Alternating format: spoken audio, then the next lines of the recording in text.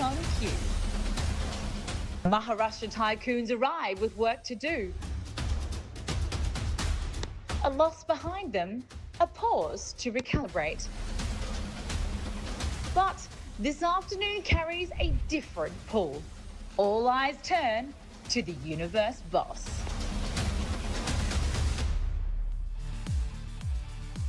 Hello, good afternoon and welcome back to the World Legends Pro T20 League here at the 1919 Sports Cricket Stadium in very sunny Goa.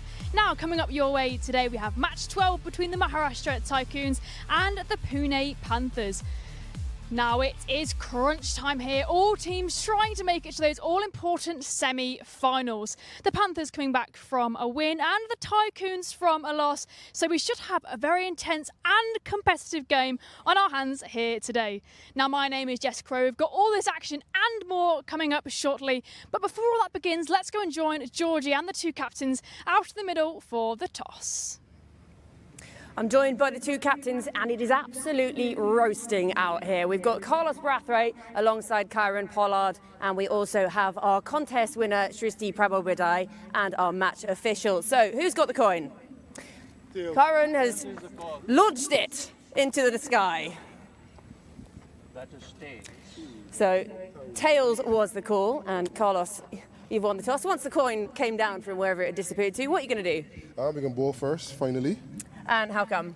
Well, we have batted first all 3 games so far, and also we feel as though it's an easier ground to chase at than to defend. So we can try behind that defending, chasing this time around. Have you got any changes in the side today? No. No changes. So you've had a day off, and coming back from a loss in the last game, what are the preparations like coming into this one? Oh, the day off was fantastic. Yeah. We get to see a little bit of go. But yeah, we switched on. We got 2 games, 2 important games. This is the business end. And we like to go into the final 4. And to do that, I think we need to win both games. So hopefully we get that first win of 2 today. Well, good luck and go well. Thank you. Cheers. Go well, my child. Kyron, what would you have done? Doesn't matter now, right? Oh, well, that's true, yeah. So we're going to bat, we're going to try and bat well. And obviously, that quick turnaround from last night, I'm thinking ice baths, all the recovery gels, or is it just straight home to bed and come again? Straight home to bed, Red Cross, ambulance, first aid kits, everything you can think about. But yeah, it's tough, but having said that, it's something that we knew was going to happen anyway. So for us, it's 3 on a bounce. So we're going to see if we can give a good account of ourselves today. And also a massive win last night, so you must be riding that confidence. Yeah, it was. Obviously, before that, we were a bit, not sure what, we could have done well, but I thought the way the guys batted, the partnership between Guptill and Watson was fantastic, and everyone chipping in. And then the way the bowlers bowled in the back end, in the second innings, yeah. So it was fantastic. Well, good luck and go well. Thank you. So the news from the middle is that the Tycoons have won the toss and they're going to have a bowl first. Beside me, I'm joined here by Fabiz Maroof and Nikhil Chopra. Guys, the Tycoons have ball in hand first. Looking at how the Panthers performed with the bat last night, is this the right decision, do you think? It's a tricky one. It's going to be one of those occasions that me and Nikhil, we just spoke that, ideally we want to bat first in the seed, but Carlos believed that, trying to defend against a side like Panthers is hard. So, fair play to him. We'll see. Now, of course, as I say, it is crunch time here, so I want to have a look straight away at how this points table is shaping up. Where are these teams sitting? What work do they have to do to make it to the semis? Yeah, with the Pune Panthers after last night's victory, they're third in the points table with 4 points. Important game for them as well as the Maharashtra Tycoons. For Maharashtra Tycoons, it's a must-win game for them to be in the huddle in the middle with 4 points because they need a win. They've only got 2 points to their name as well. But for the Panthers, I guess after yesterday's victory, they'd be raring to go. So exciting times, put it this way, in the competition. Absolutely, very, very exciting. And as you can see, there are already 2 very shiny cues there next to the top 2, but top 4 is the aim. So let's take a look at the qualification scenarios. I think it's simple as keep winning everything. Rajasthan and Delhi are the only 2 sides who have gone through, and Pune Panthers, after their win yesterday, they just got to win today, and everything will be depending on the things. But Tycoons, they played 3, lost 2, 1-1. It seems like for Tycoons, it's important they win both the games. But I think Panthers probably, I said it on commentary as well, that I just feel the Panthers are peaking at the right time and team to watch out for. And the Panthers absolutely peaked last night, didn't they, guys? Yeah, you don't want to be in a situation that you're waiting for other teams' results. Gurgaon Thunders currently positioned number 5. I mean, they've got a fixture against the Warriors as well. If they win the last match, and it depends on everybody else's results. For them, it gets tougher. But for the Dubai Royals, of course, they have another game versus the Tycoons. For the Tycoons to be in that huddle, in that game, if they win against the Tycoons, then that would go on to net run rate as well. But for at least Panthers, I can tell you, 2 teams already qualified. They win this game, I guess that'll be the 3rd team for us. Of course. Now to move on to the Panthers' victory last night then. I mean, I could be here all day just talking about it, but there's one man in particular that I do want to talk about, and that is, of course, Martin Guptill. Again, as I say, we've not got long, so I've got to be quick here. 104 off just 45 balls. He hits 14 fours, 4 in 1 over, 5 sixes, a partnership with Watson of 94 off 45, and he contributed to the highest score we've seen so far here in this comp, which is 219. That was pure vintage Martin Guptill. Yeah, well, his phone hasn't stopped ringing after that innings. Everybody here has been saying, are you planning to come out of retirement? The way you've been striking that cricket ball. But it just goes to show quality. That class is permanent. Once he got used to the pace and bounce of the surface, he got a start. He just enjoyed himself. Yep. And that's what it's all about. And he entertained everyone. And now look, as we say, they put on the highest score we've seen here so far last night. Can they beat their own record today? Well, let's go and join Chetan and Joy out in the middle for the pitch report to see how it's going to play. A very good afternoon from the middle. Pitch number 6, not that it matters. Pitch number 5, pitch number 4, in the same strip, cut from the same cloth with the former Indian international Chetan Sharma. Not a lot different, is it? Not a much difference because we have seen the fresh wicket definitely have the grass cover, but it's not going to help the fast bowlers Joy at all in the afternoon games. We can see the grass cover. It tends to keep low in the afternoons, and fast bowlers I don't think so can do a lot, but batsmen can do a lot. Where we have seen 200 runs being scored on the afternoon games, been chased also, but you have to really play sensibly, otherwise it tends to keep low in the afternoon games. Spinners, if they bowl slow, something for them? Yes, there is something for the spinners in a fresh wicket also. If they loop the ball, if they flight the ball, bowl slower, wicket to wicket, I think so they will get some spin and they will get some wickets too. And gets even better for batting in the evening? Oh, in the evening, definitely for the fast bowler. There's something for the fast bowlers, but when the ball tends to come to the bat faster and the quicker, you'll get more runs also. Fresh wicket, but more of the same really. Little low in the first game, but really good in the second game. Well, there we go. As we say, playing on a new wicket today, guys. Are we in for some more high scoring, do you think? I mean, we are in incredible India. 90% of the time, wherever you play, you can go to the south, the north, the east, the west. It is batting pitches. Yeah, initially with the new ball, there will be something since the new pitch. But just plant your front foot and cover the 360. Now you know how tough it is for the bowlers to Exactly. make your career in India when you got to be bowling on that sort of surface, my friends. And what about the effect of the heat, guys? Obviously, last night they were playing under lights, the Panthers, now playing in the absolute scorching sun. Will that make a difference? But to be honest, if you think about it from a team's perspective, the way Martin Guptill batted last night, had they fielded first and then go out and chase, would have been a different sort of scenario. You get more than 200 runs last evening and then you're batting in the afternoon. I think they'd enjoy doing that. They'd Excellent. carry on that sort of form. Well, there we go. Incredible insight from these two so far. We've got plenty more coming up. Don't go in here, grab a drink, grab a snack. We'll be back after this very short break.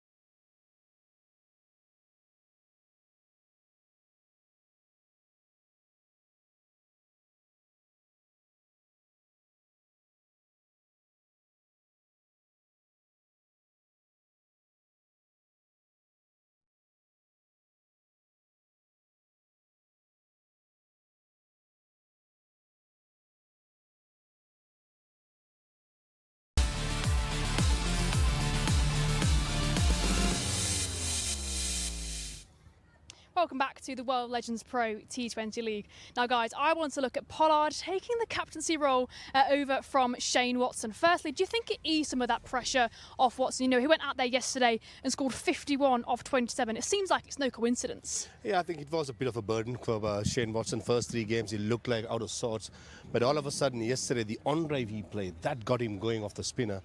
And then just rolling back the year. So I think sometimes as a normal player, when you play without any captaincy burden, you perform better, and Shane Watson was an example. I hope, you know, there's so many of these old rivalries and guys who played with Pollard playing against each other, universe boss. If he's out there, I want to see Pollard go and needle him a little bit.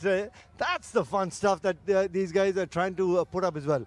We all know Martin Guptill got 100 yesterday as well.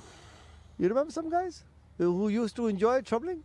Or trying to get underneath the skin and try and break the concentration while playing Furways? Martin Guptill. Yeah. Yeah, because he's somebody who used to run away with the game. There's so many times you'd come and, you know, try and say something into someone's ear. Just brings back those memories. And now, look, speaking of no coincidences, you know, they've obviously been on a winning streak since Pollard has joined up with the group.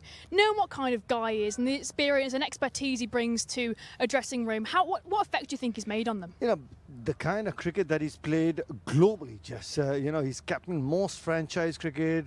He's captain, of course, the country, West Indies. Breathtaking cricketer, match winner in his own right. The kind of experience that he brings, he understands which player I can get what out from. Sometimes as a leader, you need to be able to identify, you know, can I do the man management bit as well? Sometimes you need to put your arm against a player and to get the best out of him. Sometimes you need to try and needle him or, you know, a little pinch here or there to try and get the best out of him. He's done that all right through his career. He's done that all. Of course, the perfect addition to any team. And now shifting our focus to the Tycoons then. They're coming back from a loss versus the Warriors, a game they probably should have won, Favies. They've had a rest day, they've come back, they're now fresh. What adaptations do you think they should have made?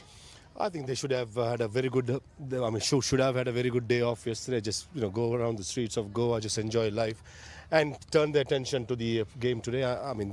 They have some quality players there in the batting order as well as in the bowling lineup.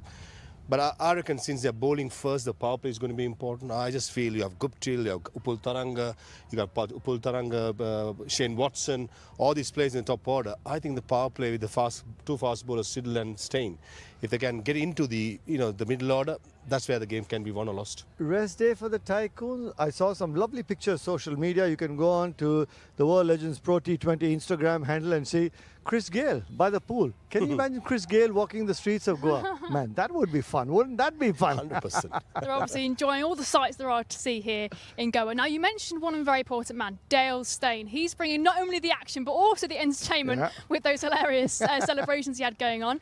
But versus the Warriors, he had the most economical spell we've seen here so far. 2 for 10. He's covering the outfield. He's taking all the high catches. How impressive has he been, Nikhil? Oh, very impressive. And he's been a part of a coaching thing in England in one of the leagues. I've had the opportunity to chat with him as well. He's been raring to go. He's been excited to come back into this competitive sort of cricket. He says, I've been training. This is all fun, what we've seen on our screen, the way he's been celebrating. But trust me, Jess, he's been bowling in the nets and he's raring to go. He's ready to go, I'll tell you what.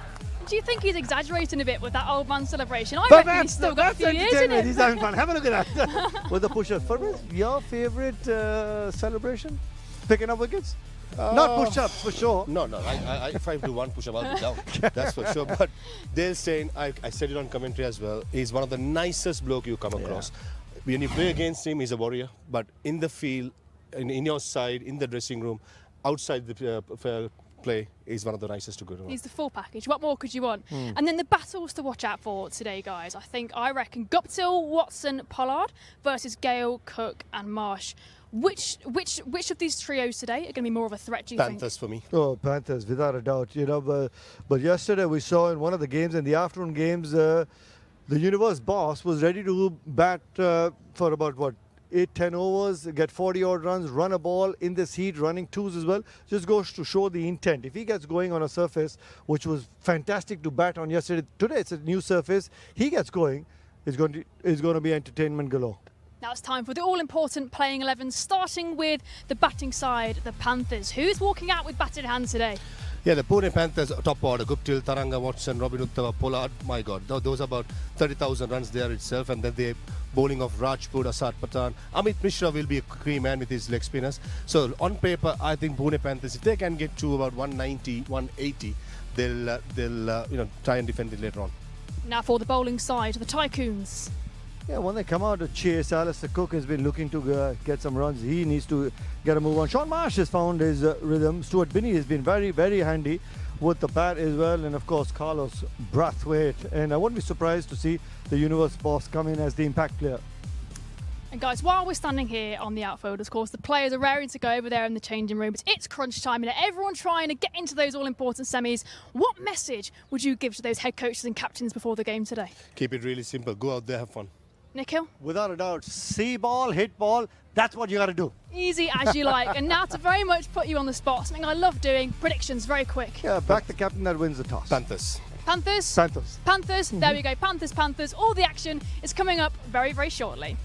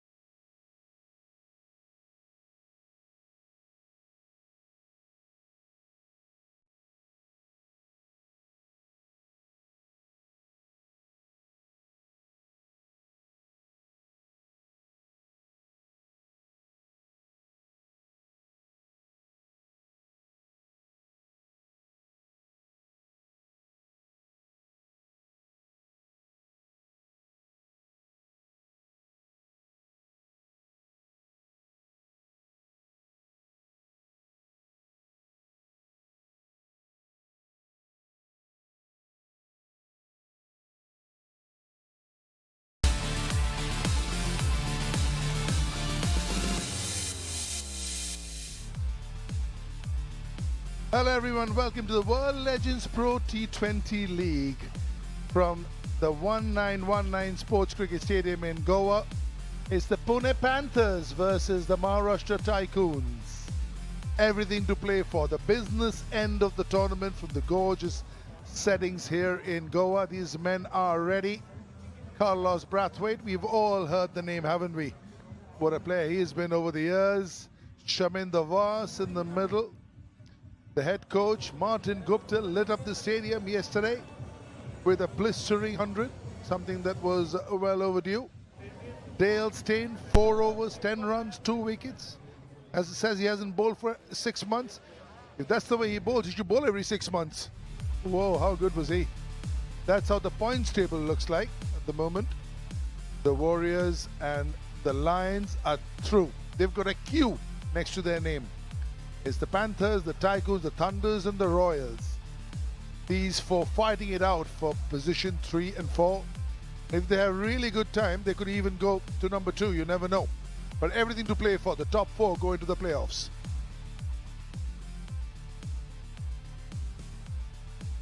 What's in store for the teams?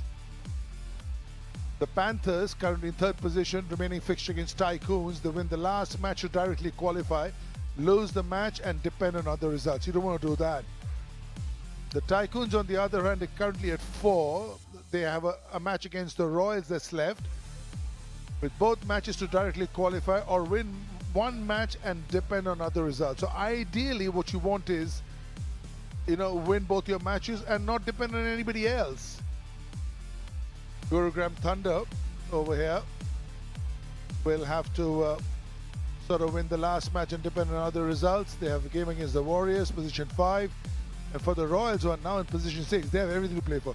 Win the last match and depend on other results, and that's a lot of dependence. Former England international Dominic Cork joins me.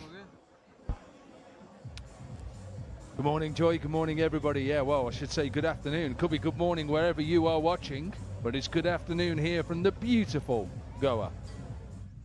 Martin Gupta with an amazing innings last night, and hence why he's sitting at number 2 in the most runs in this inaugural season of the World Legends Pro T20 League. Chadwick Walton with that big 100. He sits there at 204. Pujara with the 99. Upad Taranga looks in good form for the Pune Panthers, and we'll see him a little bit later. And Chirag Gandhi with 128 runs. There's lots of runs in Goa.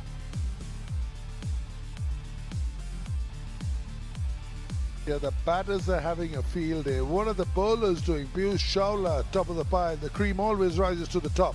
Jaisal Karia with 7 wickets, also got some very useful runs. Him and Bipul Sharma, Karia and Sharma for the Lions have done the job. Chakati, 6. So out of those 5, number 2, all for the Rajasthan Lions, and Sakuja also holding his own.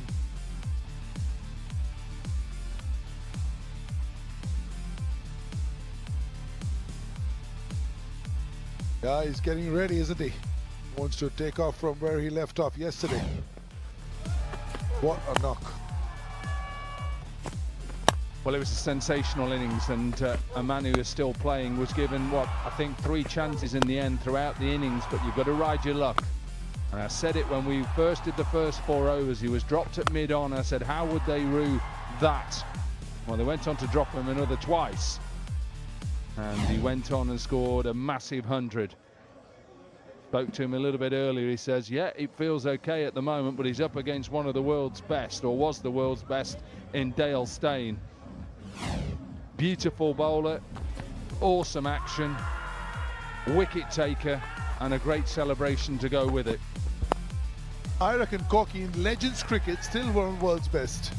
Once you talk about Legends cricket, I'll tell you what, he's a very fit man, and this is something that he's probably 20 years away from. What a fit man. I saw him bowl at the warm-up, and he was looking sprightly as ever. Look at them taking catches. It just looks like he's never left the game. And then also this to go with it. Yeah, I think he's the sort of character, if he commits to doing something, then he gets himself in decent shape, and he looked in decent shape, and he's worked hard to be able to bowl in back-to-back games. Warm day here, and see that the coin was thrown up a long way by Kieran Pollard, and it was Brathwaite who won the toss and decided to have a bowl first. You were out in the middle. You've seen this. You tell us what you think. Is it going to change, or is it exactly the same? It's exactly the same as the pitches have played on day 1. So I reckon it's got a little more live grass on it. So he'll probably play a little bit better. Maybe with Dale Steyn bowling, I'm expecting some sieve movement, because that Kookaburra ball, that expensive Kookaburra ball in the hands of Dale Steyn, sits well. Yeah. This is a blockbuster team. Guptill and Tharanga, Watson amongst runs, Robin Uthappa is due, Karan Pollard looks like he's never left the game. Shinwari has done his bit, bravo, also handy with the bat. Rajput hits a big ball, so does Patan. So they bat down to number 9, very strong unit indeed. As for the Tycoons, they are in need of a win. They have got a very fine batting lineup.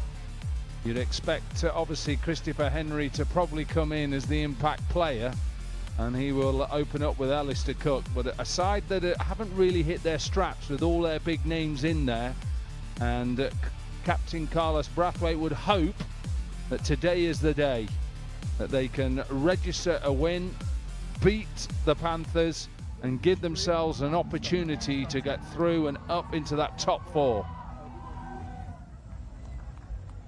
Really looking forward to this clash, Steyn versus Guptill.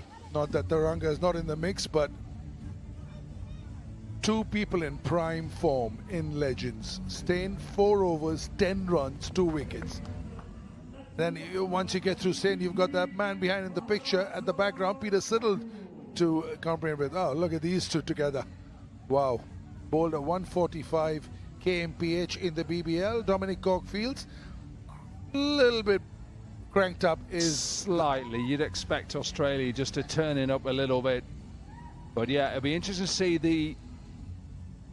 the way that the Tycoons look to attack this opening pair. Do they go with their experience in Steyn and Siddle and say, right, we've got 2 gun bowlers, or will they go spin early on? We've seen with day games, yes, it's a fresh surface, but especially I was thinking Harbhajan Singh when he bowled it slow in the day game first over against that man there, Chris Gale. It was definitely more difficult. So interesting to see tactics from Brathwaite up against, well, those numbers just tell you exactly what he's up against, a legend. mind-boggling numbers all over the world, held his own everywhere. This man also has done fabulously. 127 strike rate over 142 games. Good life for Chris Gale. Take a bit of rest in the afternoon, come on to bat in the evening. Beautiful, absolutely, and I was spot on. He's decided that he's going to go with the man who is still playing, still just played in the Big Bash, and get that Trans-Tasman beef that they've had, and battles, rivalry, Australia versus New Zealand. Always a spicy one, always. Five, well, the 4, countdown has 3, begun. 2, 1. Who would have thought that we would see competition of this caliber? Peter Siddle v. Martin Guptill. Play.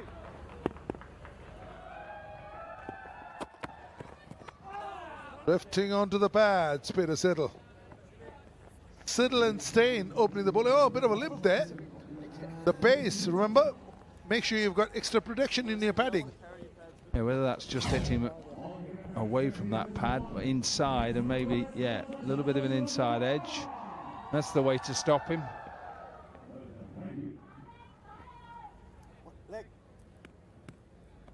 Anyway, we're off and running. The Panthers with an early leg bye. Yeah, a lot of the times you show up for these Legends tournaments and the pads are handed out to you. It's not your the one that you've been playing with all your life. And also the height issue, something that probably you and I would face.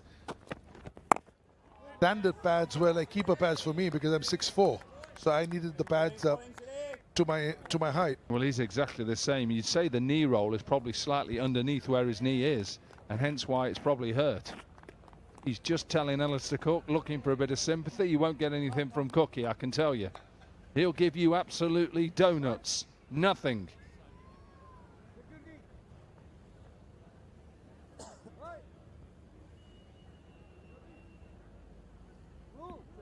Your arm got that low, Sid.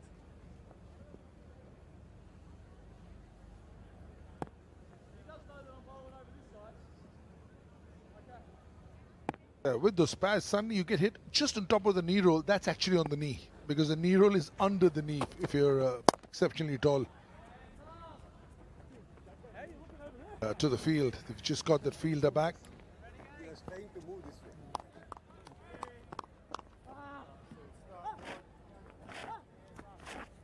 It's a sedate start, but that you would expect because it's Peter Siddle and maybe Steyn from the other side.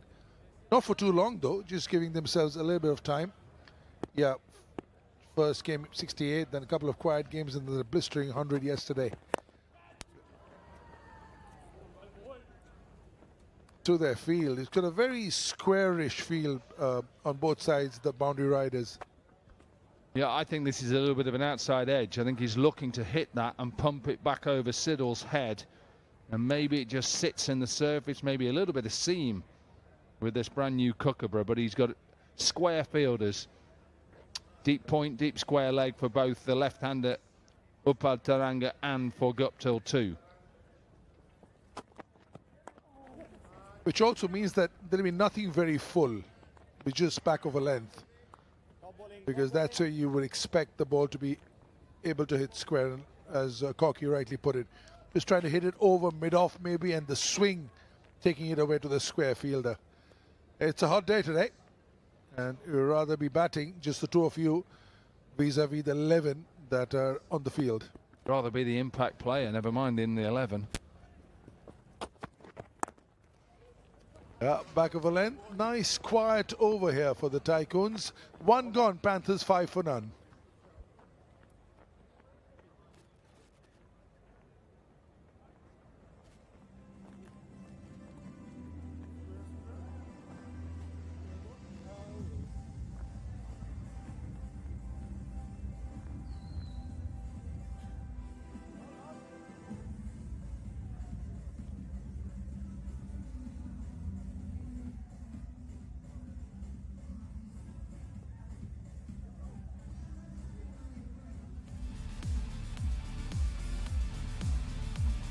Two teams that are full of legends. Team on your right are in desperate need of a win. Expect Christopher Henry Gale to be the impact player when they bat. But a Pune Panthers side that has, since Kieran Pollard has arrived and taken over in the captaincy, they look a formidable squad and team. Right, we've had Siddle from one end. We've now got a sensational bowler from the other end in Dale Steyn. Phenomenal numbers. Again, no loose balls given. An excellent piece of fielding. Hint of swing. I thought this pitch had a little bit of green grass. Well, let's be honest. When we talk about green grass in India, it's different to green grass in England. There's a little bit of greenness about it. I wouldn't say it's live grass. Play in England, green grass means completely green. But I agree, but a little bit of swing early on.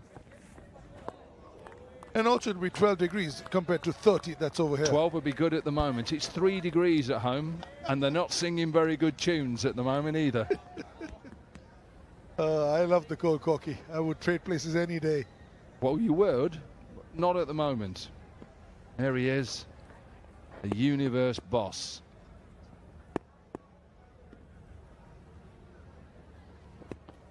Beer trim, I reckon. Oh, beautiful shape. How can you bowl such great areas? Now, this is 4.3 balls that he has bowled with the 4 the other day. So 27 balls bowled without a short ball or a half volley. Yeah, that's why he was one of the best. Ability to swing the ball, repeatable action. Talk about it. You can talk about it as long as you want. If you want to become one of the best, that's exactly what you should be trying to do. Just copy this, and you'll have a long career. And a good one, yep. Look how he changes the line to the right-hander vis-a-vis the left-hander. Now, to the right-hander, he was just off-stump, swinging away. This time, he was off-stump to the left-hander, swinging back in. So no freebies. Christmas over, New Year's over. With this man on a cricket field, no freebies whatsoever.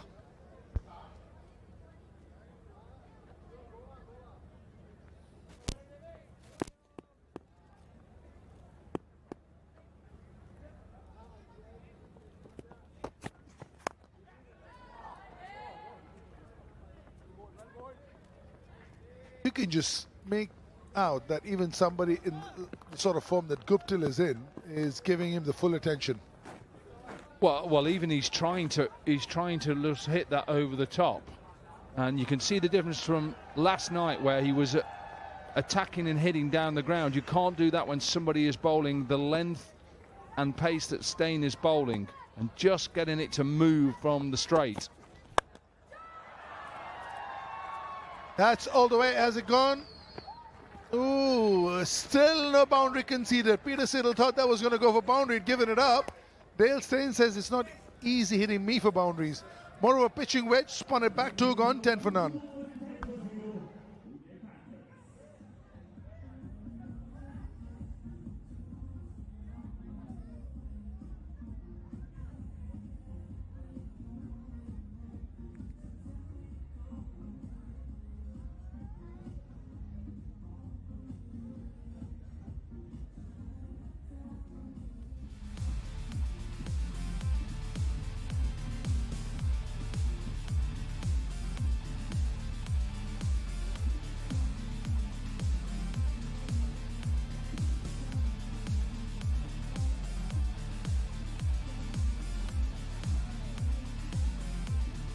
The fight for the top 4, 2 taken, 2 still up for grabs. It's really the business end. They are drifting onto the pads, beautifully clipped. APL Apollo boundary. First loose ball of the afternoon.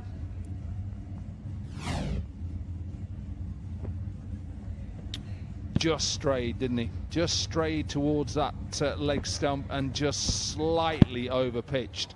But the quality of Gupta will just make sure he hits that in front. Amends over here. And well fielded, will take the 2 because of the little misfield from Sir Cook. Tried to get his left hand down, Alistair Cook there, and just parried it past mid-on. So Gupta was able to pick up a couple. So 10 from 9, a little bit more sedate than last night. Just been a little bit on the straightish side. Has Peter Siddle. This would have been a really good ball to the left-hander as far as line is concerned.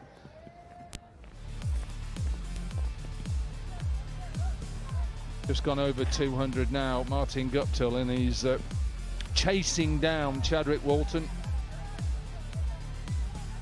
For another APL Apollo boundary or maximum, and he's takes that cap.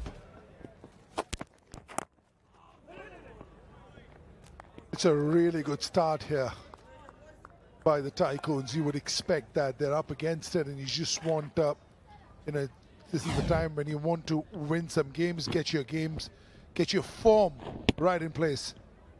Yeah, also, and this is a lesson for any cricketer out there, boy or girl, you know, he's come out, Martin Guptill, what he scored last night, and he's decided, right, okay, these are their 2 danger bowlers. I may have to just rein myself back in. Cracking hit through the covers, little bit on the fuller side, pace given, and Guptill says, thank you very much. I want to say rein myself back in, give myself a little bit of time to get used to Siddle, to get used to Steyn, but if they're going to bowl half volleys or slightly over pitched, I'm just going to go and punish it through the offside. It's a beautiful shot past extra cover to bisect the fielders.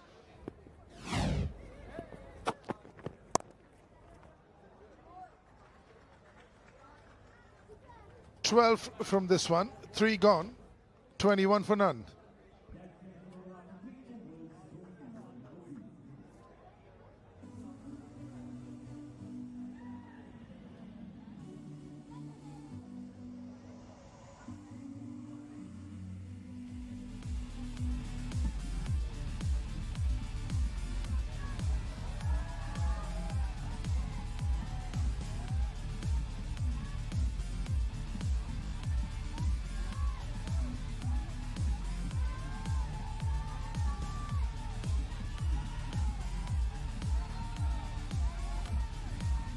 Yeah, he's gone top of the pile. The cream always rises to the top.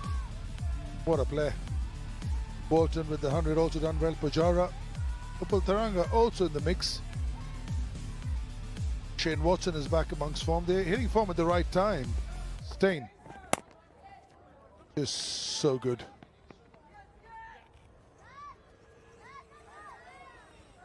Also, the fact that he has a little bit less pace now also means that these balls are not racing to the boundary.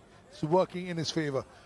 You made a great point, Corky, about how young cricketers watching can learn a lesson from Guptill, that you just don't come and swing for the heavens. You just suss out the conditions, fresh pitch, two bowlers who are at the top of their trade as far as Legends is concerned, little respect, plan your way through, and then you get these.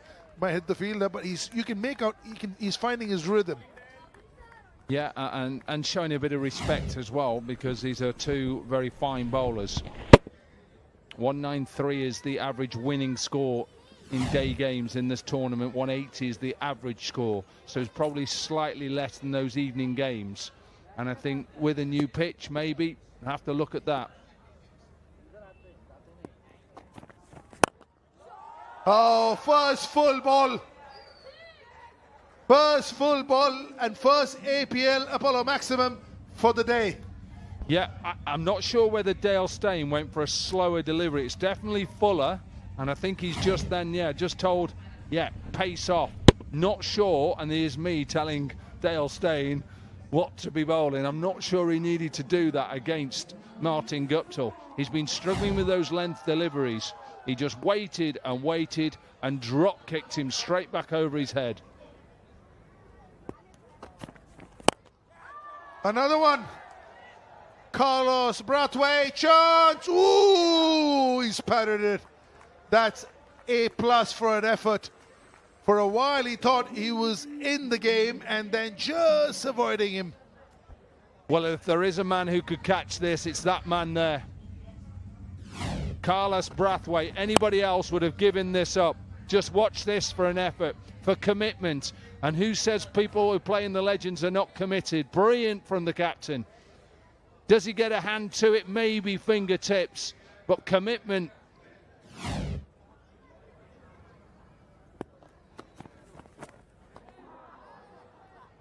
Yeah, he's human. The reason he's appealing is because he reckons this should not be a wide, and probably there's a little bit of the pad that has been clipped. And just to get the attention of the umpire, that did hit something. Sound like it, didn't it? Definitely picked something up from that thigh pad. So a better over for the Panthers, better over for Guptill. 27 from 17 now.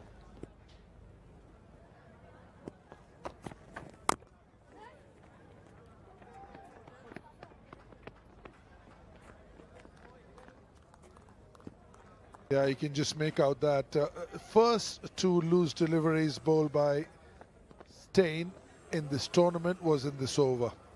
And I agree with Corky. I mean, because there was some swing, the moment he bowled a slower ball, because it's a fresh pitch, there was no slowness in it. It didn't really hold on to the pitch. And because it wasn't the conventional release, there was no swing either. So, kind of, you just give it to the batter. Lovely wrist position there we got. Lovely wrist position.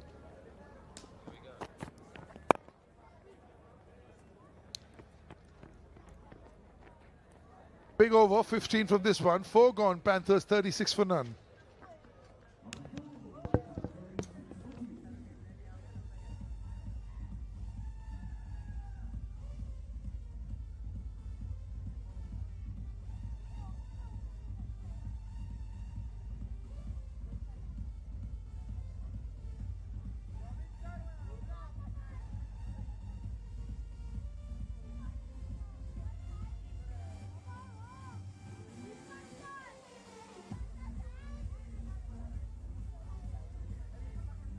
So, finally getting motoring here now. The Panthers 15 off that fourth over. Martin Guptill, well, he could have just stayed at the ground from last night the way he played yesterday. That man on your screens there even got the shades to match.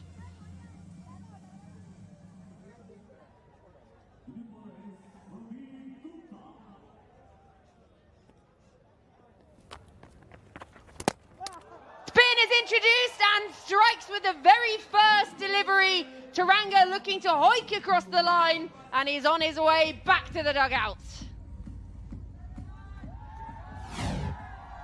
Upul Taranga, even yesterday, he got out to Samit Patel, the left-arm spinner. That occasion, that was full. And this occasion is Praveen Gupta. Gets an inside edge. And onto the stumps, and a massive wicket for the Tycoons to dismiss the informed batter Upul Taranga. who's walking back after scoring 6, 36-1 Panthers.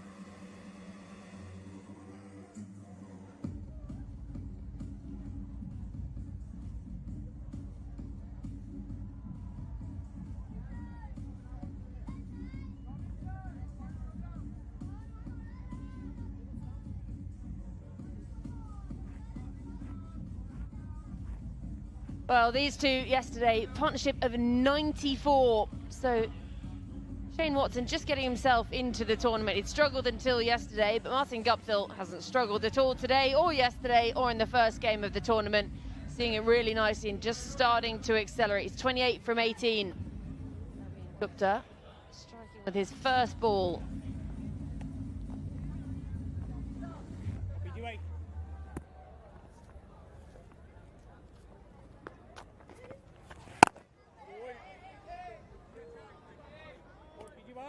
A massive wicket. Praveen Gupta, very first delivery. I thought it was not that short.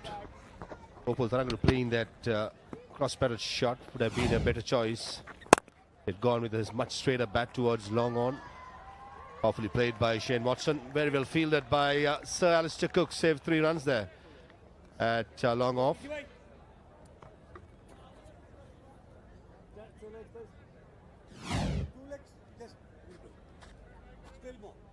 Little roll up, but didn't quite take out the shades.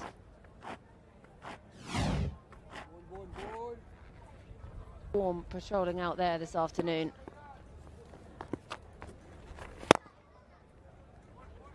Again, played respectfully by Guptill. This is just the over they needed after the previous one was very expensive. First ball of the over. Off you go. Bails everywhere. He sort of looks around in disbelief. His way. Allowing the pace, but Praveen Gupta is bowling here. On a brand new pitch, attempts to skid onto the bat, just slowing it down and asking the batter to make his own pace. So I think Praveen Gupta will hold the key since there's two right-handers in the middle. Just like Harbhajan Singh got this off-spinners bowling. Oh, that's misfield. That is poor. Got into an awkward position. Should have been a dot delivery resulting in a 4 and spoiling the over for Gupta. Is 43 for 1.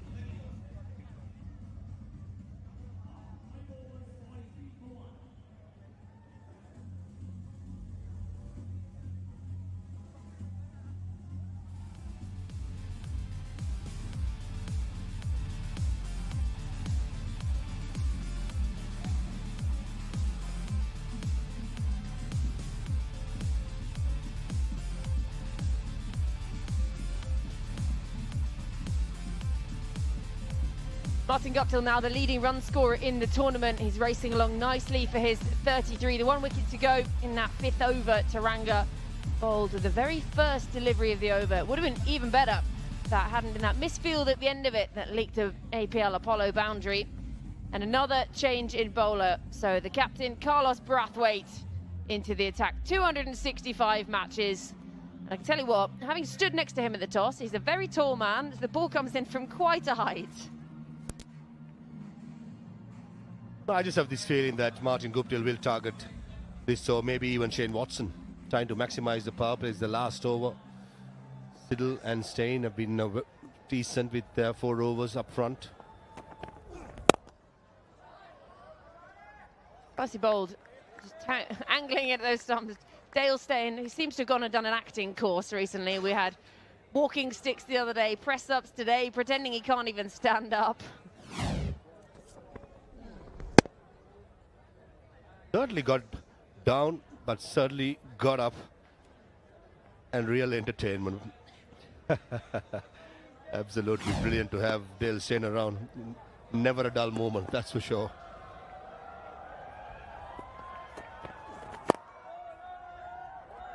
Again, happy to just nudge this into the leg side.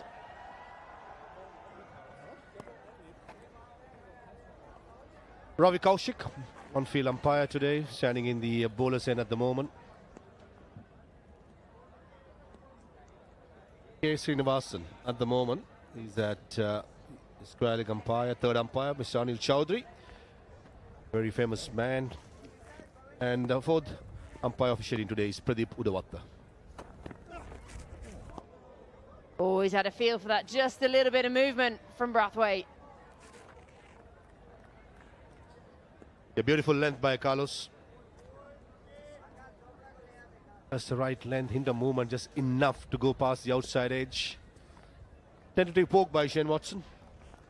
Certainly Brathwaite will be a happy man with the start in the power play by the entire bowling unit. Goes downtown, gets a hold of it. It's vintage Shane Watson. It's an APL Apollo maximum. Brings up the 50 as well for the Panthers with a classical Shane Watson special. That's one for the photographers. Nice high elbow going through it. Some swagger about it, isn't it? Whenever Shane Watson tries striking straight as possible and clearing the side screen pretty easily. Early indications, the pitch is a good one. The ball's getting onto the bat nicely.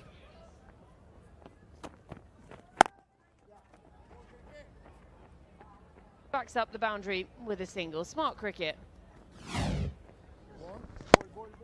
Yeah, beautiful. Rolling back the ears, Shane Watson. 80-meter hit through the offside. No slug at all, just having a good shape and swinging through the line. These two gentlemen spend some time in the middle, probably the next 6 overs or so. Fireworks will be on, that's for sure.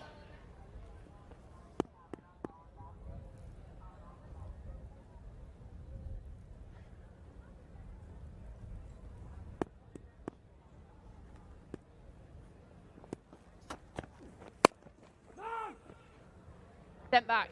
So a dot to finish the power play. 6 gone, 52 for 1.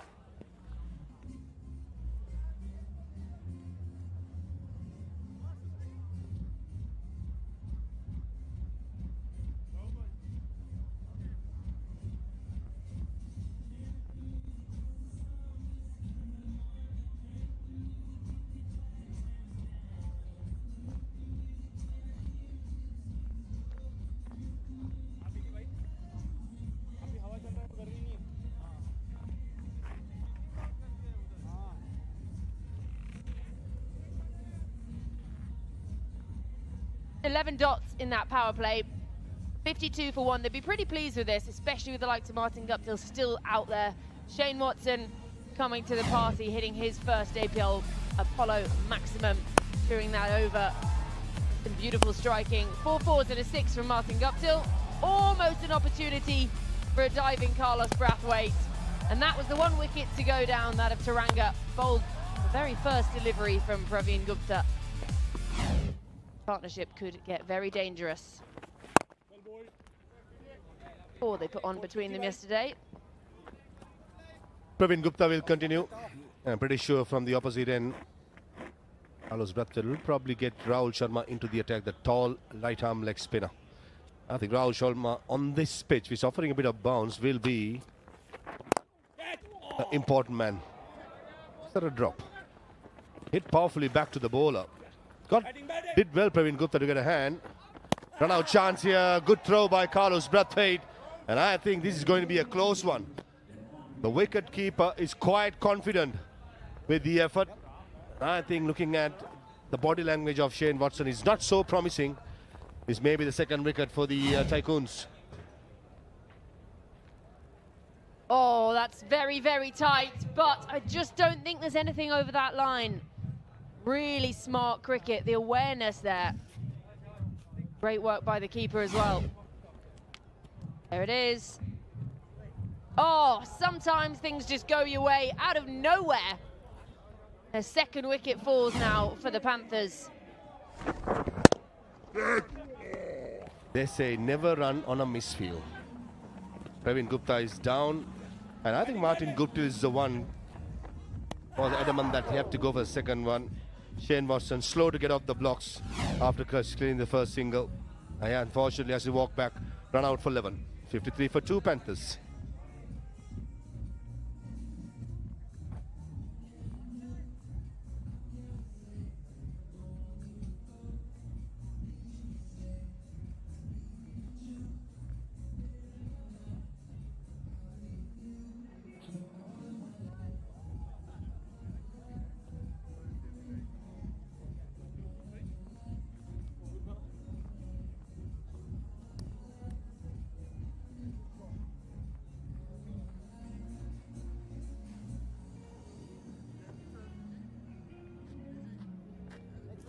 One leg. Robin. Take. Leg down, mistake. That's leg. So Robbie Uthappa comes out to the middle, 291 matches, the best of 92. He's got 42 half centuries to his name and well over 7,000 runs. Cap on his head. Comes out to join Martin Guptill. After a bonus wicket, really, this for the Tycoons. Cap on, shades on, Robin Uthappa. Look at that. Almost like goggles. Suits you, Robbie.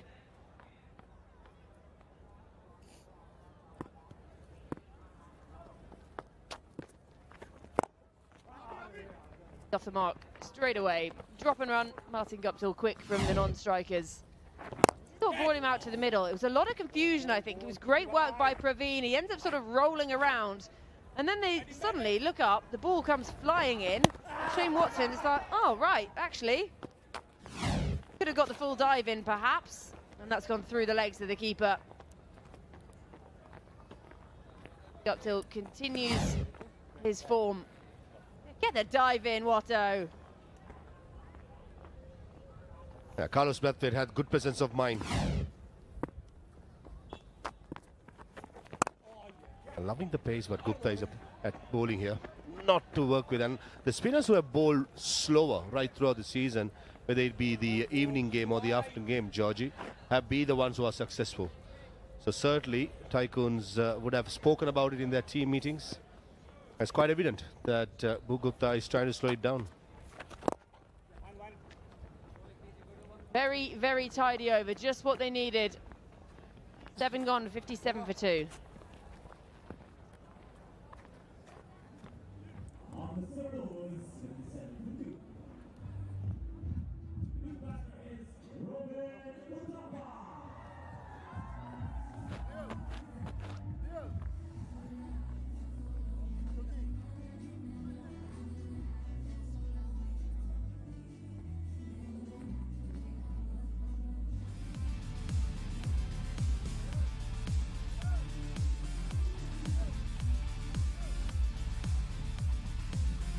Big news for you tennis ball cricketers out there. Under the World Legends Pro League banner, registrations are open for the World Legends Pro League tennis ball. You can get involved.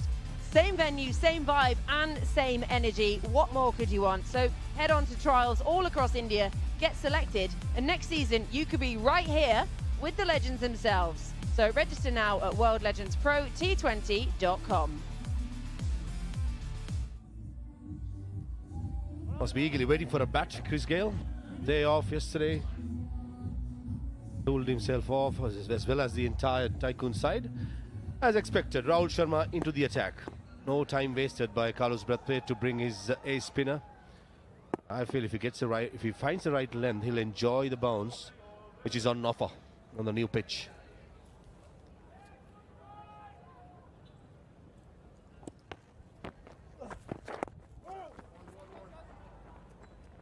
That's quite evident. Straight away hitting the batmaker's name. The first delivery of Guptill. Pace again. I think the pace is going to be important, whether you're a finger spinner or a wrist spinner. Got to be brave to bowl a bit slower. Yes, once or twice you will be tonked for a maximum. But still there's a massive chance for you to be successful at this level.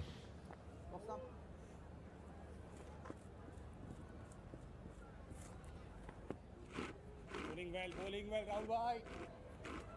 Tell you what, if he gets out, he definitely can't blame the sun. Hat, sunglasses, everything on.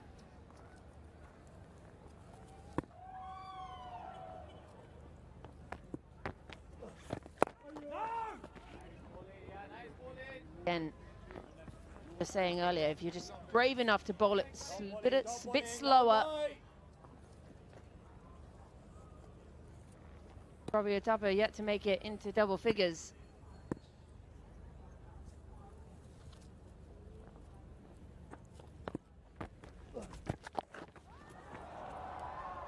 No one down there, really well played, premeditated, times it wonderfully and finds an APL Apollo boundary. Toying with the field. Fielder saving the single in the leg side was at short mid-wicket, hence there was a massive gap behind square in the leg side. And Uthappa, cheeky but mighty effective. That prompts a change in the field with mid-wicket now has gone to short fine leg.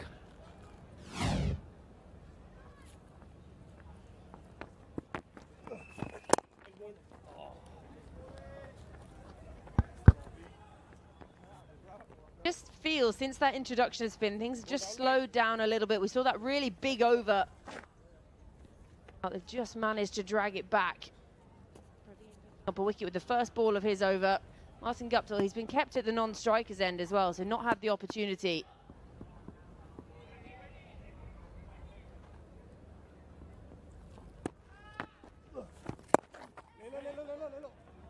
Most importantly, Gupta and Rahul Sharma in this over has not given the length to Martin Guptill, who likes it either full or short. The in-between length has been bowled much more. The risk, probably Martin Guptill will not take it at the moment with 2 wickets fallen, but come the strategic timeout, that's where maybe they'll have a chat and regroup and rethink. Should be just a single to close the over, a fairly tidy one. 8 gone, 65 for 2.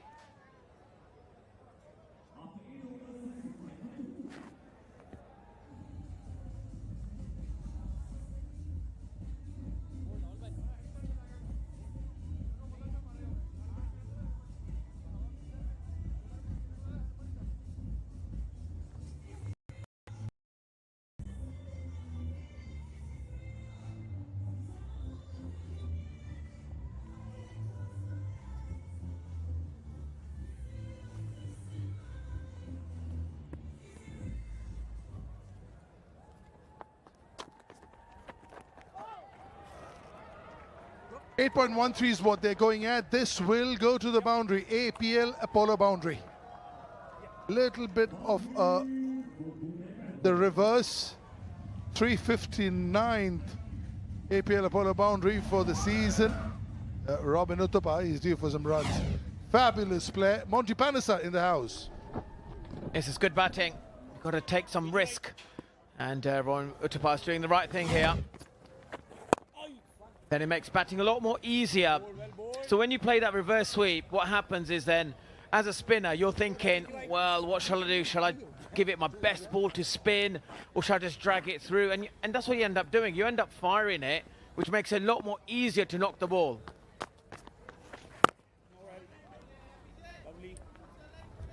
Excellent bowling. It's outside off stump, you get that leeway, and that shot comes through. Just outside off stump, yeah. He knows that even if he misses it, he's not in trouble. Exactly, and that's a good judgment. If you want to play the reverse sweep, have it outside off stump. And there you go now, he's like really losing his shape. Doesn't really want to give that ball air. And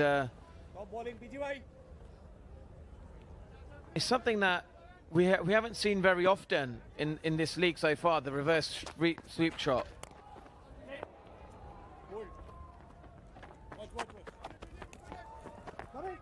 A little bit shoddy here from the Tycoons. Extra run conceded, 8 of this one, 9 gone, 73 for 2.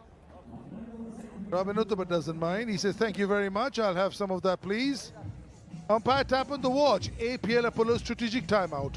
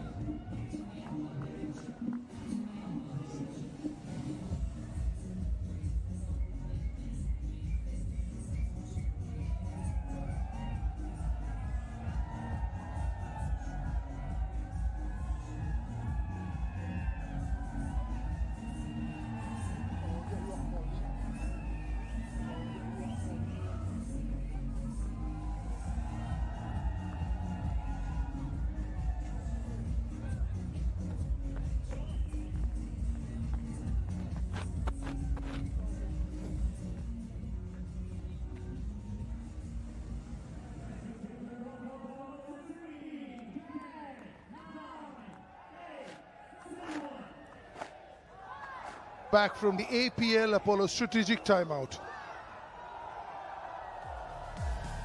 Big news for all tennis ball cricketers watching us right now. Under the World Legends Pro League banner, registrations are open for the World Legends Pro League Tennis Ball. Same venue, same vibe, same energy. Come for the trials across India, get selected, and next season you could be playing with the legends themselves.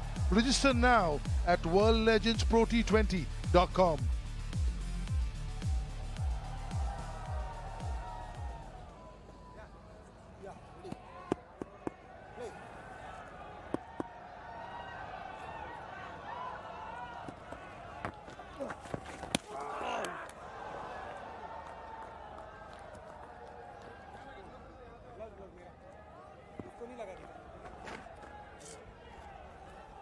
Mighty close to the stump.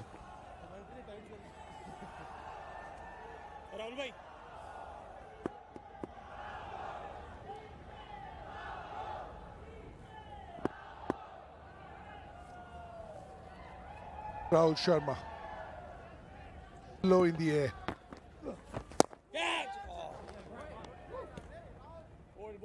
Downstairs, Jess with the champion.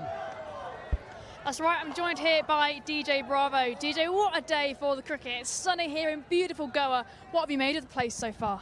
Yeah, it's beautiful. As I say, the Poly, this tournament has a lot of opportunity to go from strength to strength. It's nice to be here. It's my first time here in Goa. Always wanted to visit this city and a beautiful ground as well. Excellent. And now you're sharing the field with old rivals and old mates as well. Yeah. What's it been like sort of reconnecting with these guys? Yeah, it's good. Tournaments like this give us the opportunity to roll back the clock, have our battles over the years, and also get to rub shoulders again with teammates that they had in the past. So it's a fantastic tournament.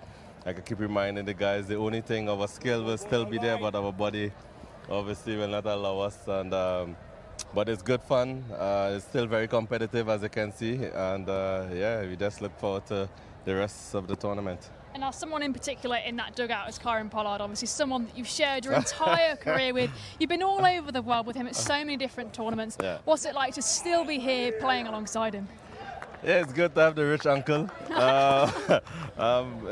Polly, we share a very close bond, and we're very competitive in our own ways. And I was saying to Coach Jim and Davas, once we're here, we'll do anything to win this tournament. We have like we're obsessed with winning. So even though it's a Legends tournament or whatever, we'll try our best to win. But it's always good to have someone like that around the group, because he brings that leadership, he brings that professionalism, and also that hunger and pride for win and success. So it's now, good. Over the last year or so, you've moved more into the coaching space, just coming from the T20 as head coach for the Night Riders there as well. Yeah. How does it feel being back on the field and playing? It's good to play. Obviously, again, like I said to you before, it took me a while before I could actually feel myself again, because I haven't played any cricket since like the last Legends tournament in England.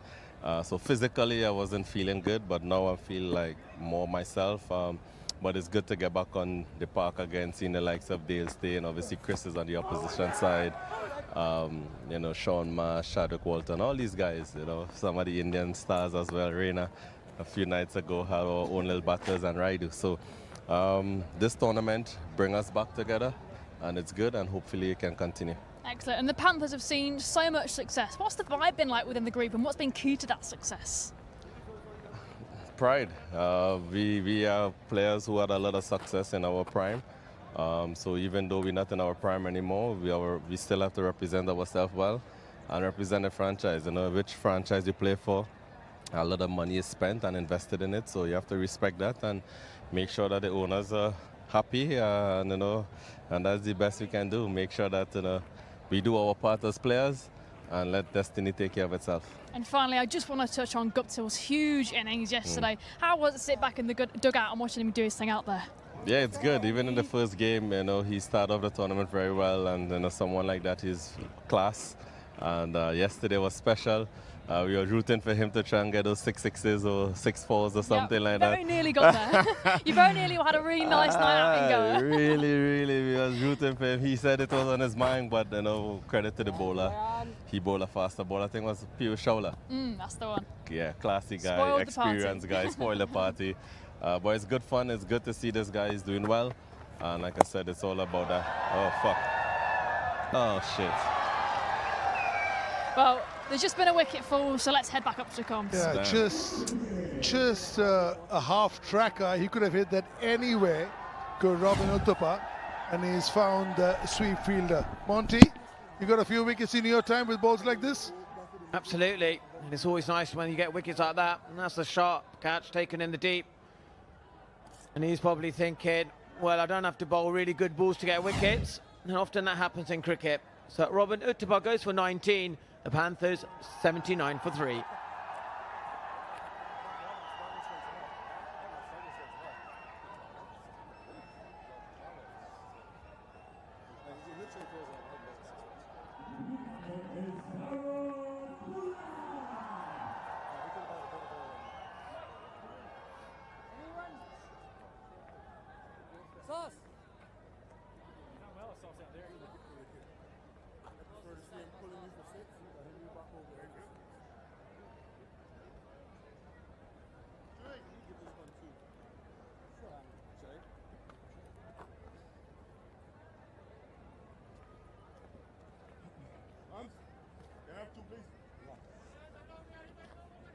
That's 2 legs. Thank you. It was a lovely interview, Karen Pollard. Look at those numbers, absolutely mind-boggling. Left arm round, 5 to come. I love the integrity, the humility, what it means to them. What a player, Dwayne Bravo in the day. CSK, untouchable. Everybody thinks of Dhoni, but then Bravo and Raina and Ashwin and everybody else, that group, wow.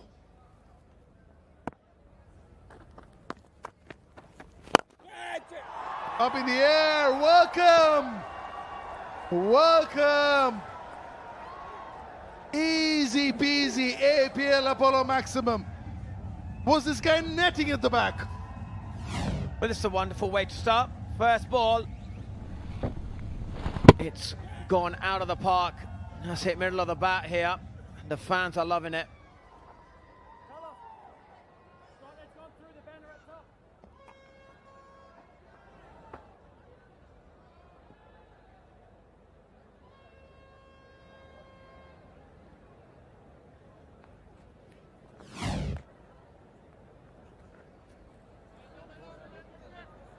चल आनी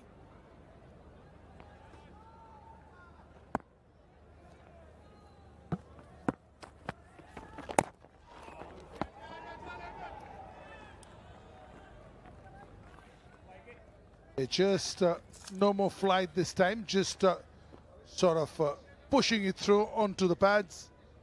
I doubt anything from Ayan will be flighted and in the wheelhouse of Big Polly. Yeah, again, far away from him. Just because it was the first ball, he tossed it up, Monty. And now he knows that, oh, first ball, last ball, doesn't matter with Polly. He could have hit this anyway. Just a drag down, and he's found his fielder. Look at that. The moment he hit it, he knew. It's a really good catch as well. Falling in front made that look easy.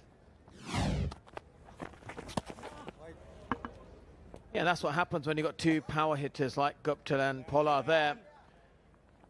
Ayan, he needs to kind of like maybe just think to himself, not trying to bowl too many darts. It often happens, you know, you get hit down the ground, you overcompensate.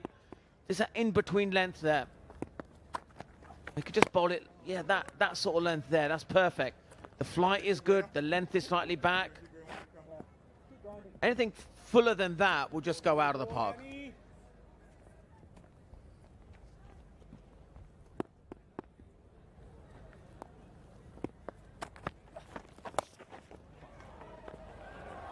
Oh, it's gone through the hands. Well, just thankfully, Benny has taken enough out of it, the sting. 9 from this one, 11 gone, 88 for 3.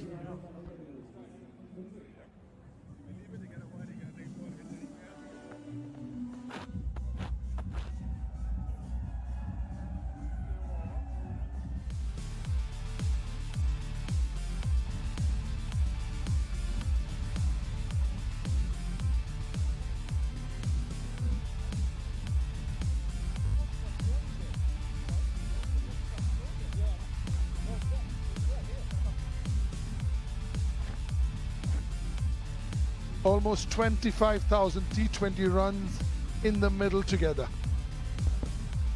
That's unbelievable, isn't it? Maybe that's also the experience of both of these big superstars in T20 cricket. Can play on the mind of the spinner. Rahul Sharma, he holds his own here. He lends much better. The other night he was far too full and got hit for too many sixes. But today he's, you know, it's a Rahul Sharma, we know.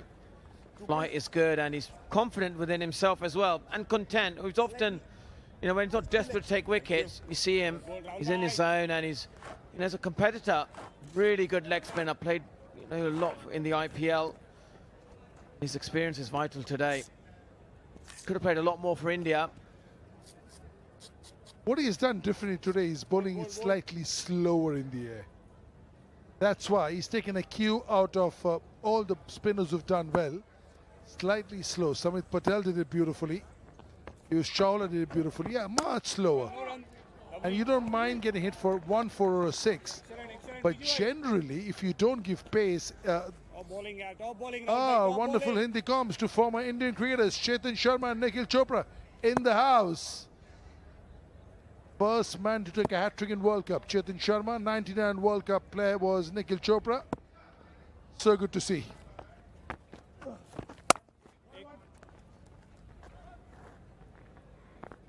Yeah, what I like about Rahul Sharma is his approach at the crease. When he goes nice and slowly, is really good. And often you talk about Chetan and Nikhil. Both of them are a great combination, aren't they? They're having a lot of fun there. They're great characters in the comm box.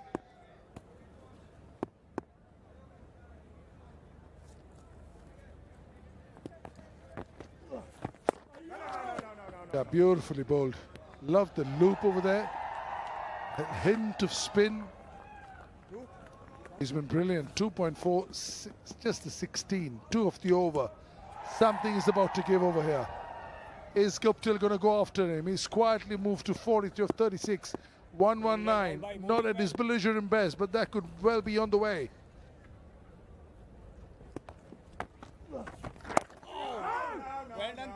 Wow. Another dot. Where is Guptill going now?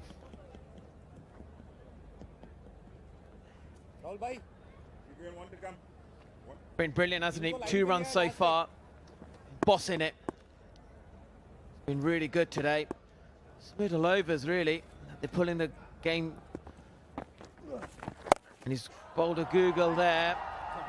And that has been beautifully timed. End of the over, 12 overs gone.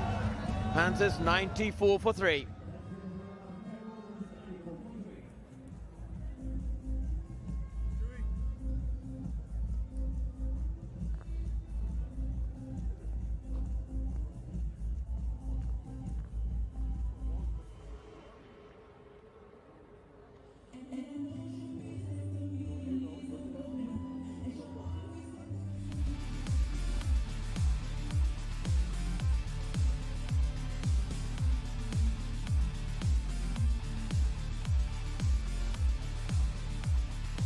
.94 for 3 at the moment, and the Pune Panthers, they've lost wickets at the wrong time, unfortunately, but the run rate just under 8 and over currently.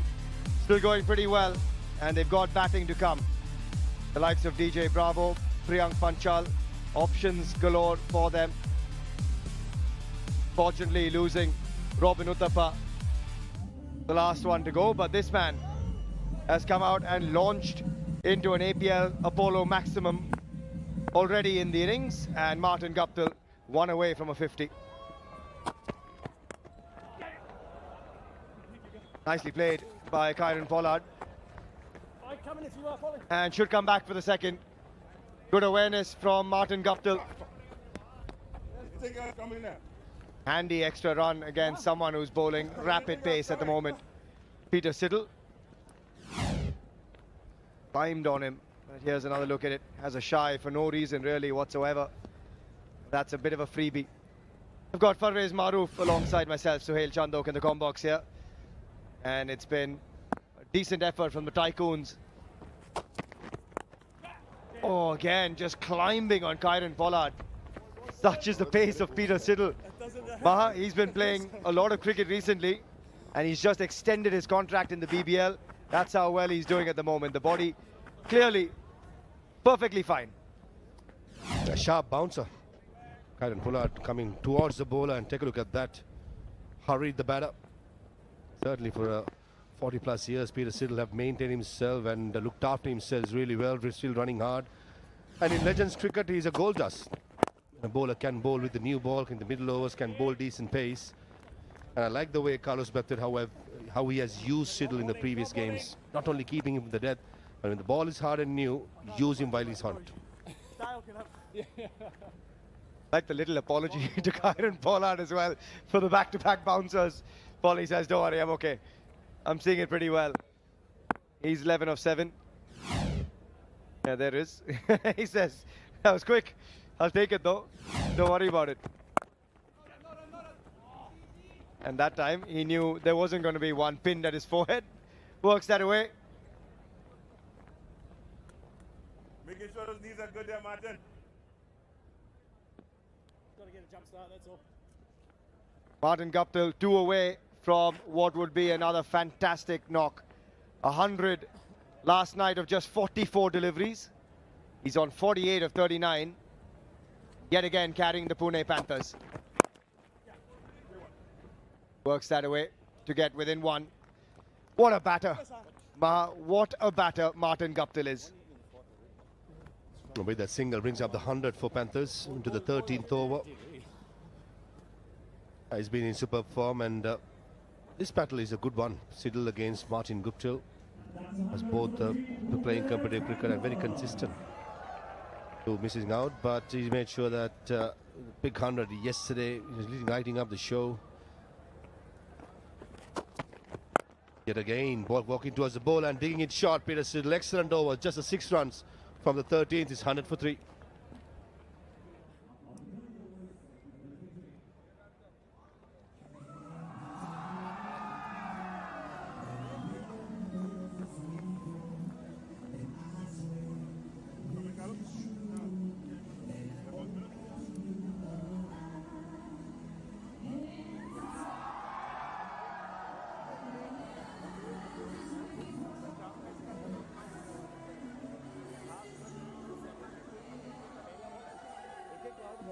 You guys are watching the Legends this season, but next season, you can be sharing the field with them. The World Legends Pro League tennis ball registrations are now live. Attend the trials near your city, get selected, and step into the Tennis Ball League with the same energy and platform as our legends right here. Register today on worldlegendsprot20.com, and there is a dressing room with the legends waiting for you. Speaking of legends, this man continues that legendary 100 and backs it up with a fantastic 50. Martin Guptill 50 of 41 for the Pune Panthers, and it's back-to-back knocks where they're riding on his prowess. Not the most entertaining when comparing the 100 that he scored, but certainly very effective. 41 deliveries to get to his 50. Pretty sure now, since the milestone is achieved, he's going to cut loose. He was 100 of 44 yesterday, Maha. 50 of 41 today. But he's had to hold the innings together. But if this man, Kyron Pollard, can break the shackles a bit more, it'll allow Martin Guptill to break free as well. Wonderful 50 though. He's just holding the length back a little bit here, Praveen Gupta. He's done a great job right through the course of this tournament. But that's the right thing to do against Kyron Pollard. Likes it full, likes it short. So in between length, just make sure if target is pads, not letting him to extend his arms. That's just like that. Both these batters likes it full. Praveen Gupta, though he has not played international cricket, he has played a lot of state cricket, and in his playing days, his younger days, he was one of those bowlers that was quite steady. So understanding his game plans and executing it perfectly so far. Yeah, not quite in the arc of Kyron Pollard. He's not a big sweeper of the ball either, Pollard, so that line on leg stump is pretty handy from Praveen Gupta. The last 21 deliveries, just 19 runs, 11 balls since the last boundary. It's been a terrific comeback from the Tycoons. And he stitches together a fantastic over, miserly. Just 5 runs off it, 14 gone, it's 105 for 3.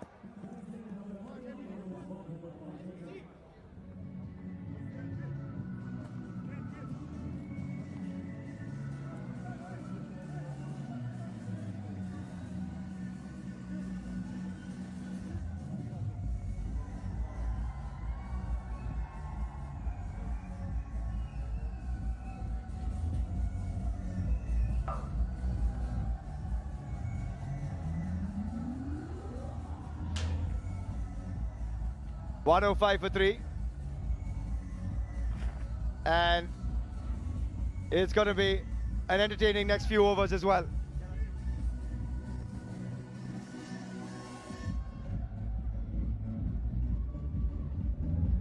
Brathwaite, the skipper, back with ball in hand, and Martin Guptill. Does he start to unleash himself here? Because this is how he likes it. A little bit of pace. Although Carlos Brathwaite has been bowling more cutters than on pace here. But he starts with a bit of pace on it, and that's all that Martin Guptill needed. There's the invitation, and it's been dispatched for an APL Apollo maximum. Just a short arm jab, using the pace. And that too went against the wind. That's an excellent sign of a man in form. Brilliant attempt by the fielder, square leg, not enough. Oh, and that's even bigger. Martin Guptill looking to launch into it. It's flatter that time, harder, and it's a one bounce APL Apollo boundary. What a batter. I did not go through with the stroke here again. It's half-hearted. Nowhere near the middle of the bat. Just a boundary though. Need to go through the entire swing that they usually does. As a golf swing, that's nicely bowled. Nicely bowled. Good comeback by Carlos Brathwaite. Perfect Yorker, nailing it. Not only hitting the stumps, but Guptill looks like he has hit his own toe with the bat, or the ball has gone and struck there. Carlos Brathwaite may have just shattered the stumps and the big toe of Martin Guptill. Oh, that is as good as it gets in terms of executing a Yorker. Against a man in form, Carlos Brathwaite, the skipper, delivers.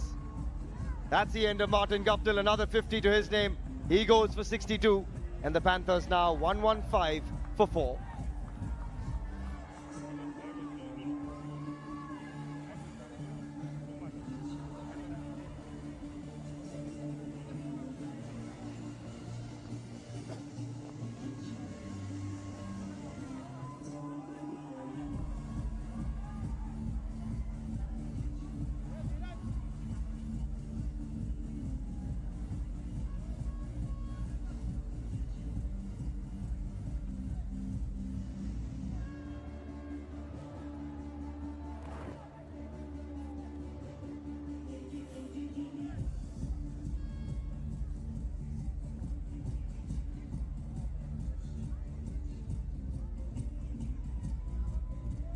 Out goes Martin Guptill, and we've got even more Caribbean flair out in the center. Just look at the number of matches there.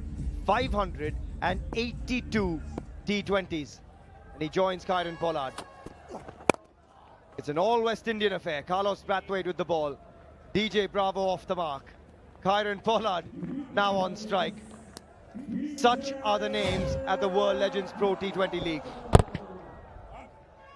Well directed. Straight to the back foot, I think it's a toe, and then to the stumps. Double blow for Martin Guptill, and what a comeback by Brathwaite after being put away for a maximum man boundary. Nails the Yorker. Left a mark on the boot, and it's surely hurt the ego as well of Martin Guptill. He hammered him for a 6 and a 4 to start the over, and Brathwaite said, Here's my comeback. 117 for 4. Just starting to break free again, but that run rate still under 8 and over. And that projected score at the moment, 158. Might need a bit more against the batting unit that Maharashtra possess. And just the one to finish the over. Leg bye is the call. 15 gone now. It's 118 for 4.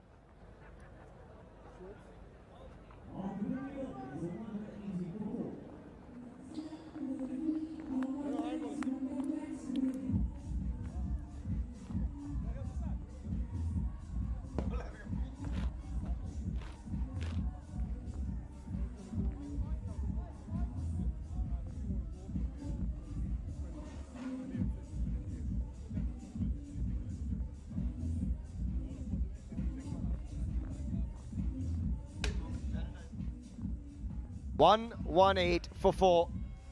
They got going decently in the power play, but since then the Tycoons have pegged it back, going at less than 7.5 through the second phase, and now we enter the crucial back end of the innings here in sunny Goa. And the Panthers need to get a move on. They've got two critical elements out in the center, DJ Bravo, Kyron Pollard. They've got the leg spin of Rahul Sharma to contend with. Oh, that's in the hitting arc of Kyron Pollard. And DJ Bravo says, I'll hand the strike over to him. Show us how it's done, Polly. The length for Pollard will be pulled back, that's for sure. Rahul Sharma has played a lot against KP in the IPL, so know each other very well. And Polly sometimes what he does, he will give himself room just to straighten his arms and try to go down track. Maybe having a fielder straight towards the side screen will be a catching position and attacking position. He did give himself a bit of room, but Rahul Sharma says thank you very much. And he gets the danger man. The big 5-5 celebration, and the big man is back in the dugout. It's about the length. Googly attempted, did not turn, just went with the arm. KP misses it. Rahul Sharma strikes and the celebrations come out. He's a happy man. I'm sure the Tycoons will be happy to see the back of the skipper of Panthers gone for 14. 119 for 5.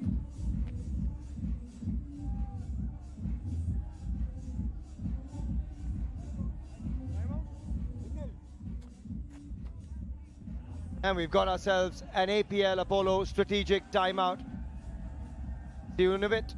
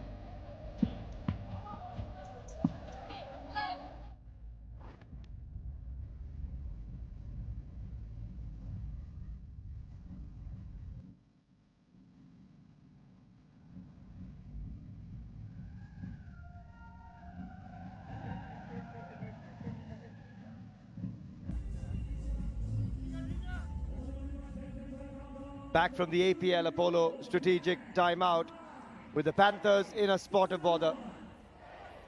And as we get Pro League, Tennis Ball League coming up next season, the trials across the country, you clear them and you earn a chance to play alongside your legends.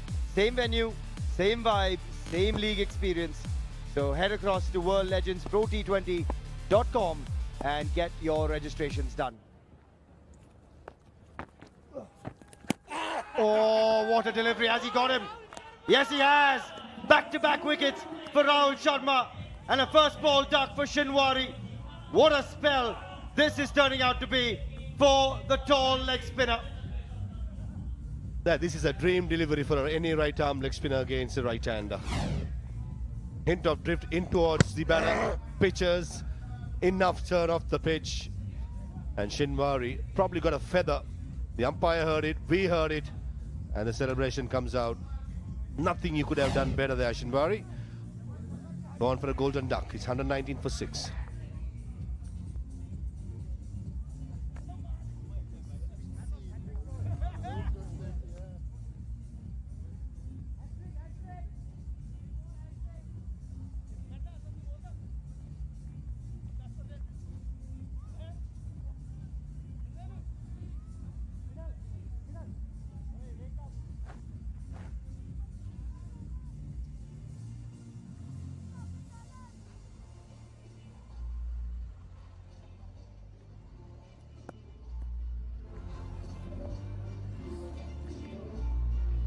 On a hat-trick.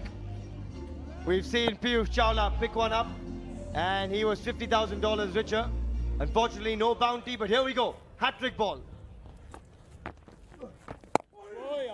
And great delivery that met with some respect from Asad Pathan. What a spell, though, from Rahul this is. Yeah, perfect delivery. Outside edge and a very good catch behind. Confirmation, Nixon's picks it up. Enough to send the batter back, and Rahul Sharma with his height. If he bowled this particular length, he's going to enjoy. I said it even before he bowled a single delivery that he's going to enjoy the bounce. And it's exactly what he's been doing. 2 for 21 against a quality side like Panthers, which is full of hitters. He's been the man who has made the difference. Just the 1 run and 2 scalps in the over. Asad Pathan trying to get a move on. Panthers in danger here. And that's a terrific finish as well from Rahul Sharma.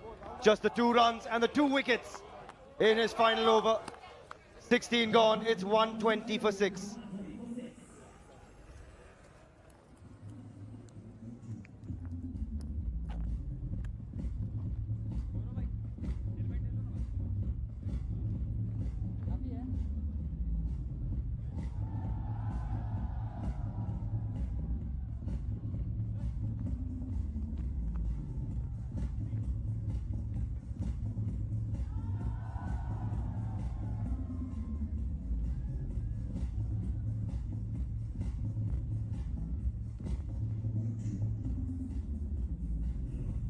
It was a healthy enough start, especially when Martin Guptill was out there in the middle, but falling away here, quick wickets falling at 115 and then 2 in a row on 119. So 4 overs to try and get themselves to something competitive out in the heat this afternoon, the Panthers.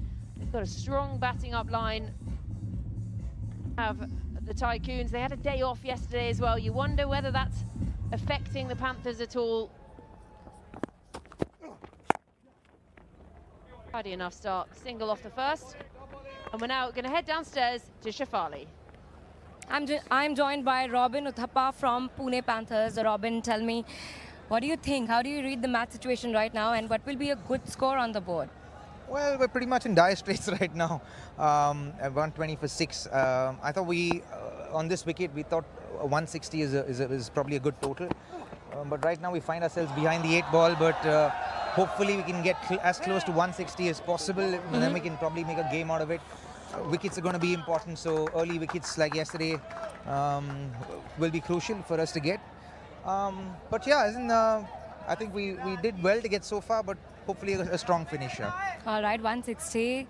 I'll wish you all the very best for that. Tell me, how is Pollard as a captain and how are you guys chilling? How is Bravo entertaining everybody? DJ is actually getting a little older. He's gotten quiet. My God. No, I'm kidding. So he's gotten a little bit quieter. So he's clearly slowing down a little bit. I heard of some pool parties. Give me some tea. No pool parties yet. We've been like this is our third game in 3 days. Yeah. We are barely standing right now as veterans. We're like, and that was our third game is a day game. So all of us yesterday were like, as soon as the game got away, like, okay, chalo, let's go back to the room because we need to get some sleep for the game tomorrow. Yes. So a lot of us are, just kind of coping with the energy levels. But Pollard is a fantastic captain. He's a lot of fun. Very, very astute as a captain. Reads the game very well. And since he's played with all of us in the past, and he has everyone's number. He knows how to corner everyone with their tactics. And we saw that yesterday with Raidu and when he was captaining against Raidu and some of the West Indian boys as well. Both of them were in their heads, so they were nagging them and sledging them, which was fun, which is entertaining. Is Pollard responsible for this? Is Pollard taking you to the practice session, match sessions and grilling you up rather than going to the pool? No, we've just not had time to go to the pool. Though we've had 2 games that are happened in the evening. So, and then the pool closes by about 11:30 or something at the hotel. And then today we just woke up and came straight to the ground. I think some of the West Indian boys are still like they're actually dreaming. They don't generally wake up till 6 o'clock in the evening. So this is abnormal to them. I get that. Then tell me, like back-to-back games, how are you managing your fitness? I think I'm feeling fine. I just think the body's not used to going 3 days in a row. I think mentally also we've never had to go 3 days in a row. You go twice in a row and then you get a day break. So this is it like we were getting off the bus today and Ishwar Pandey was telling me that भैया लग रहा है कि आज हम लोग Ranji trophy match खेल रहे हैं तीसरे दिन पे आए हैं to the ground. Yeah, no, I understand what you mean. Also tell me, how is paddle going and is there any player who's playing paddle alongside you? No, I'm actually taking a break from the game because my family is here. I spent 5 weeks away from them, so I want to spend some time with them because I again travel for a little bit. So the family is here. The paddle rackets are safely parked at home for this trip. Only for this trip, by the way. Okay. All right, tell me, is there any dressing room secret you would like to share? No, nothing. Talk to me more, no? Tell me, spill some secrets. There's genuinely been no secrets because you have to understand. God, they're playing back-to-back games, yes. Yeah, one is because they're playing back-to-back games and you have to understand that a lot of us are like 40 right now, 42 right now. So everyone's worried about like how can we turn up the following day and put up a decent performance. So everyone's lost in those thoughts at this point. I get that. Well, you said the 160, right? I wish you all the very best for that. Let's head to the comms and figure out that what do they think about this score. So no wickets to fall during the interview, but 126 on the board, still struggling. Trying to give himself room, DJ Bravo. Good to see he made him to the ground. Nikhil, we zoomed past them on the way, didn't we? Waved as we overtook. With Pollard in the car as well, both of them, you call them eager beaver? Ready to get to the ground and get some runs, hopefully. I tell you what, not easy playing back-to-back games, and they won yesterday. Last night when they got 200 odd runs, 100 by Martin Guptill. Different kettle of fish when you're playing in this heat. Yeah, they would have been pleased to try and get that one done early, to try and get home and get to bed. There was no talk of ice baths. I think it was very much got home, straight into bed, pajamas on, shower. Oh, I wonder if he can name every single one. Sometimes you look at something signed and you think, oh, that's a bit of a squiggle. Who is it? That's phenomenal. It's almost all covered. You're going to not be able to find any room, so you have to go on the inside. Down the shirt. Across your forehead. It's all about the World Legends Pro T20 tournament here in Goa. Opportunity for some of the youngsters who are playing cricket, going to the academy. A lot of their role models, they're seeing them in action as well. It's a great opportunity, Georgie. I think it's a great intersection between, the parents and the kids as well, Nikhil, because the parents would have watched them their whole life and the kids grown up with their parents talking about these legends. So it's a nice unity across the family.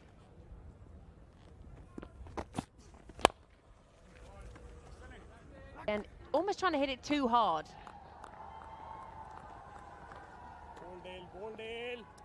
even for the Tycoon bowlers, they've been able to try and figure out the lengths, and most importantly in a day game, Georgie, it's the pace as well. Try and not give pace to the batter. Lengths are important. I think they've been able to figure out how to bowl on that surface. And the Panthers yesterday getting more than 200 runs on board. I guess they were still hungover. That day game, we need to try and get across 200 once again. Very tidy over again from Steyn. It's what we come to expect, really. 18 gone, 131 for 6.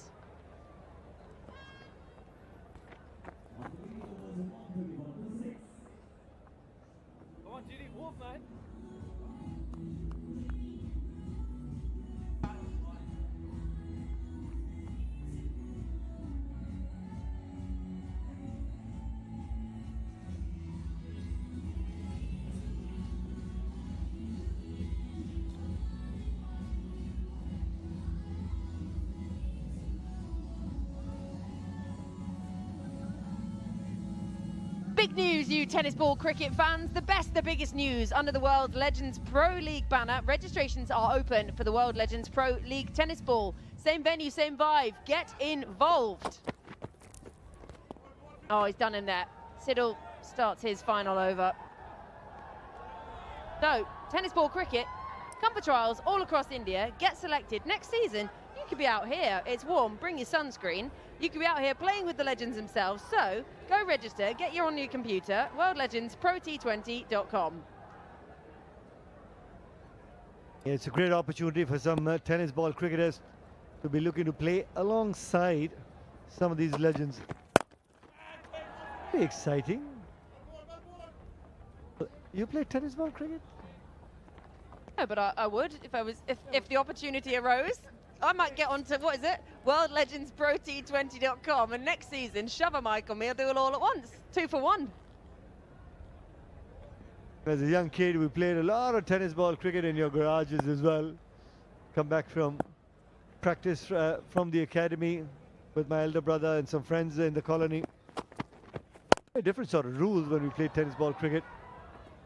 If it hits the wall direct, you get out. You can only get runs straight across the gate. Like backyard cricket as well, isn't it? Okay, Nikhil, I've got one for you. You can have a think about it as well. If there was one rule from tennis ball cricket or backyard cricket that you could bring into the actual game, what would it be? We used to call it one tip, one hand. So if it bounces once and then you catch it with one hand. One hand, one bounce, 100%. So keen. I think we get that one involved. Or, you know, you go over the overs and just get sent off. Yeah, that's nicely played. Needed that. A much needed boundary for the Panthers.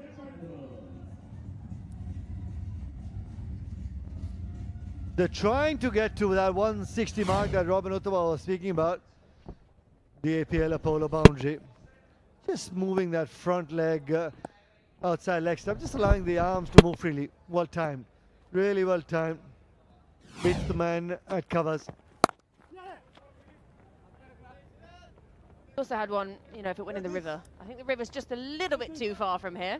I mean, we've seen some going to the car park, so perhaps car parking out. We used to have, if you hit it in the next door neighbor's house directly, that's definitely out. That was the only way my brother ever let me play with him and his friends. I had to just go next door and fetch it, and I thought it was the best thing ever because I was involved. But actually, it's just because they didn't want to do it. They were like, oh, it's the best roll, George. It's the best position. Oh, what a delivery!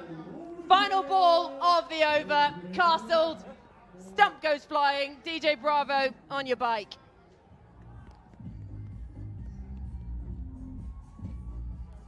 Towards the end of the innings, he's dangerous. Back of the hand, slower ball. I guess Bravo just looking to dance down the surface, just yorked himself.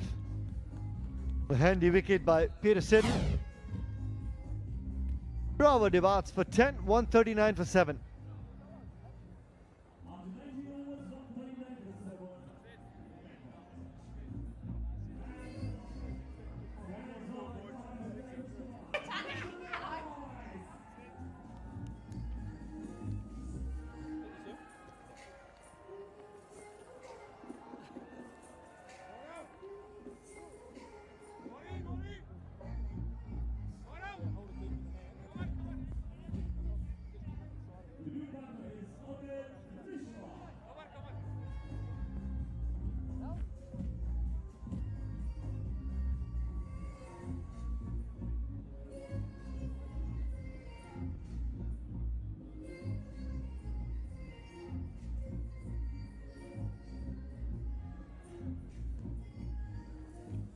So, final over of the innings. Panthers 139 for 7. That 160 looking tricky. The Robbie Utapa was talking to Shafali about. So 259 matches, a best of 49. What can they get from this? Moves very early. That's gone up very, very high. Who's under it? And he's put it down! The opportunity was there. When you don't make eye contact with the bowler, it was there. Dale Steyn would be thinking, Gaurav, we should have taken that. Missed opportunity. We all didn't see Dale Steyn's celebration for a wicket. Best bits. The walking stick, the push-ups. Just lay down earlier.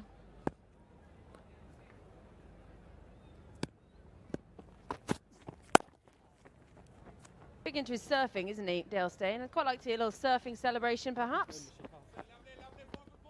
You never know with him, Georgie.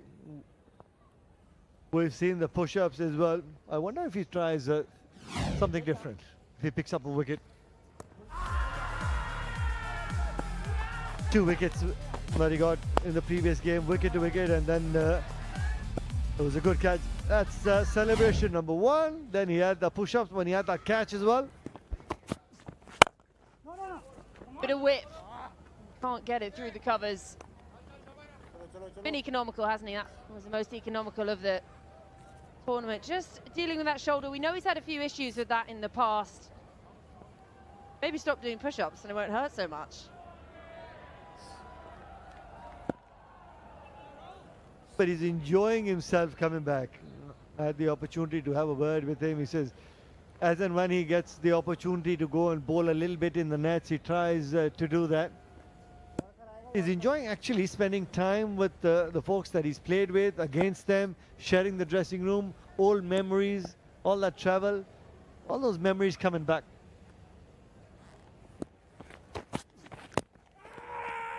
Yeah, saw him move very early. Still straying down leg.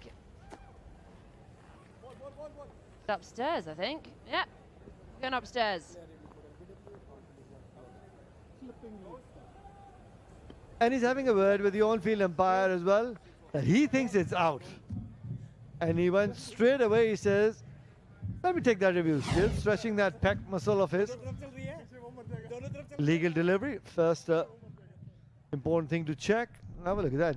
The batsman just moved outside the off stump. Where was the impact? Yeah, it just slid down the leg side.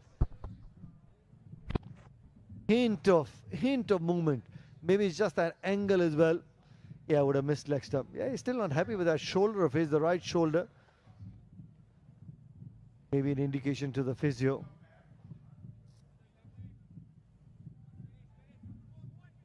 Sometimes as a bowler, you try and put that extra little bit of effort and you get a little niggle.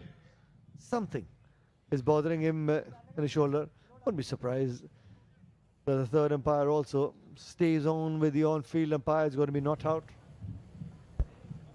I've got some Voltarol gel in my bag he can use.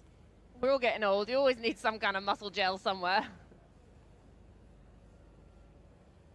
It's just that angle. Yeah. Original decision was not out, and this, of course, will stay with the original decision.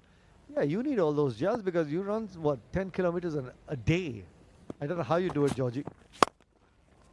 Penultimate ball of the innings doesn't quite get a hold of it, slices under. So 1 more to come.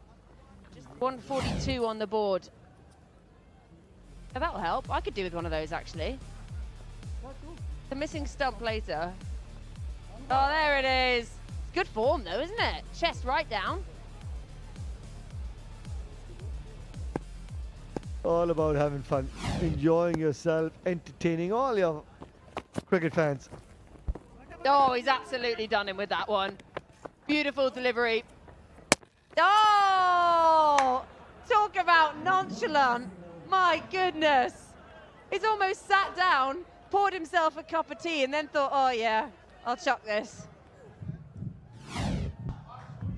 Let's have a look here. Mishraji. Couldn't get there. Amit Mishra, because of the last delivery of the innings, he had to go for it. He thought Dale Steyn won't throw it, he threw at it. Well, he's had 2 outings with Misha and he's been run out both times. You know what? He could start playing lawn bowls like that. And he'd give up cricket and can no longer run. He's sort of plodding down. Takes forever. Turns around. Oh, I guess I'll chuck it at the stumps. Oh, I've hit them. Oh, I suppose you're out. So it is a wicket off the final ball of the innings. So from their 20, Panthers, after being put into bat, 142 for 8. Really slowed down in the back end, losing 4 wickets. Just 24 runs on the board in the last 5 overs. Difficult. And they should be feeling pretty confident. Tycoons, with the way they've bowled today. First time they've bowled first in the tournament, and it's proved very strong. They do have a very strong bowling lineup, as we've just seen. Now it's about whether they can chase this down and bag themselves their second win of the World Legends Pro T20 League 2026. I nearly forgot what year it was then, Nikhil. Nearly forgot what year it was. Yeah, need that 2 points, the Tycoons. I'll tell you what, opportunity for the Panthers. Third in the points table. Now they got 2 points, the Tycoons. There'll be a tie there. Have a look at that batting card. Martin Guptill right at the top, 62 once again. Another half century to his name, and then everybody else got a start but were unable to convert that start. Good batting conditions, all those batters, Watto, Uthappa, Pollard, getting starts but unable to convert that sort of start. Must be feeling that they missed out.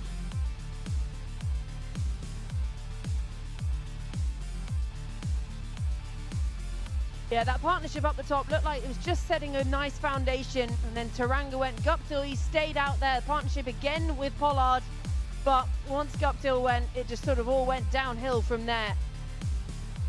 Getting themselves to 142 for 8, and it's the second lowest first innings total of the tournament so far. Not ideal. Difficult, obviously, having played the late game last night, but they got that done quickly. 6 bowlers used by the Tycoons. Wickets shared around, only Steyn going wicketless, but economy of 7, all pretty tidy. 2 wickets for Sharma as well, bowling his leggies. So they'll be very pleased with that performance all round, and just the 5 extras as well, bowled by the Maharashtra Tycoons, who won the toss, obviously, and decided they were going to have a bowl first. They're looking to try and bag themselves their second win of the tournament, whereas the Pune Panthers, they're riding high on momentum from last night. Perhaps a little bit tired. So in their 20 overs, they made 142 for 8, the Panthers, which means the Tycoons, they need 143 to win from their 20 overs. We're going to head to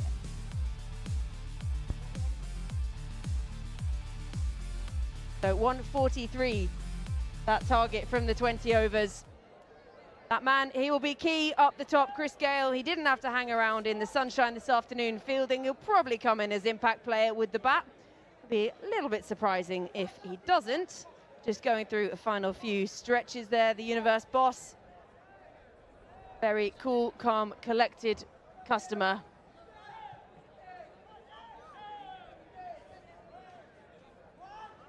He's not exactly straining himself, is he, in this warm-up? Chris Gale just hanging on the pole for a little bit, thinking, right, okay, played well yesterday, got himself in, got going, and up the top he'll have the likes of Alistair Cook along there. But Chris Gale, all man that you would want to break the back of any chase. That 143, the second lowest target we've seen set in the World Legends Pro T20 League so far this year. So they should be feeling pretty confident to come through and chase that one and get their second win, the Tycoons. They don't exactly look stressed at all. And we're now going to head downstairs to Jess Crow. I'm here mid-innings, and beside me I have Martin Guptill and Upal Taranga to hand over the orange leading run scorer cap. So if you could do the honours. There we go. I mean, what a title. Already in the comp leading run scorer. Another half century out there for you today. How did you find today? See, our third game in a row, so, you know, the body's a bit tired and everything like that. But no, got the end of the innings a little bit wrong there. Towards the end, too many wickets, not enough runs. So hopefully we can bowl well and restrict them. And of course, a new surface today. How did you find it was playing? Early on was quite nice with the new ball, skidded along beautifully. After that, it slowed up a little bit, but we just didn't quite have enough partnerships through the middle to set the end up. Was 140 about par, do you think? I think with the start we had, we probably should have got more. We just kept losing those wickets sort of through the middle and the end, and then we weren't able to utilise the back overs. So hopefully bowlers can do a similar thing and take wickets from the start. And now coming back from an extraordinary victory yesterday, and of course that huge century from yourself as well, how much confidence did that fill you with as a batting unit? Yeah, it was good last night. We obviously put up a big total and things, but new day, obviously the confidence is there, but you've got to adapt to what's in front of you, and we didn't quite do that well enough today, but hopefully, as I said, we can take wickets through the innings and restrict them. Absolutely. From what we saw yesterday, of course, the absolute grit and fight you all showed in the field, you got the game done very, very quickly as well. Of course, now going out there defending 143, does that fill you with confidence in doing that?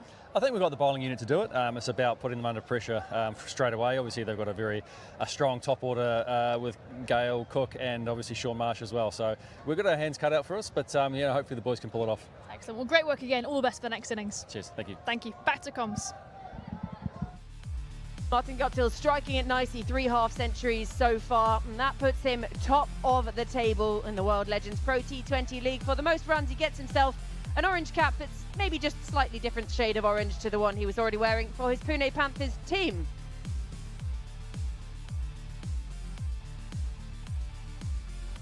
So that target for the Maharashtra Tycoons, the second lowest of the league so far, 143 to win. That man on your screens ready to rumble after we head to this short break, and then we'll have the chase.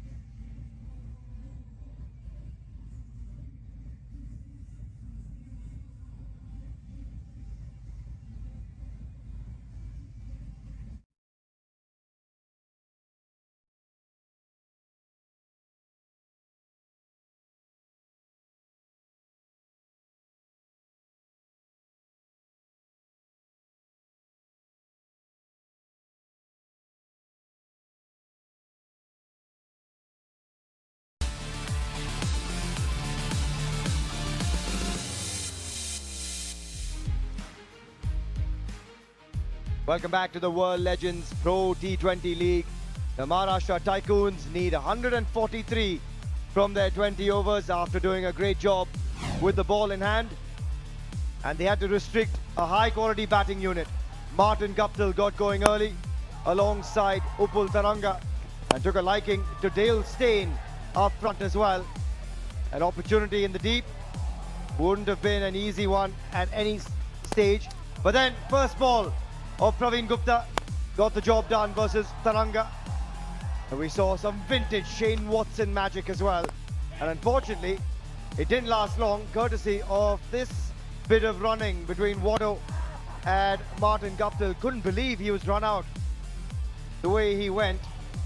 That then meant Robin Uthappa walked in. He had the cap, he had the shades, he looked cool as ever. And he looked pretty good out there in the centre as well. But didn't quite get a hold of that one. And could only find the man in the deep. Praveen Gupta was outstanding to watch.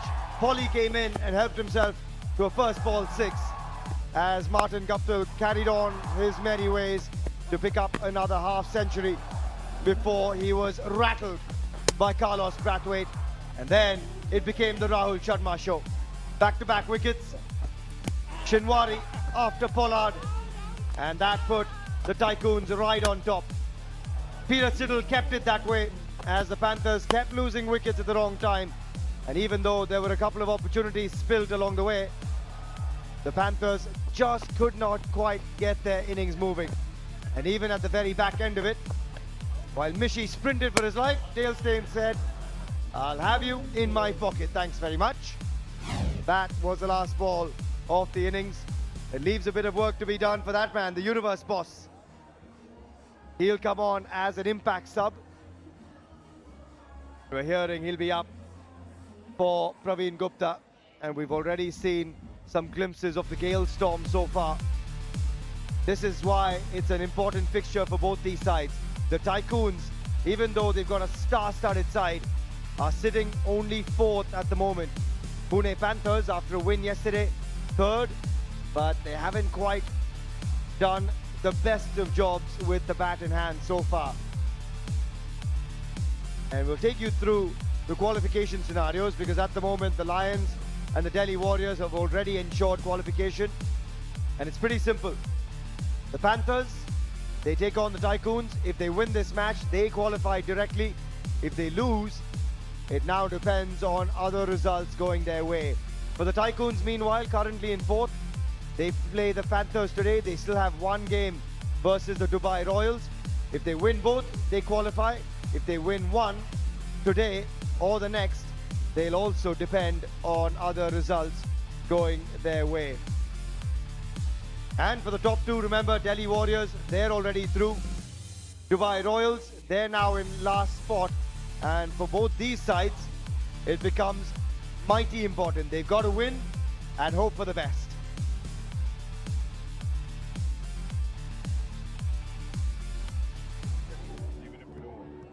Few keywords from Polly. Let's try listening. All right, let's see what happens. Let's be disciplined, guys. Let's hit wicket to wicket every ball. If they miss, we have to hit. Let's be in the game every ball, right? So stay disciplined, keep wicket to wicket, fast bowlers, spinners. Any variations also keep it within the line and the stumps, because it's difficult to score when it's in line. Let's have some fun. Robin Uthappa saying, let's just keep it stump to stump. Never know what could happen, but even if you're bowling variations, let it be stump to stump. Keep it between the wickets. And look at that iconic opening partnership. 2 left-handers, 2 greats of the game, Sir Alistair Cook and Christopher Henry Gale. Very different characters, but 2 legends nonetheless. I've got Parvez Maroof alongside myself, Suhail Chandok, in the comm box for you. Important chase for the Tycoons. Robin Uthappa's words. Hopefully the bowlers are listening, and they would want to rattle the stumps early on. The pitch is good. I don't think it's a 140 fun pitch, honestly, but just that some good bowling by the Maharashtra Tycoons have made sure that they've restricted a strong top order batting lineup of the Panthers. Confirmation for the impact sub. Shane Watson has been subbed out, was run out today. And in comes the left arm spinner, Abhishek Sakuja. There's impact sub for the Tycoons as well, with Chris Gale up top. And he will enjoy this pitch. The ball's getting onto the bat, bit of bounce. And that's the confirmation. Chris Gale in. Top of the order. And the left arm spinner, Praveen Gupta. His job for the day is done. And over to you, Christopher Henry Gale, to entertain one and all. And Praveen Gupta has done his job. Bowled beautifully. Will be Alistair Cook to take strike. Got 100 in the format. Not too many games in T20 cricket. But elegant as it comes. And this man, destructive as it comes. 14,000 plus runs in the format. A best of 175. Close to 500 games. 22 hundreds in T20 cricket. Up against the two left-handers, as we've seen in the past as well, the off-spinner, Asad Pathan. We saw Harbhajan Singh deploy this very strategy and it worked beautifully. Here we go.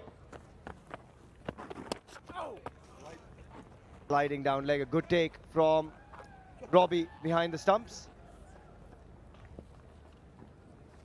He asked for the gloves when he walked into this side, and he's taken a couple of great grabs.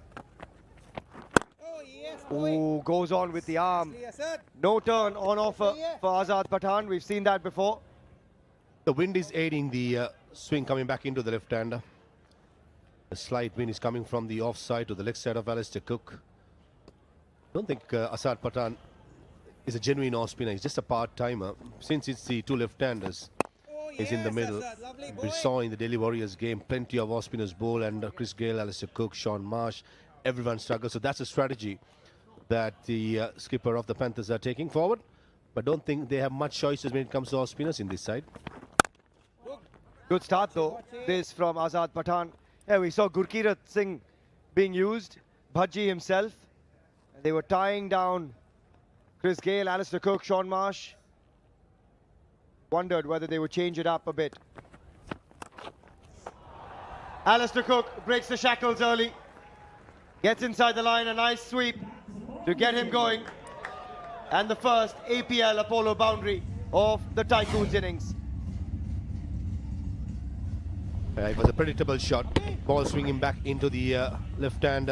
Nicely done by Alistair Cook, who plays the sweep shot well. Whenever he starts to play the sweep shot, that's a hallmark of, or the sign that he is in form. Good work from Shinwari. He took a blinder yesterday on the field as well. Good fielder. Gets down in time. Still a pretty tidy over. Oh, yes.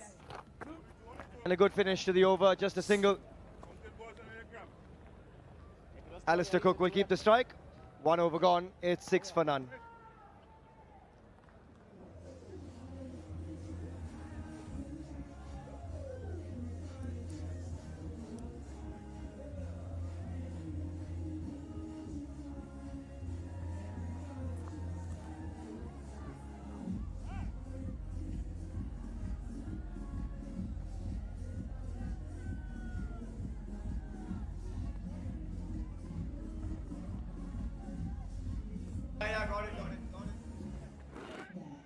Six for none. And Ishwar Pandey into the attack. They would love an early wicket here. Two legendary names out in the centre. Sir Alistair Cook alongside Chris Gale, and this man, Ishwar Pandey, with the opportunity of trying to break this game open for the Pune Panthers. They need the early wickets, given that they're only protecting 143. Oh, almost chops on there. Such different characters as well, Maha. Sir Alistair Cook on one side, all elegance and poise. Chris Gale on the other end, stand and deliver. Inside edge to the board, luckily not to the stumps. A lovely statistician who's very efficient with all the stats he provides us. He says that Chris Gale and Alistair Cook has more than 35,000 international runs between them. But in this competition, both the left-handers goes less than a runner ball against off spinners.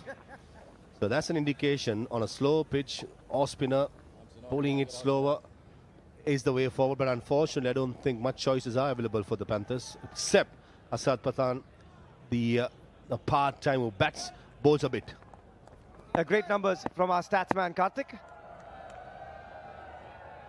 And Ishwar Pandey yesterday dispatched both the openers, Shikhar and Kirk Edwards.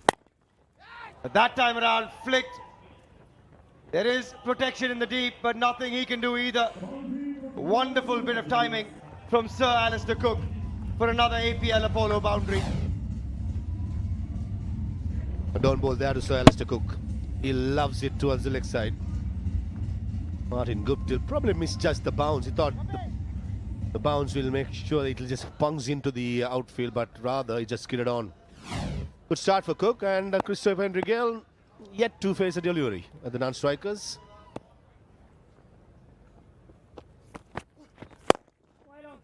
Yeah, as you said, Rufi, you've got 35,000 runs between them. But here, it's about a bit of fun in Goa as well. And Nikhil Chopra, as always, at the center of it all. He was having a chat with Valusha, the local, saying, where are we all heading for our first party? Because we've been around close to 10 days. We have had double-header after double-header. We're getting done late, but Nikhil Chopra, definitely one man who is never shy of a good time and ensures everyone around him has a great time as well. I can tell you one thing for all our viewers. The broadcasters' chat, or the little chat that we had before we heading out, was more intense than the players. Yes, we have plenty of information passed. Whether it was put into work, that's a question mark. But still, it was the most intense, and it was, well spoken by everybody. I was just going to say, Maha, we're waiting for the outcome because we still haven't had a night out. Oh, and that is a good outcome. Show the maker's name, we always say, and that's exactly what Sir Alistair Cook has done. 2 boundaries in the over, wonderful over the bowler's head. And with that boundary, 2 gone, it's 14 for none.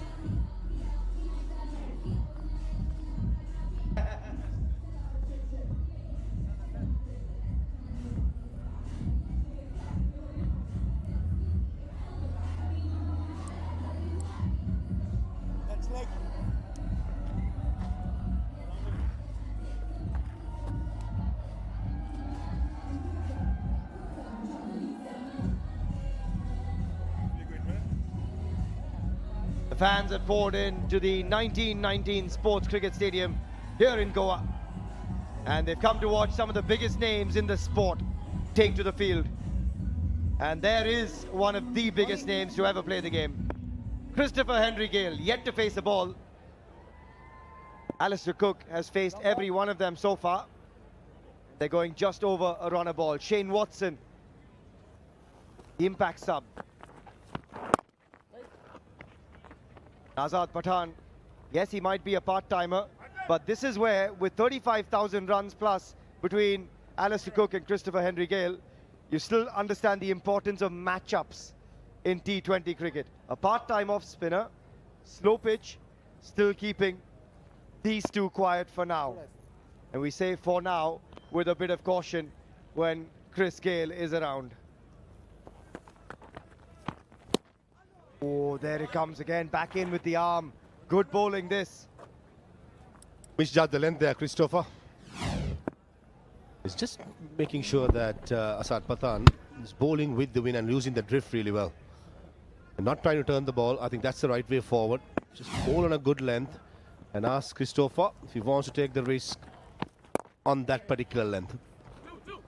Off the mark with a single. Universe boss.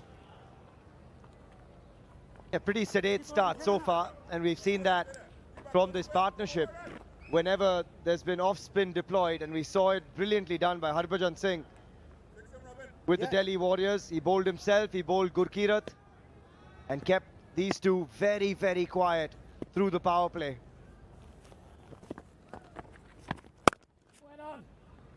Again, can't find the gap. Azad Pathan has done a great job in this over to back up a decent first over as well. Just the 1 run from the first 4, and he's getting through these balls quickly as well. Again, can only work that single away, and it's over to Chris Gale, and you tend to believe something's boiling. Doesn't stay quiet for too long, and he promised us after the last game that he was going to go after the 6 sixes in and over. Chris, hang around. We'd love to see that. Yes, boy. Oh, but that is just wonderful stuff from Azad Pathan. Just the 2 runs off the over. 3 gone. It's 16 for none.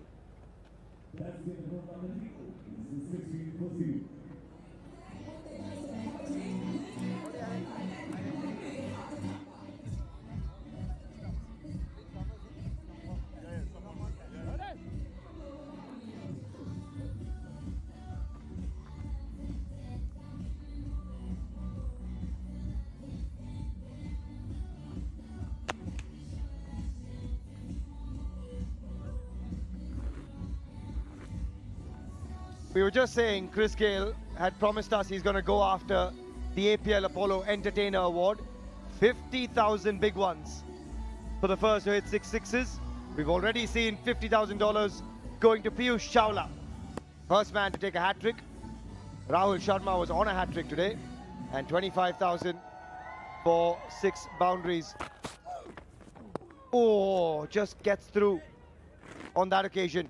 Rajput a little quicker than Ishwar Pandey, who tends to float it up with the in-swing. Misjudged the length there, Lester. Rajput will be getting more bounce than Ishwar Pandey since he likes to hit the deck hard. Certainly again, just like the spinner, it's going to be about the length. Remember Robin Uthappa in the little chat in the dugger, in the huddle, he said that wicket to wicket. Nicely played behind square, should be just a single with Christopher Enriquez just ambling through a single. Not interested to run. He believes in 4s and 6s. He's run his 2s on the opening day, Maha. We saw a couple of 2s run by Chris on the opening day, and I think that was that. No more 2s in those legs. Just a few 6s and 4s. And he's going to size up Ankit Rajput here. The greatest cricketer of our generation. And love that. DK with some fan following all the way here in Goa too.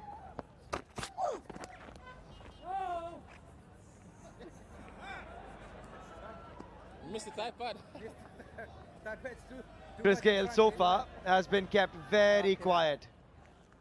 1 of 5. It's a good wake-up call. And this man has fans all over the world. The Universe Boss, the Gale Storm, big fans. They're little fans and they're big fans. Still yet to get going in this innings. And still yet to get going. A quick single from Chris Gale. We don't say that very often. That was a good delivery by Rajput. Inside edge. I think that they ran it. I thought Christopher Enriquez probably did not fancy facing Rajput, who can surprise the batter with pace.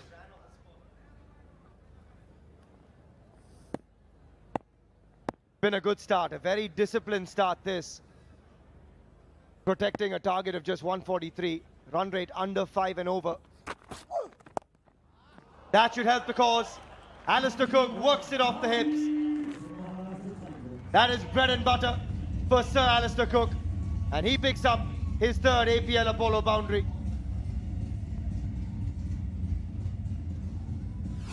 This was a freebie with 5 leg in the circle. Yes, important to hit the deck, but not the line though. Alistair Cook loves it to his hip, to the knees, to the foot, full down the leg side. Was helping on its way and batting deep in his crease. That shot has prompted the 3rd man into the circle, and 5 leg has dropped back.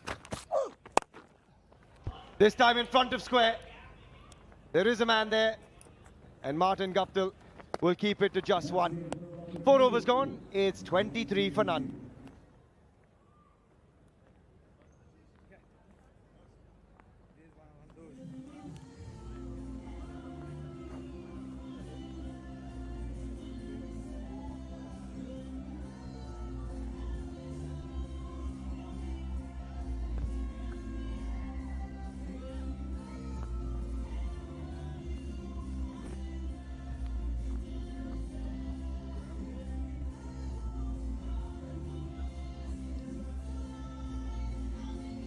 Well, the going rate is 5.75. The required is 7.5. Now, when you're chasing 142, which in T20 parlance is not a high score, you don't want the required rate to go anything alarming. That could have gone anywhere. The lowness in the pitch, the slowness in the bowling, the swiftness in the man next to me, Dominic Cork. Looks in a little bit of form, Alistair Cork. He struggled a little bit, but he's played a couple of nice shots. Probably getting used to being back on these pitches. He's training for a marathon at the moment, so he's fit physically. Beautiful. Stunning hit. Dominic Cork, all yours. Cannot believe this. I think Chris Gale can't believe this from the other end. We're watching Chris Gale, whose strike rate is 33, and Alistair Cook, whose strike rate is 130. Don't adjust your TV screens at home. It's really happening. Alistair Cook has hit a 6 in T20 cricket. It's huge. For him, it's 70 metres. Hallelujah.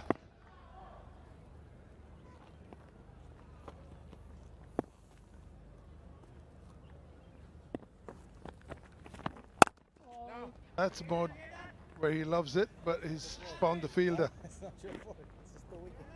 Well, he'll tell you all about his 100 he got against Surrey in T20 cricket for Essex. He will tell you. And he hit a 6 that day. Another one. Has he cleared it? APL Apollo Maximum. Somebody give Dominic Cork a seat belt. Somebody give Dominic Cork a seat belt. Well, I'm just checking now. I'm checking to see how many 6s he got in that 100 for Essex.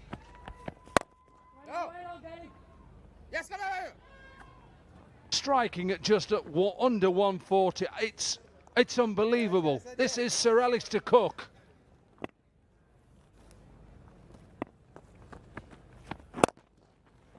Nicely punched off the back foot. 13 of the over, 5 gone, 36 for none.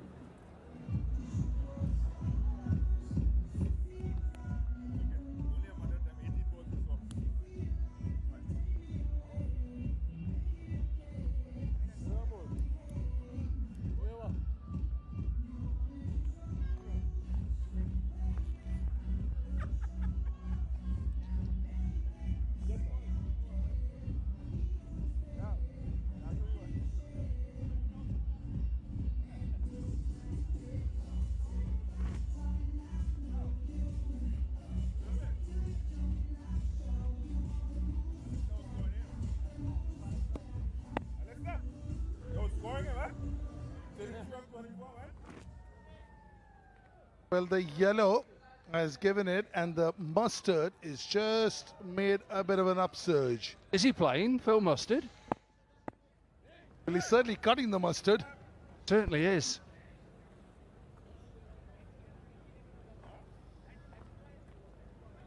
Eleven sixes here in his Test career. In a lot of Test matches. 161, was it? He hit 4 in that game, T20. Wow, he's looking in good form. Test cricket, Dominic, as you've played a lot of those, doesn't require 6s. It's horses for courses. It does now if you want to be part of Brendan McCullum's machine. Strike rate, 6s, boundaries. Didn't work so well in Australia. And not so in a couple of other places too. Absolutely. They have to just re-evaluate how they go out and play this game, Test cricket. Oh, Henry Gale. We know who she's supporting. Look at the smile. Well, to get Chris Gale out early is exactly what the Panthers wanted. A little bit of an inside edge. It doesn't matter. Take him. He's been one of the best. And Rajput gets the first wicket for the Panthers. Absolutely. Chris Gale goes at 2. Tycoons 37 for 1.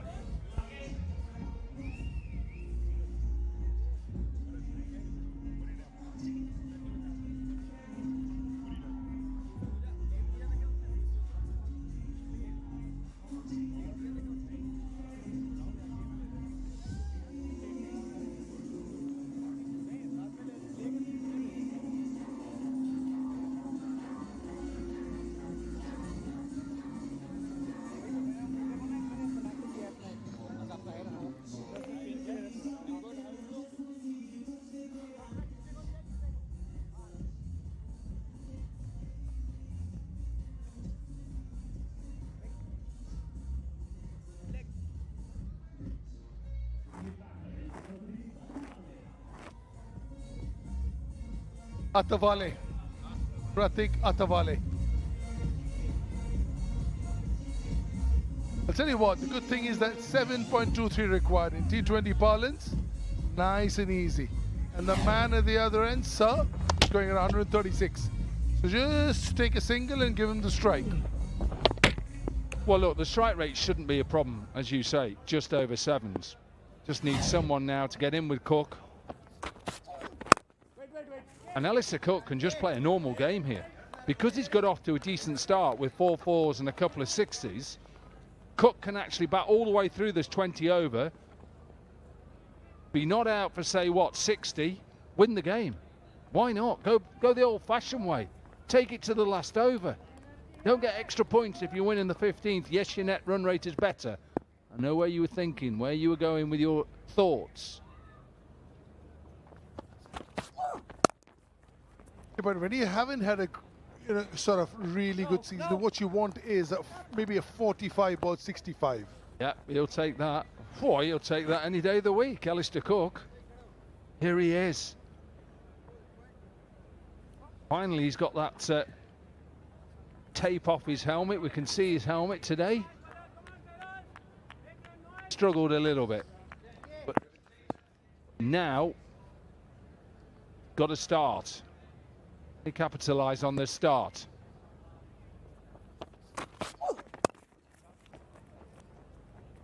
Yeah, if you look at his face, he is quite red. He's been running, I said he's training for the marathon back home in London. He yesterday ran 20 kilometres in this heat. So he's a fit man, let me tell you. Wow. Look, it was probably early in the morning.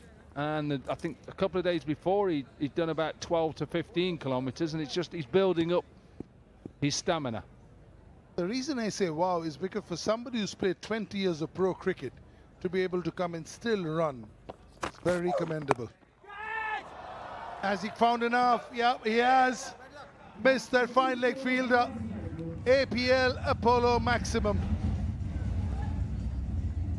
Power play over, Tycoons 45 for 1.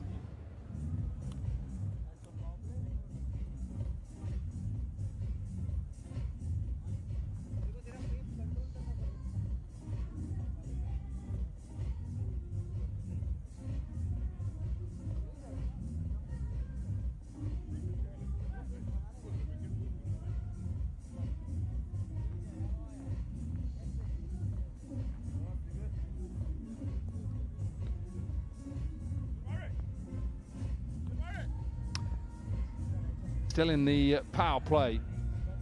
Oh, sorry, just finished the power play there. I can't read properly. I'll read again. Just out of the power play, 45 for 1.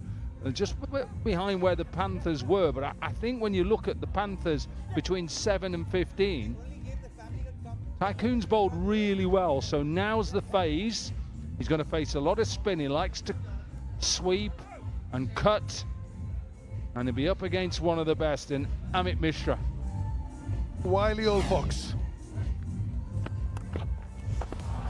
But look at Alistair Cook's 35 from 26 so far. Nice from him.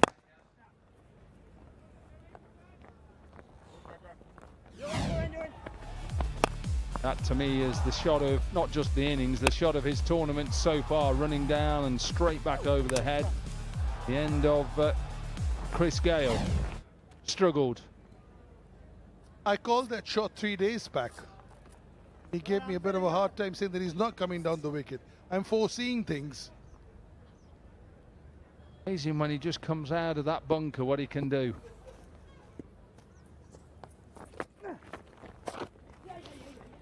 Very slow in the air.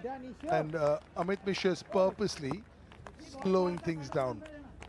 He saw what Rahul Sharma did. The reason he was in his prime as good as he was is the control over the speed in which he bowled was outstanding. And somebody who's benefited from that is somebody like Yuzi Chahal. At this level, if you keep bowling quicker, it comes onto the bat. Yuzi Chahal bought himself his name at the Chinnaswamy small ground. I remember watching him in an IPL game. I think what year that would be, 2009, 10. Bowling for. Now I'm thinking. I'm guessing a little bit. I think it was the, as they used to be called, the Kings 11 Punjab. I think he was bowling against Mumbai Indians against Tendulkar. I think it was definitely Tendulkar. He bowled beautifully to the little master. All close. Got to be out. Is given out. Too good from the Wizard. He may have to have a look at it. He may try to refer it, but I think this is smashing into the stumps. He's looking at Cook for some confirmation. Cook, being the eternal gentleman, is trying to say, hey, if you want to. But I don't think Cook would force him to, because Cook has seen what we have. Cook says if you feel if you've got a pad on it or something, it's on you. He never touches the line. He never flirts with the line. So no ball is never an issue with Amit Mishra. Beautifully bowled. That's the slider. Oh, gone. Inside half of the pad. Corky. No chance. Middle of middle, please. Thank you for popping by.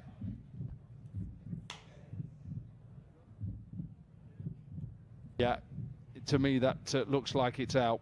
Should be given out. Wasn't actually Kings 11, it was Delhi, as they used to be called, the Delhi Daredevils. Against Sachin. Double D's, as Danny used to say. You there in Brisbane, Danny? How are you?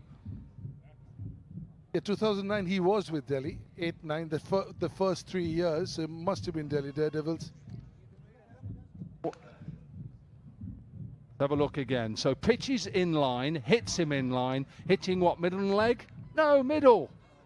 Take that. Middle of middle. That's an excellent decision, an easy one, and a review wasted in my opinion. Atawale leaves for 8. Tycoons lose their second for 48.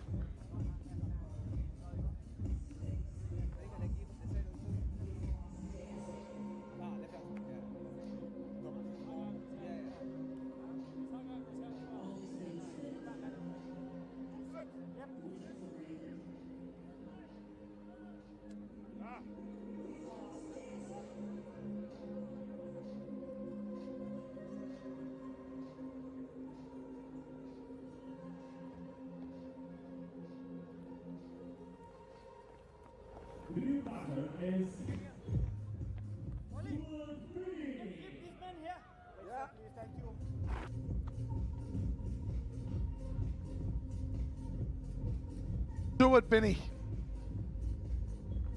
Fabulous numbers over here. Batted at the back end, so you won't see the quantum of runs. But if you just talk about the amount of impact that he's had, it's been very good. Batted very late for Karnataka, 7. That's how strong Karnataka were back in the day. Last team to win the treble in the domestic. Oh, very good. Wow. 4 runs on a wicket from this one. 7 gone, 49 for 2. Sorry.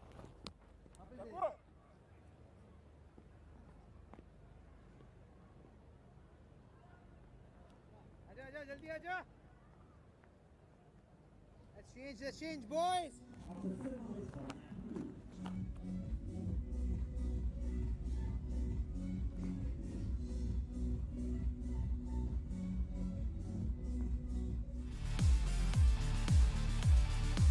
Big news for all tennis ball cricketers watching us right now under the world legend. Big news for all tennis ball cricketers watching us right now. Under the World Legends Pro League banner, registrations are open for the World Legends Pro League Tennis Ball. Same venue, same vibe, same energy. Come for the trials across India, get selected, and next season you could be playing with the legends themselves. Register now at worldlegendsprot20.com.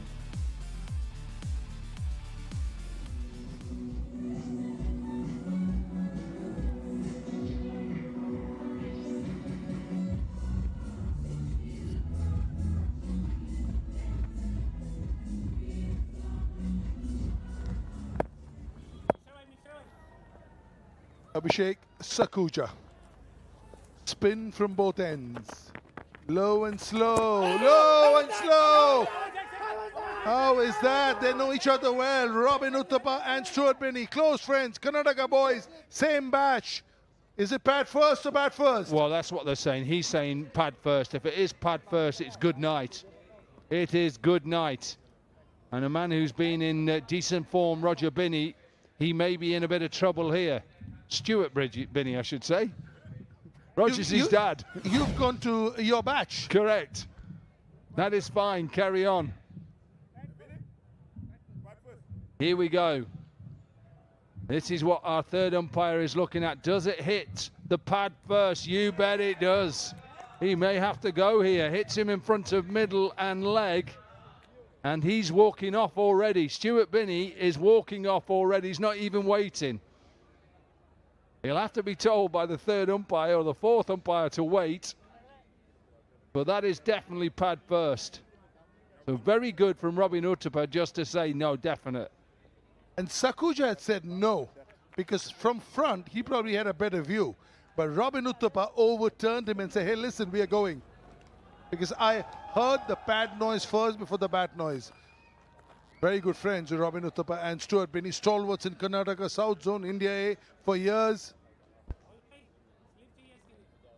Well, they've just walked off, not even waiting. It looks like Sean Marsh is halfway in the middle.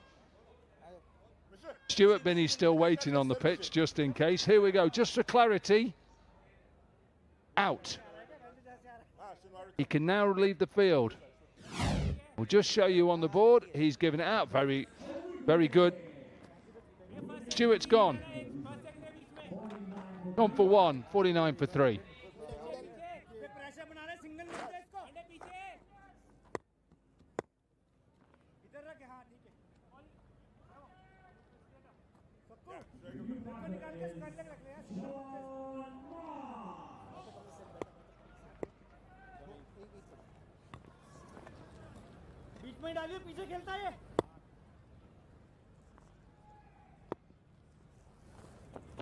Losing wickets is going to make it tougher. Oh, this one doesn't turn, goes straight. Slip in place, all happening out there. I like this. I like this from the Panthers, who, let's face it, 142 shouldn't be enough, but they're just causing the Tycoons, or causing them to panic. Now then, in the air, just bounces short. It's a good effort from DJ Bravo. Look at this for presence of mind as a cricketer. 50 comes up, steps out and hits it, doesn't hit it off the screws. In fact, that's what could have saved him. Once Bravo comes and realizes he can't, he gives it the body behind. Look at that for commitment. And also the respect between the two Trinidadians, Pollard and Dwayne Bravo. Brilliant. I love the way Bravo called Pollard rich uncle. Cook, rock solid as ever, non-strikers end. This could be interesting. This could be interesting. Cookie is running the marathon, but there it's about running slow and long, not about speed. Well, he says he's okay. I'm not so sure. He thinks he's all right. He's asking the umpire. Oh, he's just said, yeah, I've just got in.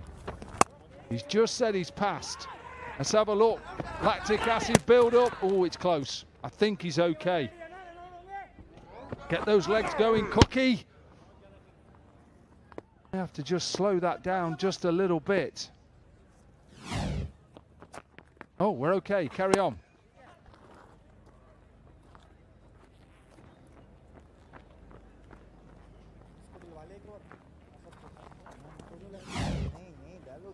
Yeah, I thought played a front football on the back foot.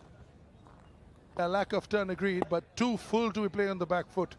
And then got undone by the lack of turn, skidding in.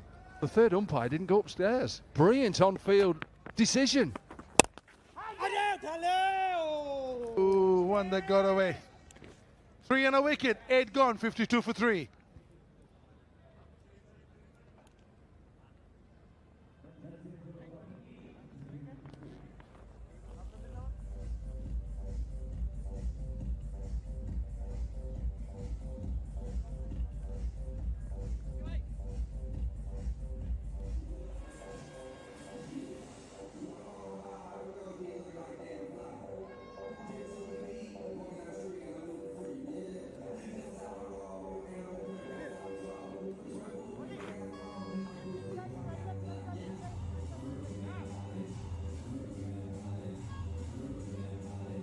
$52 for 3.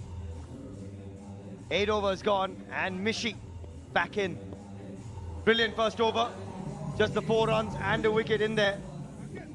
And the Tycoons in a little bit of trouble, chasing 143. This should be a good battle. Can't quite get under it, just a single to Marsh off that first delivery. We've got Shifali catching up with the lovely crowd in Goa. Goa की जनता मेरे पीछे है, इनसे पूछते हैं कितना enjoy कर रहे हैं, ये बता दो फिर कौन सी टीम को सपोर्ट करने आए हो? पुनेरी पल्टन, पुनेरी पल्टन, सारे पुणे वाले हैं। पुनेरी पल्टन, शाम वाले मैच के लिए महाराष्ट्र टाइकॉन्स। अच्छा, कौन से लेजेंड को सपोर्ट कर रहे हो यहाँ पे? किसके लिए सबसे ज्यादा तालियां मार रहे हो? कारियन पोलार्ड, क्रिस्टल, Karian Pollard, मार्टिन गुप्टिल वाले भी हैं यहाँ पे, गेल वाले भी हैं, ब्रावो वाले भी हैं और क्रिस गेल वाले ज्यादा। अच्छा, मुझे एक बात बताओ कि ये 1919 स्पोर्ट्स स्टेडियम में ये स्टेडियम कैसा लग रहा है आपको? यहाँ का एक्सपीरियंस कैसा है आप लोगों का? मजा आ रहा है, बहुत मजा आ रहा है। कितना अच्छा लग रहा है कि यहाँ पर फैमिलीज के साथ, बच्चों के साथ आए हैं 1919 स्टेडियम में। ये सब के सब एंजॉय कर रहे हैं और काफ़ी सारे लेजेंड्स भी हैं, इनके परफॉर्म कर रहे हैं। भज्जी भी आके शाम वाला मैच खेलने वाले हैं, श्रीशांत आने वाले हैं। Are you guys excited for it? Very excited.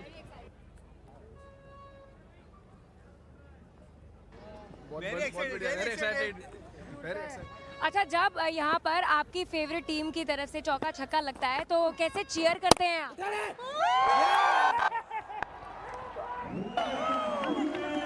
यही एक्साइटमेंट चाहिए, लेकिन फिलहाल विकेट आ गई है। हम चलेंगे सीधा कमेंटेटर्स के पास। And would you believe it, Amit Mishra picks up another. He thought he had Alistair Cook with a decent LBW shout, but next ball with the googly gets the danger man. It's such a craftsman, Amit Mishra. Couldn't control it, couldn't keep it low, but an excellent catch by Ankit Rajput at covers. That's another big blow for the Tycoons. They're 4 down now. And Alistair Cook, who was looking good on 39 of 33, will have to make his way back. 55 for 4. Tycoons, I think he's been asked to stop. And it's 55 for 4. Just waiting for a confirmation of the catch. I think the umpires want to have another look at it. Looked good on first glance. Has he spilt it on the grass? He was pretty confident straight away. Interesting to see. Closer, slowed down look at this. That angle's not going to help necessarily. Alistair Cook was walking. Ankit Rajput went up straight away.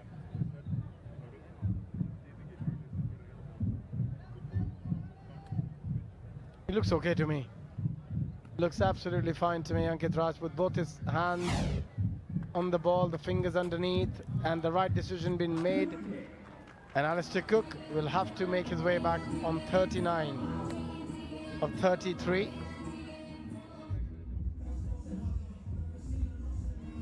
Tycoons 55 for 4, and we've got ourselves an APL Apollo strategic timeout coming your way. There we go. Take a short breather, we'll come right back.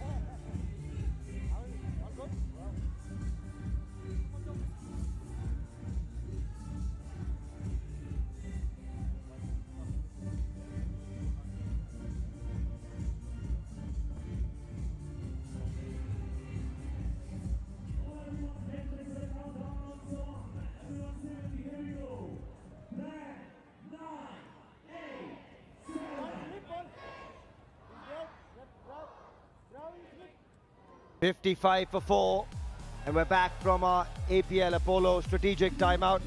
And big news for all tennis ball cricketers watching, because under the World Legends Pro League banner, you can now play alongside the legends. Registrations are open for the World Legends Pro League Tennis Ball. Same venue, great vibe, great energy. Get across to the trials now, get picked, and next season you could play with the legends themselves. So register yourselves on worldlegendsprot20.com. Get to those trials across India. In comes Sarul Kanwar. We've seen him play a heroic knock already in the tournament. Can he back it up when they need it the most? Got Abhishek Junjulwala alongside myself, Suhail Chandok here. Mishi tosses one up, inviting Sarul Kanwar, but just a single to finish another good over from Mishi. 9 gone, 56 for 4.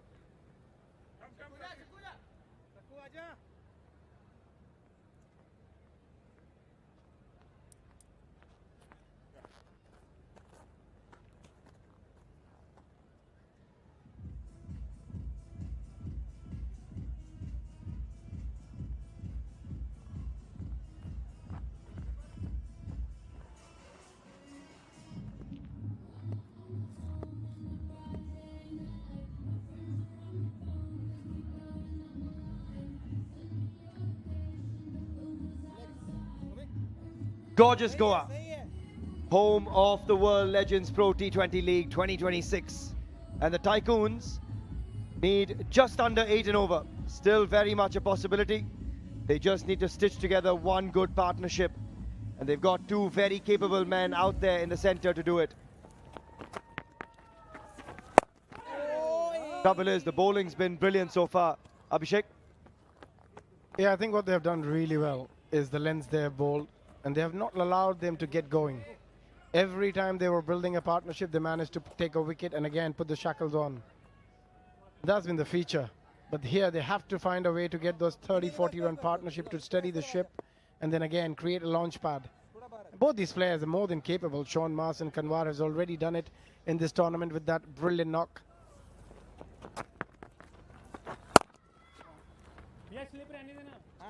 Not much turn on offer at all. Got an 80 odd of just 36 delivery. But this man yesterday was brutal. Perfection in terms of the line. He varied the length beautifully.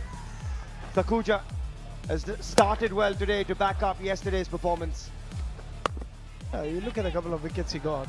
Players going across the line. It's a surface where you've got to go down the track. Oh, that is as close as one can get. If he didn't manage to get a bat on that one, he was plumb in front. And he didn't get much bat either. Wow, it just goes on with the arm. My finger was going up already. How has he got some bat on that? Lucky there, Sarul Kanwar. Playing back to a delivery which was really full. What he has done really well, what's been impressive, that he has bowled stump to stump. And that's the key to T20 bowling. You've got to hit the stumps. You cannot allow the batters to free their arms on either side. Well, he does free his arms that time, Sean Marsh. And it goes the distance. Shimmies down the track and breaks the shackles. That is a massive APL Apollo maximum. He does it with such ease. He's such a class player. Look at that footwork. Minimum effort, maximum result. Just fantastic to watch. Works that away in the gap. Back to back from Sean Marsh. First an APL Apollo maximum. This one pure timing for an APL Apollo boundary. And also the game awareness. The bowler tried to overcompensate by trying to bowl a bit too short, expecting the batter to bounce down the track again. And he just held himself back, used the depth of the crease and punched it through the onside. Nicely done. This is the game awareness. This is the experience we often talk about. And it only comes with a lot of games under your belt. And suddenly, the required rate now just 7.5. Kids on that time, but a good over nonetheless for the Tycoons batting unit. 10 gone, 69 for 4.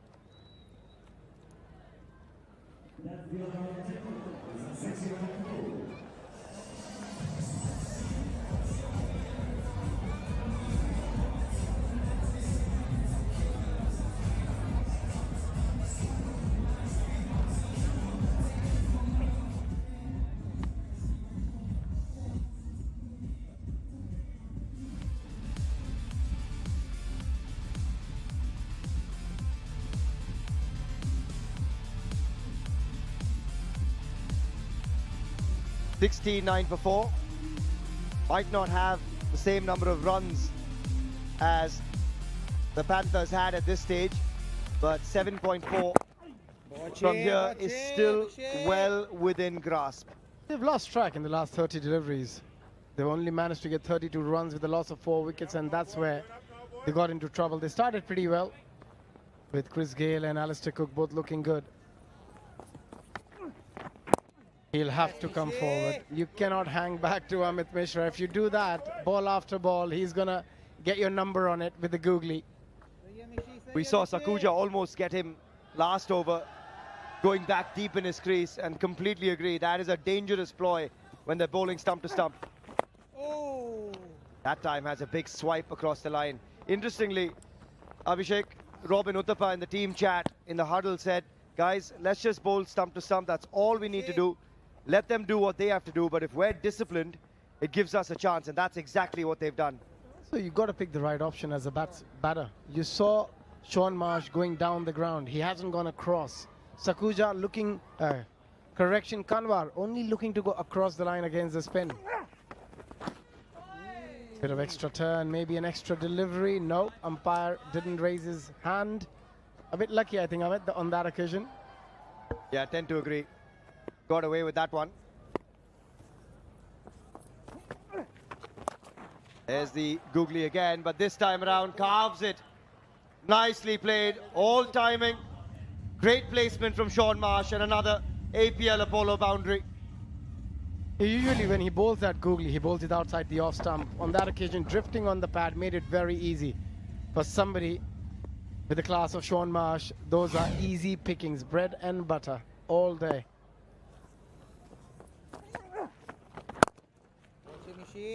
Still a decent over from Mishi. Boundary in it, but just the 6 runs. 11 gone, 75 for 4.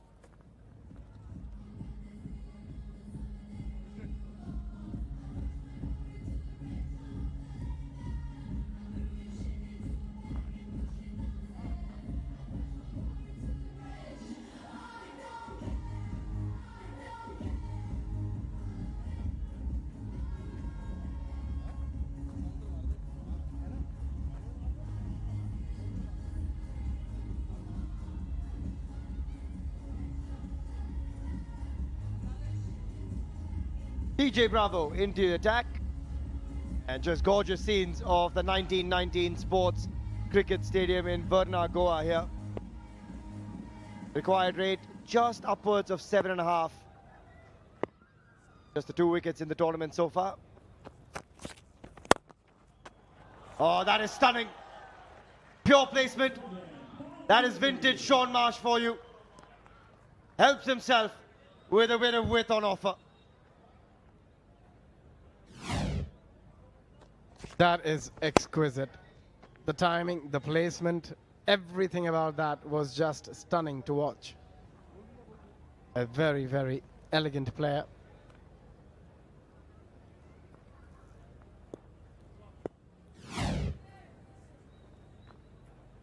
DJ Bravo, just a little bit of a loosener that time.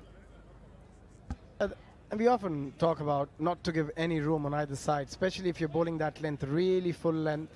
You just allow the batter to free his arms. There's a change in field. The cover goes back. There's a deep third as well.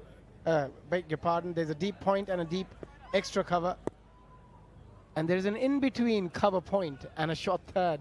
It's a very unusual field, and you get that with Bravo. And there's a short fine and square leg inside the 30-yard circle as well.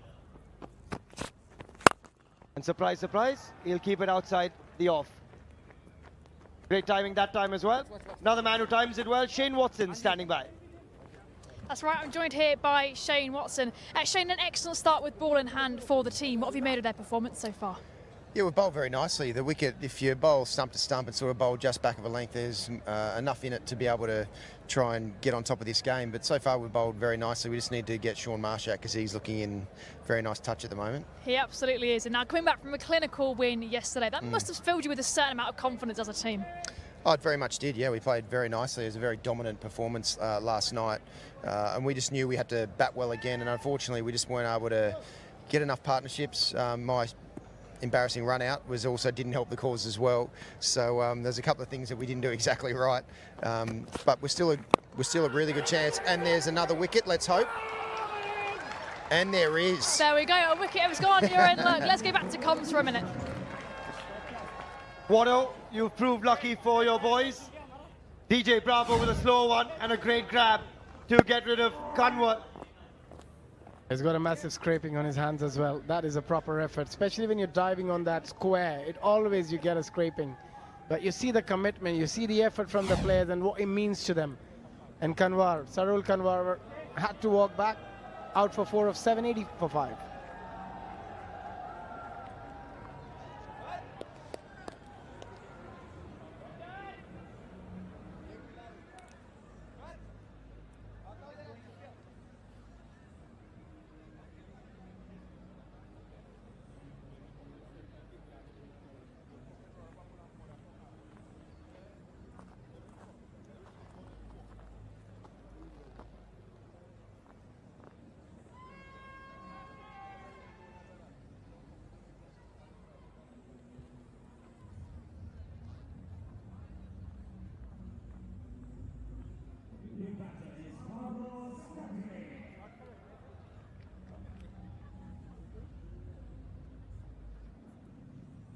$80 for 5, and the big man walks in, the captain, Carlos Brathwaite.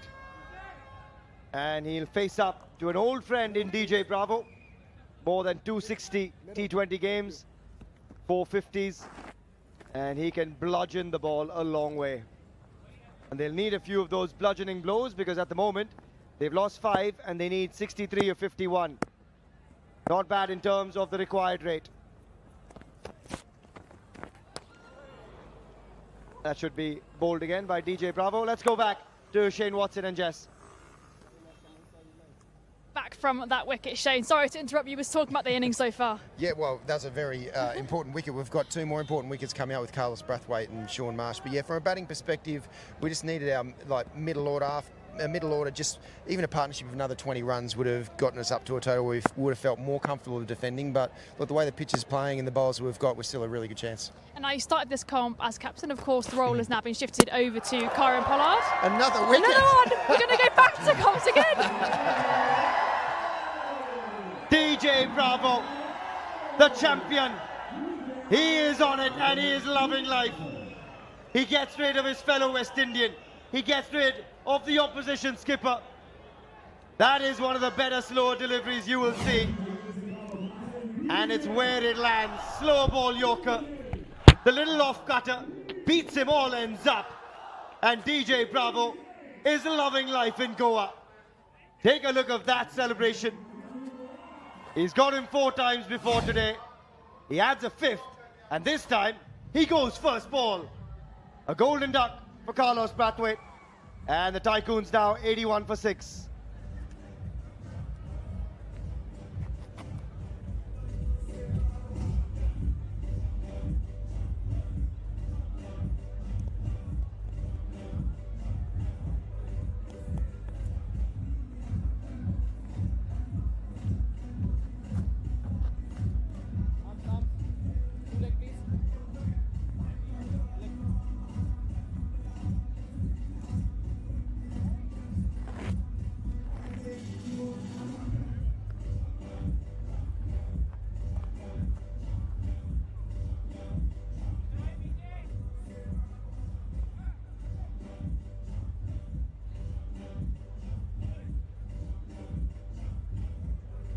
DJ Bravo has just turned the game again. 2 wickets in 4 deliveries. Huge smile on his face. And yes, there's 62 to get off 50, but 6 down. He's brought the Panthers back. Oh, how good is that? Take another look at this one though. Slow ball Yorker, as good as it gets. He played it too early. He played it too early. That was a wonderful slower. Look at that. Where was his bat finishing? But he enjoyed that one, getting his countryman, Carlos Brathwaite, and how dangerous he can be. As such an incredible performer over the years. And then that move, who can forget?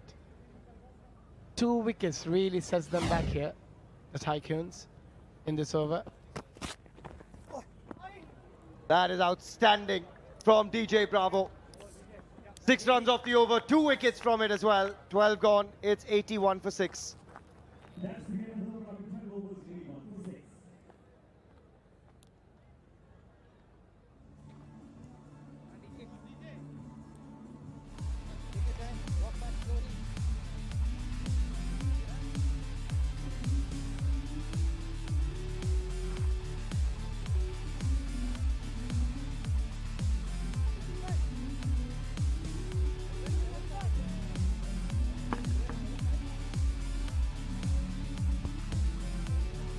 Well, how the tables have turned. Trouble stations now for the Maharashtra Tycoons. Quick wickets falling, that of the captain as well. Sean Marsh is trying to hold the fort at the moment, 25 from 14. But some sensational bowling from DJ Bravo. Not only did he whip out the dance moves, the crowd absolutely loved it, Monty Panesar. Yeah, brilliant dance moves from DJ Bravo. He's got the crowd erupted here, and that was a brilliant slower ball. We know how much of a great bowler he is in T20 cricket. He's shown that there, and he enjoyed getting the opposite captain out because he was probably his West Indian teammate. And see how much that wicket he really enjoyed and loved.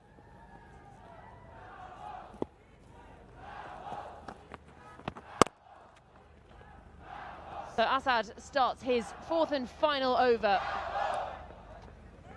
So the run rate. We're back again after another wicket. Shane, well, as I was saying, the role that you passed over to Karen Pollard was, of course, the captaincy. But another role that you'll be taking up soon is obviously assistant coach at KKR. How much are you looking forward to seeing the different side of the game? Yeah, I'm looking forward to the KKR role in a huge way. It's a franchise that I've admired from afar, playing against them for a long period of time, and now I get a chance to be able to work within the franchise. DJ Bravo is the mentor there. Abhishek Nair is the head coach. So yeah, I'm super excited to be able to get amongst it and help as much as I possibly can. And we all know what kind of character Bravo is. How have you found it playing alongside him? He just brings such great energy. He's one of the real good guys in world cricket, and you can see he just loves entertaining. He loves getting out there and putting on a show, and he's been brilliant today. Hopefully a few more wickets from him and the big wicket of Sean Marsh to get us over the line today. A very big one, and of course now you've seen the side of coaching and of course commentary as well. Do you have a preference there? Look, both are a lot of fun. The commentary is an absolute privilege to be able to talk about the game that you love and talk about the incredible skill that's always on display. Coaching-wise, it's more of a real fulfilling sort of role. Another wicket as well. This has been a great Another stint. one. I'll just stay here, shall I? We'll go back to comms again. Well, I think they've taken the review on this one. They're going to head upstairs, more in hope than expectation, you feel.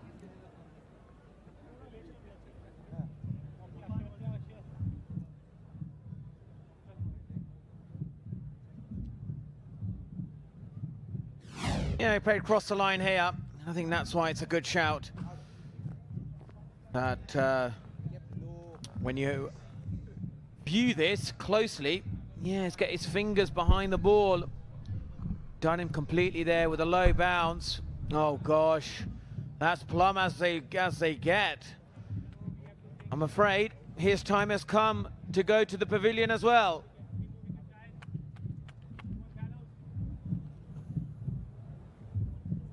Fought back so well here, the Panthers. It looked like they might have a subpar score on the board. Bowlers have come to the party. Have a look and see what Nick Sense says. Flat line, you couldn't resuscitate that. Yeah, Nick Sense is saying that it's hitting the pads. No bat there involved. We've got the two Southern Hemisphere superstars in T20 cricket from New Zealand and Australia. I'm sure they're probably discussing how much they're enjoying the cricket or what are they loving about Goa. Certainly a great place to be here. What a lovely place. The weather's beautiful, the beaches are nice. Hospitality absolutely wonderful. The people are loving it here. There's a lot of love for cricket, the cricket festivals here. And I'm sure they're probably talking about the dip, the flight. Is it the slower pace bowlers they're finding hard to hit? But whatever it is, the T20 superstars are all here in this wonderful league. Still waiting on that decision from the third umpire, sent upstairs. Really can't afford to keep losing wickets at this point, but given out on the field. Another look at this one.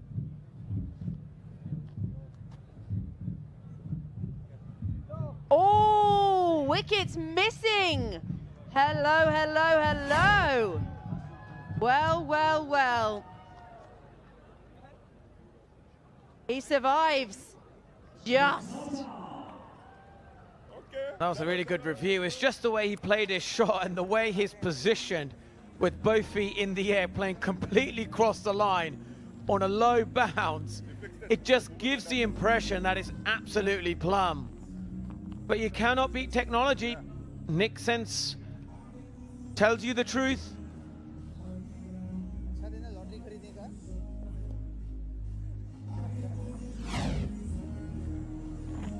There was the confirmation that he does survive. So, 84 for 6, 2 to come in this over. This partnership could be key. They're looking to get back to winning ways, the Tycoons. Oh, he's fallen over. And he's found the boundary. Sensational stuff. He can't even believe it. He's still on his bum. It's an APL Apollo boundary. Yeah, he's got a nice wide, short delivery. And exactly what he needed when he was playing the previous ball across the line. And there, He falls on the ground, but he times the ball superbly well. And as he watches that ball while he's on the ground, he just races to the boundary. Nicely tucked away for a single. Ascend to the 13th over. Tycoons 89 for 6.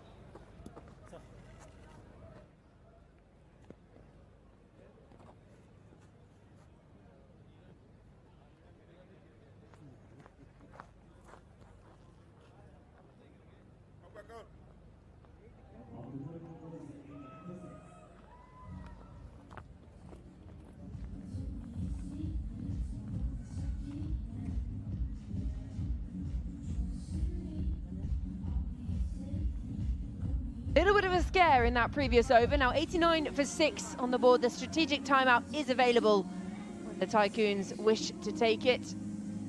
At target 143, so 54 needed of 42. The equation mathematically run scoring wise, fine. It's the wickets that are the problem at the moment. This partnership is key. Sean Marsh is key.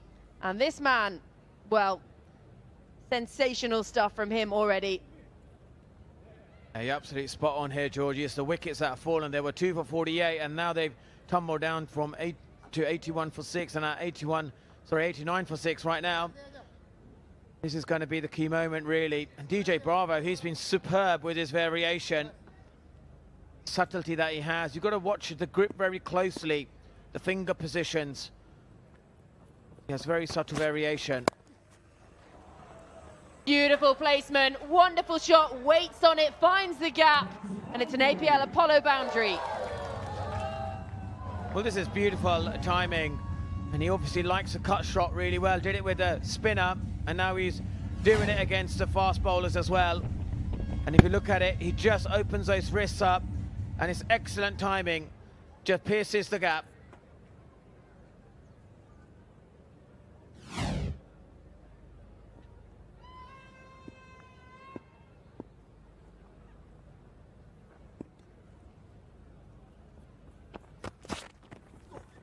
Advances down the pitch, just missing that outside edge. Taking on DJ Bravo. Yeah, DJ Bravo right on the money here, reading the batsman well, and then just pushing it across him.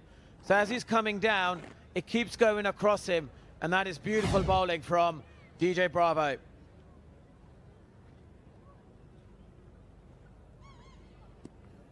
And I feel the way they play against his bowling is going to be absolutely key.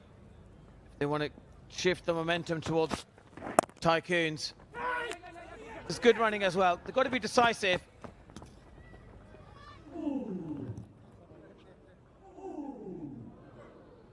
.49 now off 39. As we were saying, the run scoring should seem pretty sensible, but it was these wickets falling in quick succession.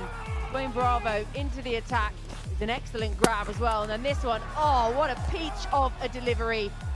Sending his West Indian pal on his way. And there it is, the champion dance. The crowd loved it, he loved it, and all the fans of the men in orange, they loved it.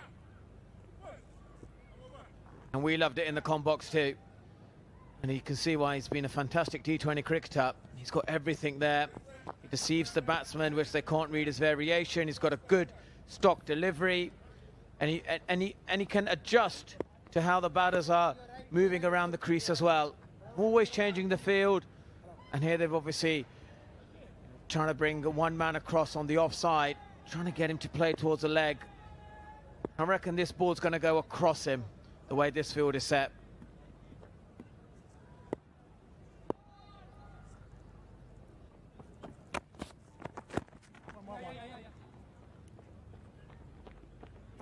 Single. Don't have to take too many risks because of this run scoring. You know, find a boundary here and there.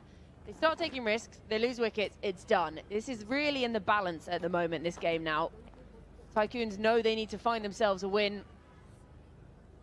Wins in the next 2 games, they qualify for the top 4. There's only 2 spots left in the top 4 now. Yeah, exactly. And the run rate keeps creeping up every dot ball. So you're absolutely spot on here, Georgie. And again, that's a variation. We can't pick it. I don't know how the batsmen pick it. This is Well, Mishra, he's certainly been watching Luton play yesterday when they won 1-0 against Blackpool. Not quite at Arsenal level yet then, Monty.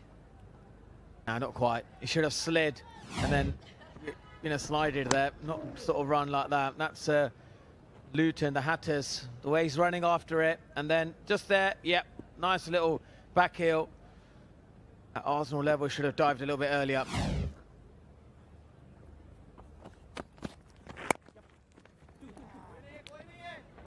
Should just be a single, but they're looking at who it is chasing it, and they're going to come back for a second. 2 off the final ball of the over, 10 from it. 14 gone, 99 for 6.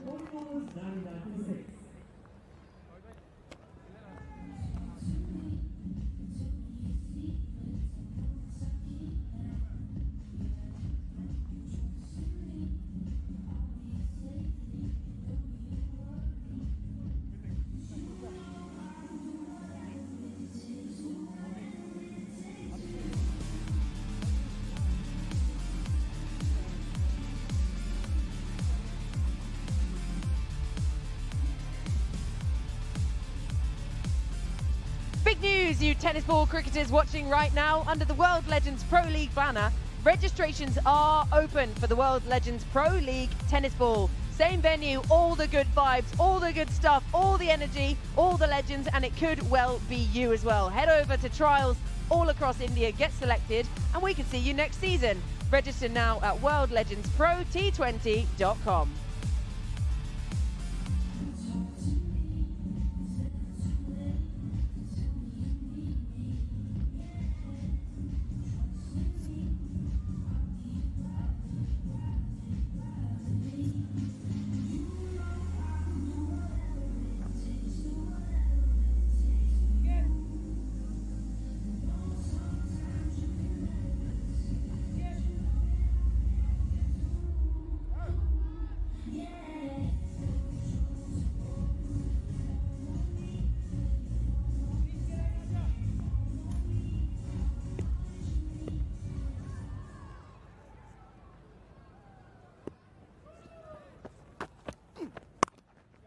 Karen Pollard for the first time today. And he's welcomed with a Sean Marsh well-played late cut. An APL Apollo boundary. Well, this is beautifully played. And you can see the touch timing that Sean Marsh has. Just a bit of width there. And just lets those wrists open up. Times it superbly well.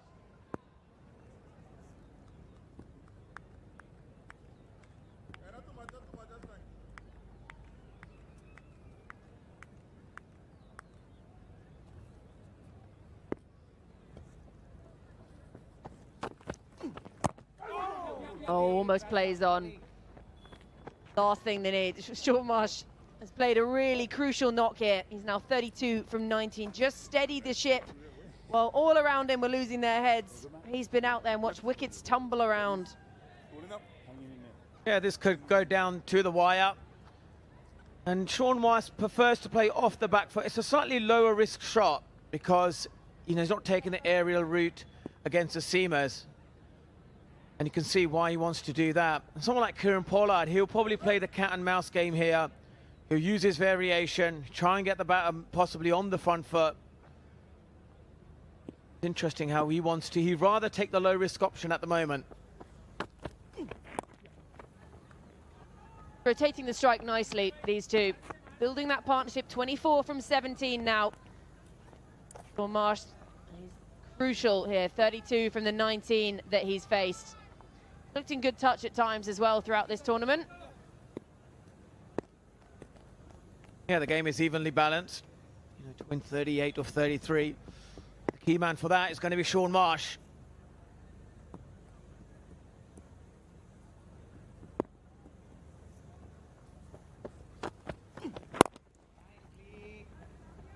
Been a good comeback this from Pollard after being hit for a boundary the very first ball, just the singles to back it up.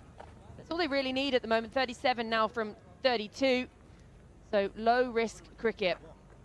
Yes, you can think about net run rates and all those kind of things in tournament, but the key thing is to bag the points from the win, and that's what they need. Yeah, they need Sean Marsh there till the end, to be honest. If they've got any chance of winning this. 37 runs from 32 is probably quite an easy task, but the 6 wickets are already gone down. This is the key man here, the left-hander Australian.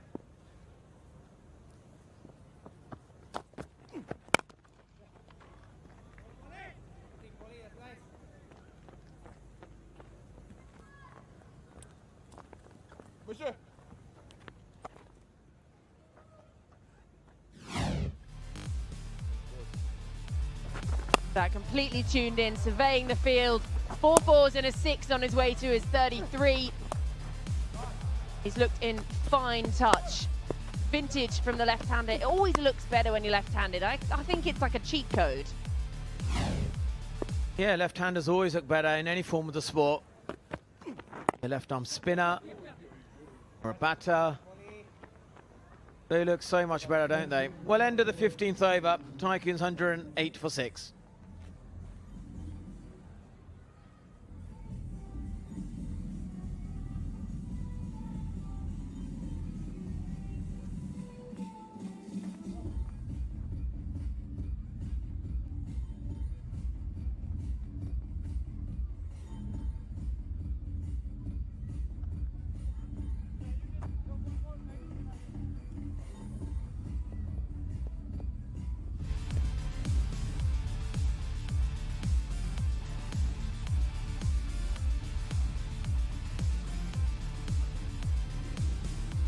So third playing fourth at the moment. There's just 2 spots left in that points table. The Warriors, they've clocked their spot into the top 4 already. Played 3-1-3. Bob's your uncle, easy as you like. The Rajasthan Lions, 3 wins for them from the 4 that they've played, so they're happily into the top 4 as well.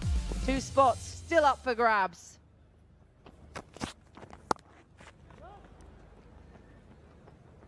Again, that's the area we talked about earlier on. He likes to play slow risk cricket, but this time around they've got a third man there. DJ Bravo is equal to the task. He knows exactly what Sean Marsh wants to do. He wants to be there till the end. So the Panthers, they're currently sitting in third. They've got a game against this Tycoons. They win the last match, they directly qualify. Lose the match, it depends on other results. Gold again. Whereas their oppo,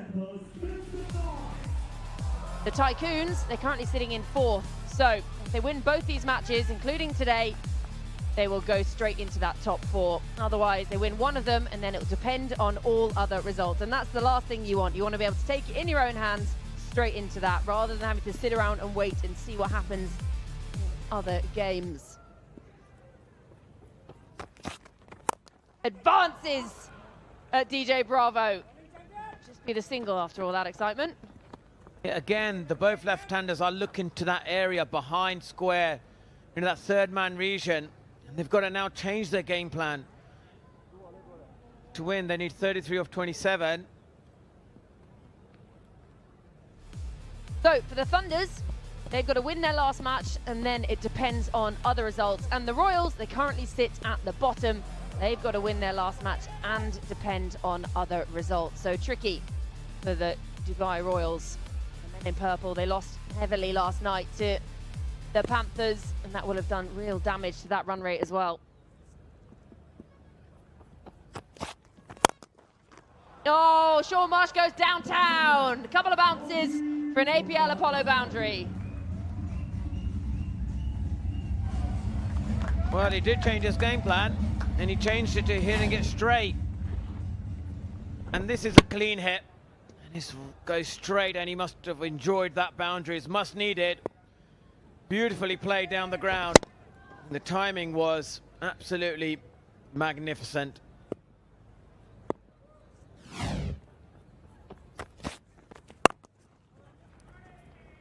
Extra width this time, backs up the boundary with a single. 8 from 25 now, that equation. So Bravo, he still has another up his sleeve after this over. He's been economical in his first over, gone a little more expensive here, but those 2 wickets were crucial. Well, this is the last ball before the APL Apollo strategic timeout. And that boundary was much required because the pressure was building for the Tycoons.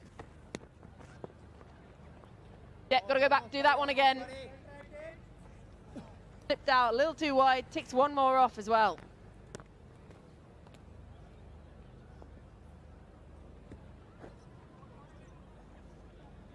He's got to bowl that ball again. This could be a big ball coming up. He's already gone for a boundary.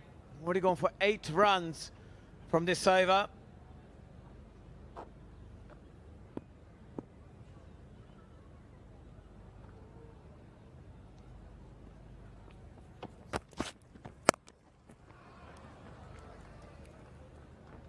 Just be a single off the final ball of the over. 16 gone, 117 for 6. Still 26 runs to win it for the Tycoons.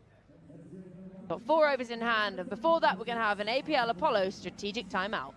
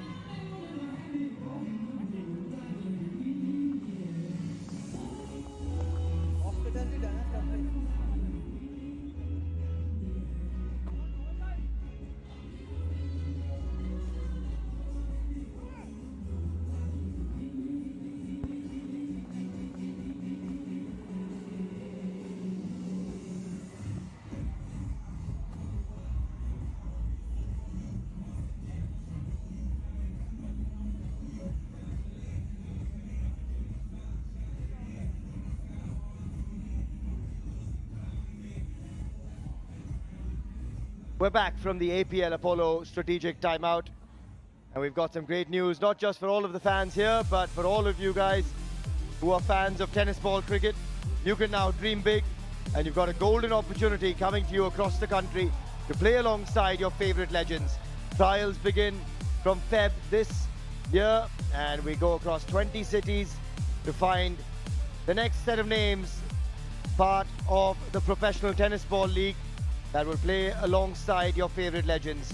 Same venue, same league experience, and registrations are now open at worldlegendsprot20.com. Back live, and there's a game on here. Required rate, just over a run a ball.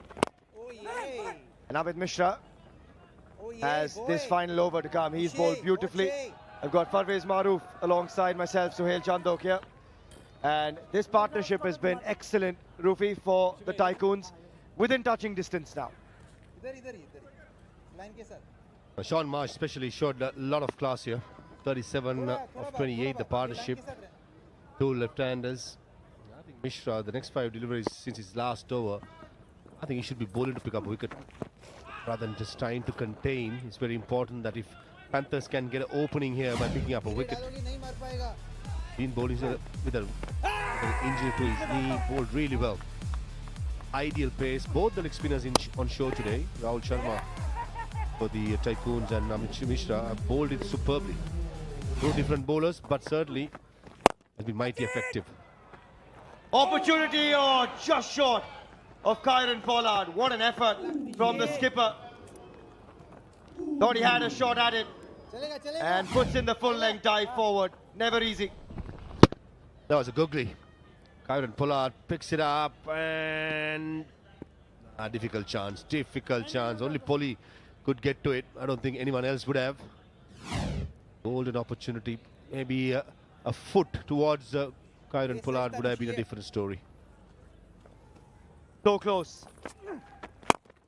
Again, little quick offie. Seen that a few times from Mishi. Such a crafty, wily customer. That could have changed the game again.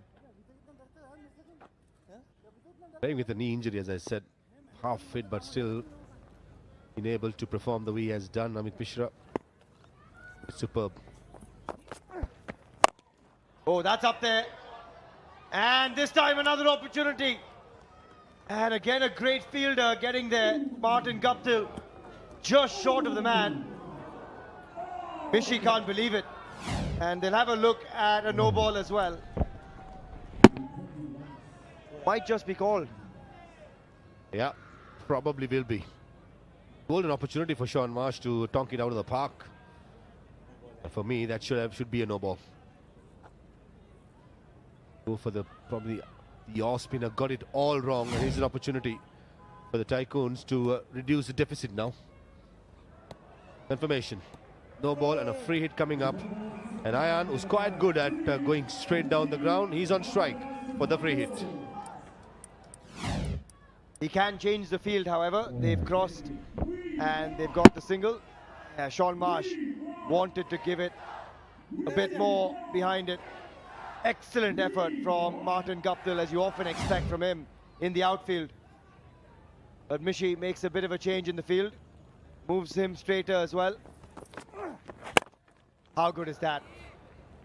That's the experience of Amit Mishra. Darts in a quick offie. And keeps the free hit to just one. Seam up delivery right on the money. And wanted to get underneath it and thump it over straight down the track all long on, but he couldn't get the bat down. That's it! That's it! That's up in the air, another chance. That time taken. Third time lucky for Amit Mishra. One falling short of Polly, one short of Martin Guptill, and third time into the safe hands of Shinwari. The danger man goes. We've seen everything in this over. Full tossers, half trackers, yorkers, a couple of good deliveries on good length, and this occasion Sean Marsh, at any other day he could have easily smashed it over for a maximum, but not this occasion, as Amit Mishra strikes in his last delivery of his spell. Marsh gone for 42, it's 123 for 7.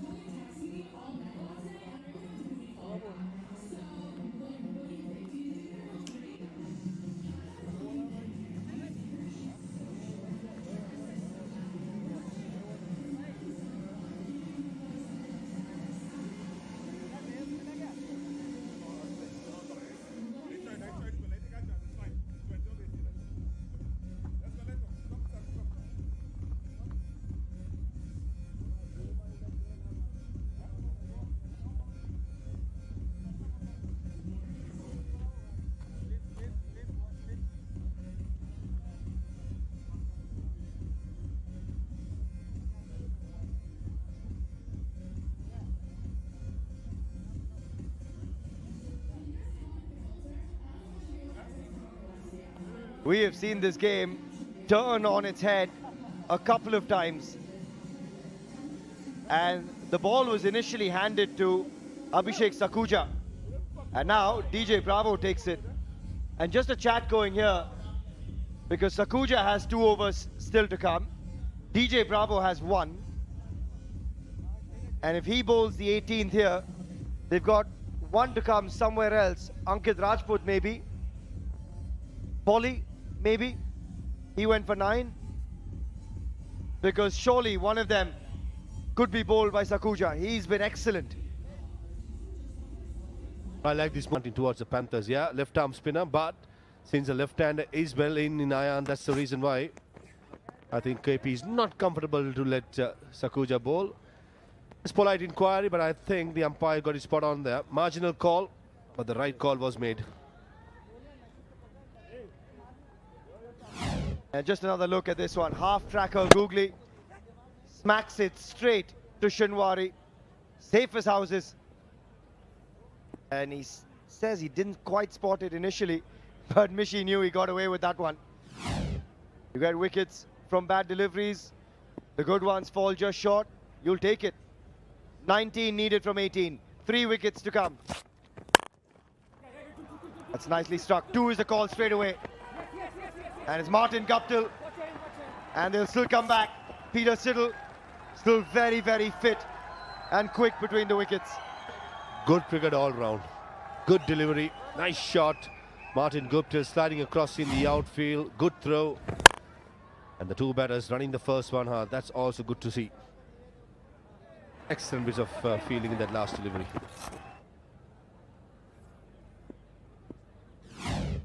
Run a ball needed. And this is very smart cricket from Ayan Khan here. After Sean Marsh departed, he knows now he's a set batter. He's been in for 21 deliveries. They can see the finish line. 16 of 16 to get. And it's a critical encounter this for the Tycoons. They've got just the 1 win. 2 wins would square things up with the Panthers, and then it comes down to net run rate, comes down to what the Thunders and the Royals will do as well.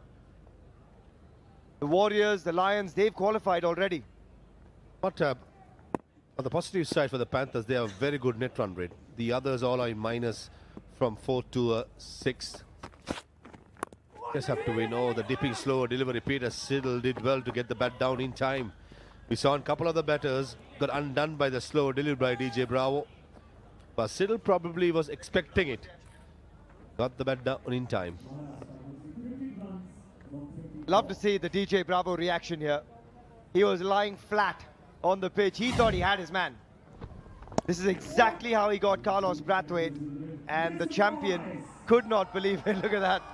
He says, how have you got bat on that? Love it.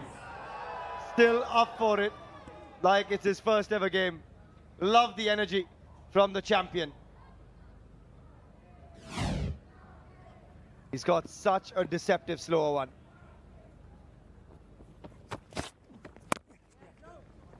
Again, Ayan, very smart. There's a man at deep point, and he just keeps peppering him and picking up singles.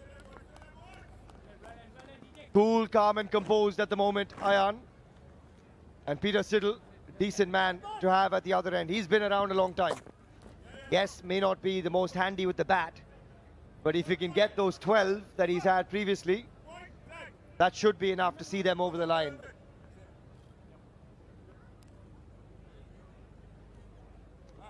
Tycoons have to be sensible now. 14 runs to get, run a ball. On the other hand, Polly has to make all the moves. He has to come up with something unusual, something proactive. Give the challenge to Siddle, get a fielder inside. Probably that's an option. Get mid-off fielder, do something like that. At the moment, they have only 4 fielders in the circle. Just something out of ordinary, in my opinion. Oh, surely that time. There you go. DJ Bravo, champion. He's done it again. Another slow ball, another Yorker, and a bit of a send-off as well. But DJ Bravo really wants this win for his side. Yeah, 3rd wicket for DJ. DJ Bravo and Amit Mishra, the 2 players, are keeping the hopes up for the Panthers in this game. Has crashed into the leg stump, missing it all, ends up Peter Siddle trying to play for a single. He misses it and does not even bother to talk to his non-striker. Big occasion, big player stand up, and that's what Bravo has done in dismissing Peter Siddle for 1. It's 129 for 8.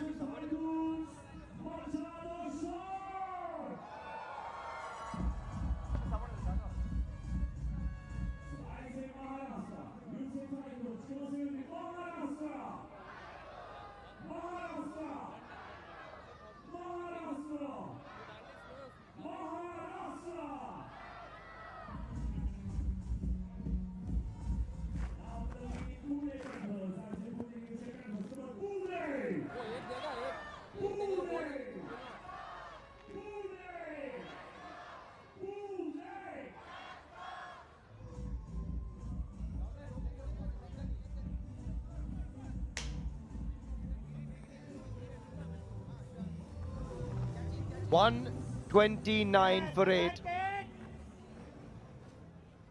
Rahul Sharma comes in, and DJ Bravo is turning the game again towards the Panthers with just over a runner ball needed. Oh, he's got him again. Surely he's off and running already. DJ Bravo 2 from 2. DJ Bravo doing it for the Panthers. And DJ Bravo is loving life in Goa. He's giving the fans a champion performance. Make it 4 out of 4. The slower deliveries has been so deceptive. The opposition batters having trouble to pick it up. This occasion, the culprit is Rahul Sharma. Sometimes the batters know what's coming, but he's just not sure how to play it. He's dipping at the last moment. Excellent. The trademark celebrations. Every game he plays his heart out, and he's been rewarded with 4 wickets. And with this wicket, just 1 wicket away for the Panthers to win their 3rd game. Rahul Sharma gone without scoring. 129 for 9.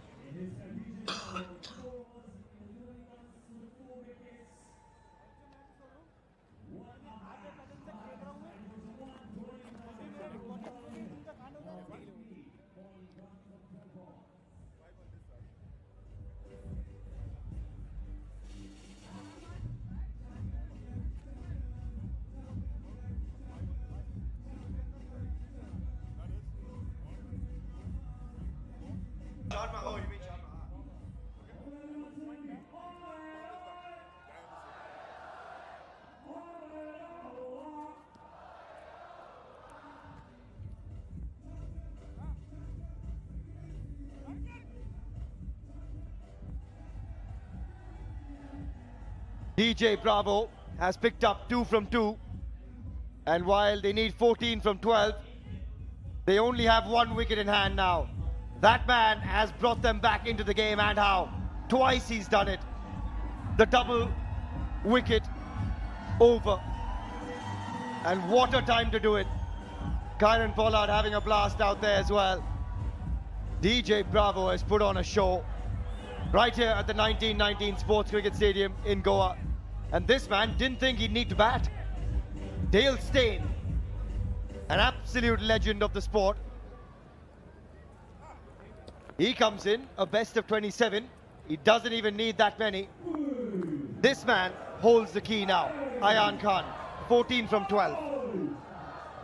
Sakuja, the left arm spinner to Ayan Khan. This be the over. Make it or break it. Is Ayan Khan brave enough to maximize the over? Not your typical left arm spinner. He'll go on with the arm. Here we go. The intensity in the stadium is palpable. Right here at the World Legends Pro T20 League. 14 from 12. Oh, he's almost gone through there. Doesn't miss by much, and he has been fabulous with the ball in hand. Sakuja. Accuracy, exceptional.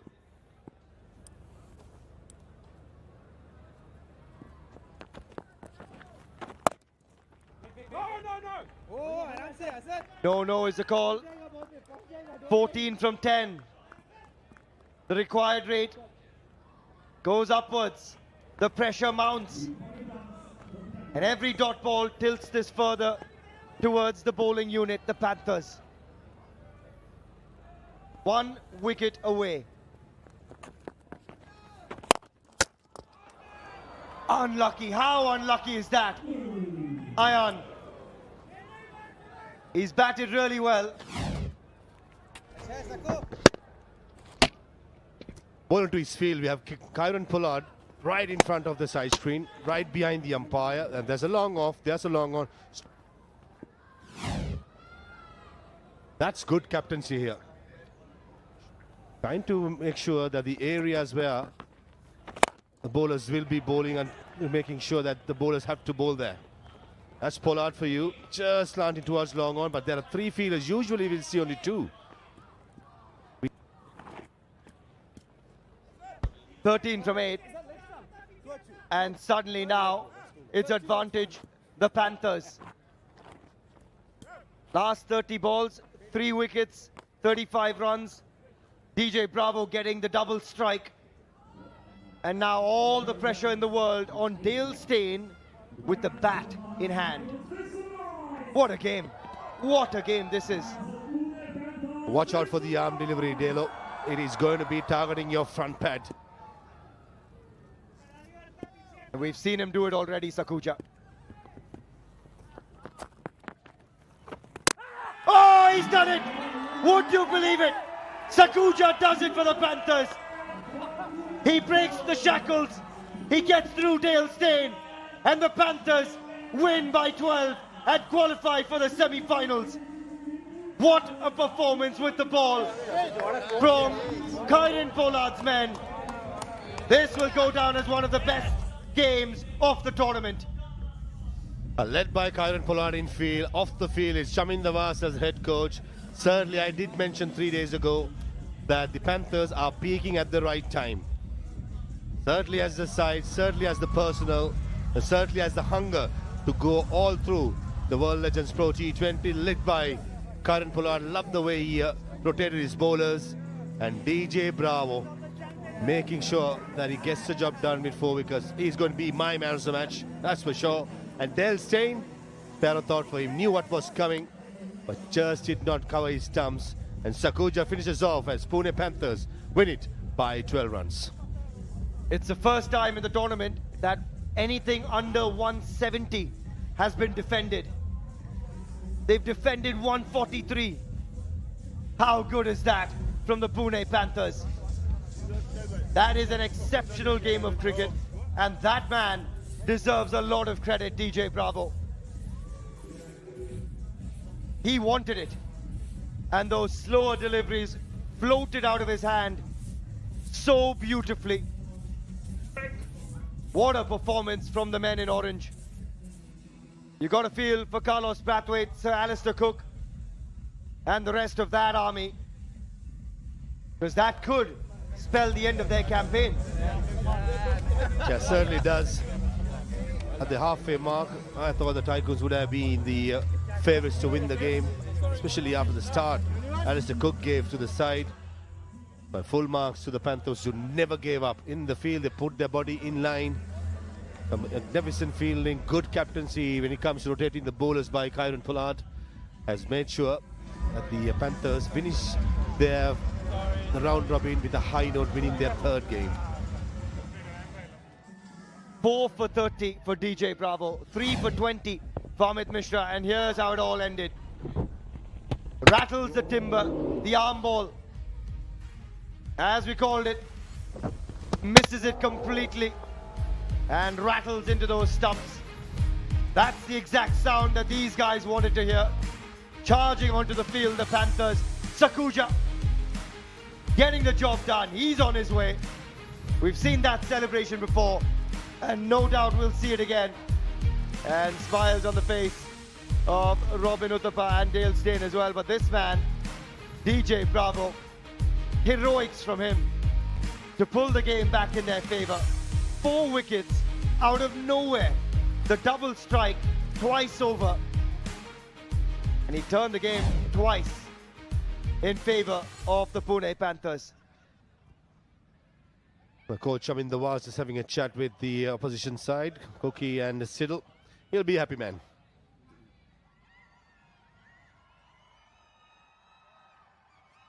Let's take you down to Jess. She's got someone special catching up.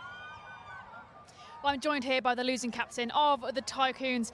Carlos, obviously not the way you would have wanted the game to have gone today, but so many positive takeaways. What were some of those for you? Alistair Cook hitting a couple sixes. That was the main takeaway for me. But yeah, it just was some good cricket in the back end. Obviously, Bravo is a world-class bowler, and he's done it all before. Mishra as well. And I think those 7 wickets cost us the game, essentially. But up until then, we played a good game of cricket. And have you chatted to Cook after he hit those sixes? How impressed is he with himself? Yeah, everybody was buzzing. He's just talking about probably having a go at another one. But getting back into the Sir Alistair Cook mindset and pulling down as opposed to pulling up. So yeah, even at this point in time, the boy's still evolving. And walking out there chasing 1-4-3, what was that sort of plan of attack for the team? Well, the power play always remains the same, I feel. We didn't have the best power play, but we didn't have a bad one considering the chase. And as I said, we set the game up nicely. We lost a few quick wickets in the back end, and I think that kind of derailed it. And looking how well the team bowled, and then the fight they showed within the batting unit as well, how much confidence does that fill you with as captain walking into the next match? Yeah, it does, because it seems as though we have to win the game tomorrow and we could still potentially qualify. So when you're looking at these sort of tournaments, it's about momentum. So if we could win tomorrow and win well, and we do qualify, then you're 2 games away from potentially winning it also. Excellent. Well, thank you very much. All the best. Thank you. Thank you. Back to comms. Yeah, you got to feel for Carlos Brathwaite. They did the job with the ball, but couldn't quite finish the job with the bat in hand. A lot of that was because of the brilliance of Amit Mishra, DJ Bravo, and Sakuja. And apart from those 3 men, no double-figure scores outside of Alistair Cook, Sean Marsh, and Ayan Khan, who was left stranded, unbeaten on 27.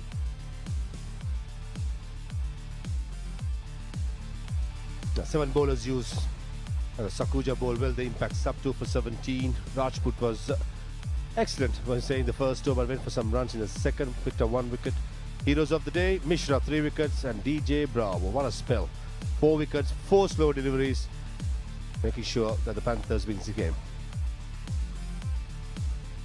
And with that win, the Pune Panthers will charge into the semis, but what a win it was. 142 for 8 with the bat. We thought that wouldn't quite be enough, but with the ball, they turned the tide. And the Panthers finally winning by 12, courtesy of some exceptional bowling performances.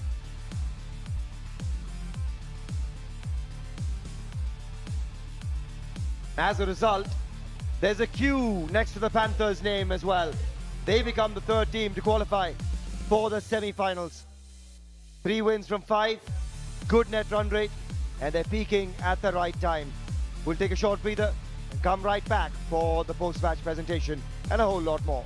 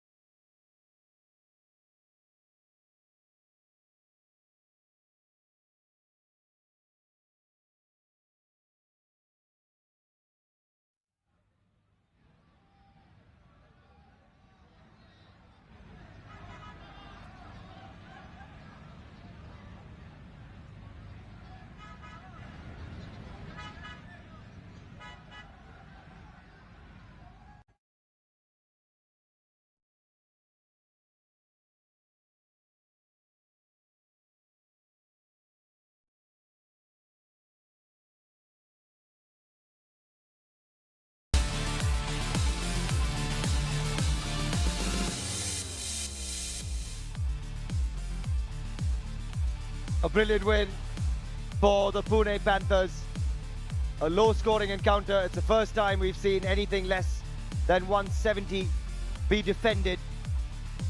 An outstanding encounter with the ball for the Pune Panthers. Let's give you a good look back at everything that unraveled in that chase. Alistair Cook was the record-in-chief, would you believe it? We saw sixes galore from Sir Alistair Cook. He was striking it better than this man did, unfortunately, for the Tycoons. Chris Gale departing early. And then the brilliance of Amit Mishra came to the party. Takuja continued with the ball, all the good work, getting rid of Stuart Binney with that arm ball. That's where the damage continued, one after another. Next to go, Sir Alistair Cook with that googly from Mishi. And then the Sean Marsh show began. And boy, was it good to watch. Timing, precision, power, all mixed together in some vintage Sean Marsh exhibition stuff. And then DJ Bravo stepped up. Slower ball after slower ball. And that was the best of the lot, getting rid of Carlos Brathwaite, the opposition skipper. He loved it. The crowd loved it. And we love a good jig from him as well. Ayan Khan, meanwhile, came back in and joined Sean Marsh. And at that stage, the Maharashtra Tycoons looked like they were well on their way. Until this moment, Sean Marsh straight to the hands of Shinwari at long off. And then the slow ball show continued. 1, 2, and he was off and running again. And finally, Dale Steyn with close to a runner ball needed was the last to go. Timber everywhere from Sakuja. And the Pune Panthers with that qualify for the semis. Time for the post-match presentation. Take it away, Jess. Hello, good evening and welcome to the post-match presentation ceremony of match number 12 between the Pune Panthers and the Maharashtra Tycoons of the first season of the World Legends Pro T20 League at the 1919 Sports Cricket Stadium. Firstly, we'd like to thank all of our partners and sponsors, our presenting partner Goa Tourism, official partners APL Apollo, Pantheon Developers, Viacation, Duminis, Camper Energy, Kingfisher, Radio Merchie and Indigo Music. Our broadcasting and streaming partners DD Sports, Sony Live, Fancove, Waves and YouTube. Now we'd also like to thank Goa Police and Goa State Fire and Emergency Services for their assistance in hosting these matches here at the 1919 Sports Cricket Stadium. Now for the presentation party, first up we have with us today Mr. Amaresh Naik, former Treasurer of Goa Cricket Association, and Sri Krishna Salkar, MLA Vasco and Chairman, South Goa Planning and Development Authority. Now for the all-important Legend of the Match award, this of course goes to DJ Bravo for 4 for 30, and the match check of 1 lakh is presented by Sri Krishna Salkar and a trophy from Mr. Amaresh Naik.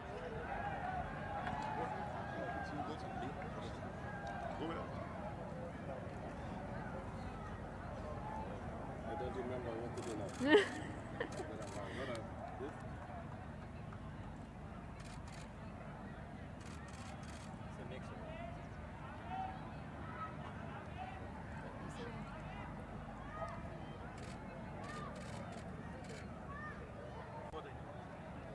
Just again. Now, Bravo, we do the interview part now. Excellent figures for yourself, 4 for 30. I mean, that was excellent to watch from the comms box. Must have been even better out there in the middle, surely. Yeah, it was good. It was a really, really good game. I think we fell short with the bat, like at least 20, 25 runs. But we have experience enough to know in chasing small totals. Once you control the power play with the ball, and we always keep hanging in there, and the team keep losing wickets, you get the run rate up. Anything is possible. Panic comes in, and this stage of the game is when it is really high rise. And now when chasing that total of 143, it's, as you say, you're potentially a few short. Sometimes the pressure can creep in, but today it just seemed as if you fully attacked the game. What was that mindset walking onto the field? No, the mindset was to make sure you control the power play. And when you're defending a small total, they don't want the power play to go to 50, 60. Then you want to lose under pressure with the ball. We know, in the back end, again, they keep losing wickets, so it's just good for us. And yeah, the pressure gets to them more than us. this stage of the game, Paulie and myself, we keep telling the guys, let's keep hanging in there, let's keep hanging in there, take it deep, and anything is possible. And of course, now you're renowned for your huge celebrations. They seemed even more intense out there on the field today. Of course, knowing that if you won the game today, you would be qualified. Is that where the intensity came from? Yeah, it's a big game. We want to qualify, like I said to you, for us, we strive on winning, and it would have been a bit disappointed if, we leave it in other people's hands to qualify. So like I said, the game come down close. I just have to remind Pollard that, there's one champion, even though he didn't want to give me the ball, and I have to let him know. So I think he owed me a public apology, okay, Mr. 55. But like I said, we just wanted to do that for the fans. And again, I'm happy that we win. We look forward to the rest tomorrow because we need it, and playoff time. Excellent. Well, great work again. All the best for the playoffs. Thank you very much. Thank you very much. And now for the winning captain, it's Mr. Kyron Pollard. They're still at it. They're still going at it. Never stops. Polly, what a performance from the team there. You must be overjoyed with the performance. Yeah, of course, happy for the guys. Winning makes everything, a lot different. The way that they defended, tonight, this evening, I think was fantastic. We didn't put enough runs on the board. And let's talk more about defending that score then, as you say. What the team walking onto the field defending 1-4-3. What was going through your head as captain, and what were you trying to instill in your players? I told them from the start, I said the most important thing for us, you watch at the table. If we're going to lose this game, we need to take it all the way down. So my thing was just stay in the game. Let's stay in the game. The wicket has enough variation in it for us. Stay wicket to wicket, and let's see what happens. And I thought the way that we started with the off spinner, he gave us that sort of momentum. At the start that it didn't get off to a flyer, and then we were just there and thereabouts. Even in the last 4 overs, 26 and 24 balls, just stick with it. And in the end, we crept over the line. And look, there were so many positive takeaways and stand-up performances today. Of course, Bravo's 4 wickets being one of them. What were those other stand-up performances for you? I thought the way Martin batted, again, following on from last night, 100, getting 60 odd. And then left-arm spinner, the way that, he bowled, as well. I thought that was outstanding performance by him. The off spinner, as I mentioned. But, all in all, a total team effort. And then the champion come in and get all the back-end wickets that he's celebrating there. Excellent. Well, great work again. All the best for the next game. Thank you. Thank you very much. Well, that's all from us here at the post-match presentation. Let's head back to comms. Thanks for that. Good clarification from DJ Bravo saying that was all for my skipper. And we love the celebrations, we love the intensity. He wanted it. And the reason he wanted it is because now they have a Q to their name.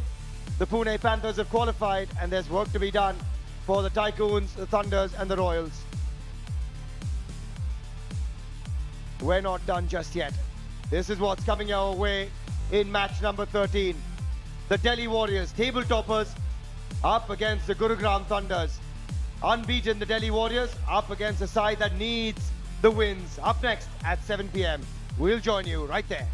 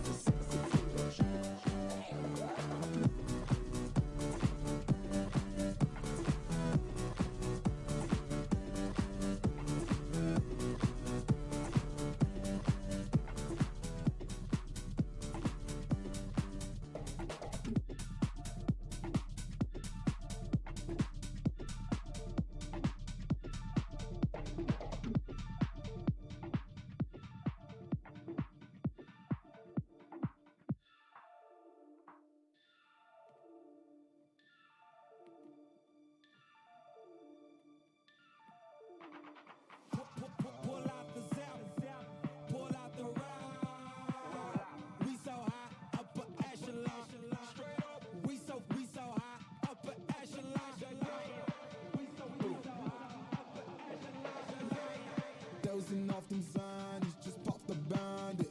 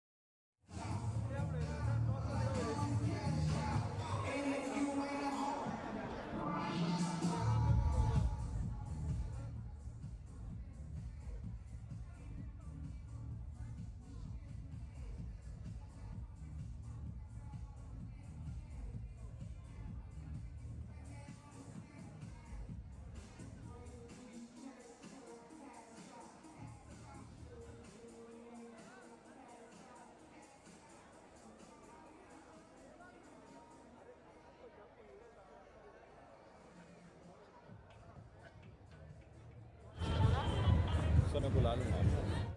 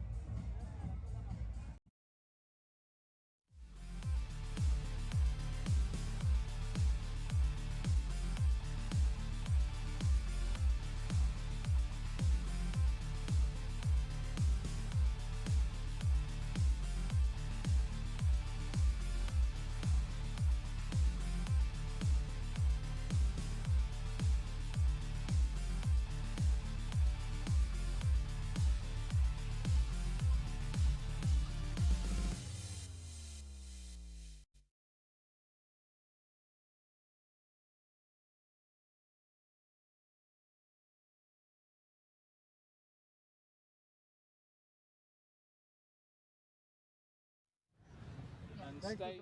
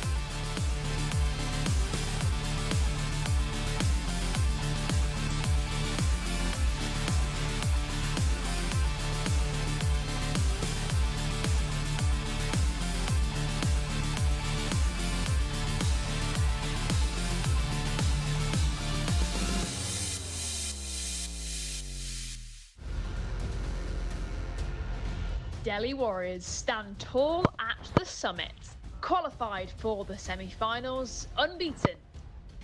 Wow, what a win by the Warriors. Harbhajan Singh has marshalled his side superbly with contributions arriving from everywhere. Gurugram Thunders returned quickly after a setback. Second game in 2 days, pressure closing in. And there we go. The table tightens, margins shrink. It's time to bring the A game. All set for a Sunday showdown. Yes, Sunday showdown, absolutely. The second in today's doubleheader of action brings you top of the table, the Delhi Warriors taking on the Gurugram Thunders, potentially for the last time. It's match number 13 here at the Legends Pro T20 League, and it's all to play for both of these sides.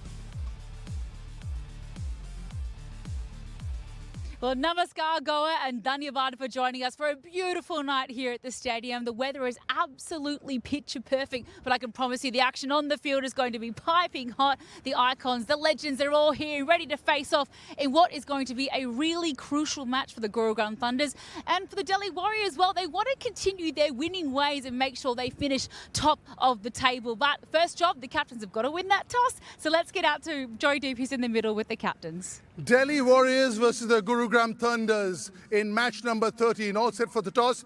With me are the men who matter, the two captains, Isuru Udana, Tisara Pereira. Our match referee is Colonel Chinmay Sharma. And also with us is Honorable MLA Vasco, Chairman, South Goa Planning and Development Authority.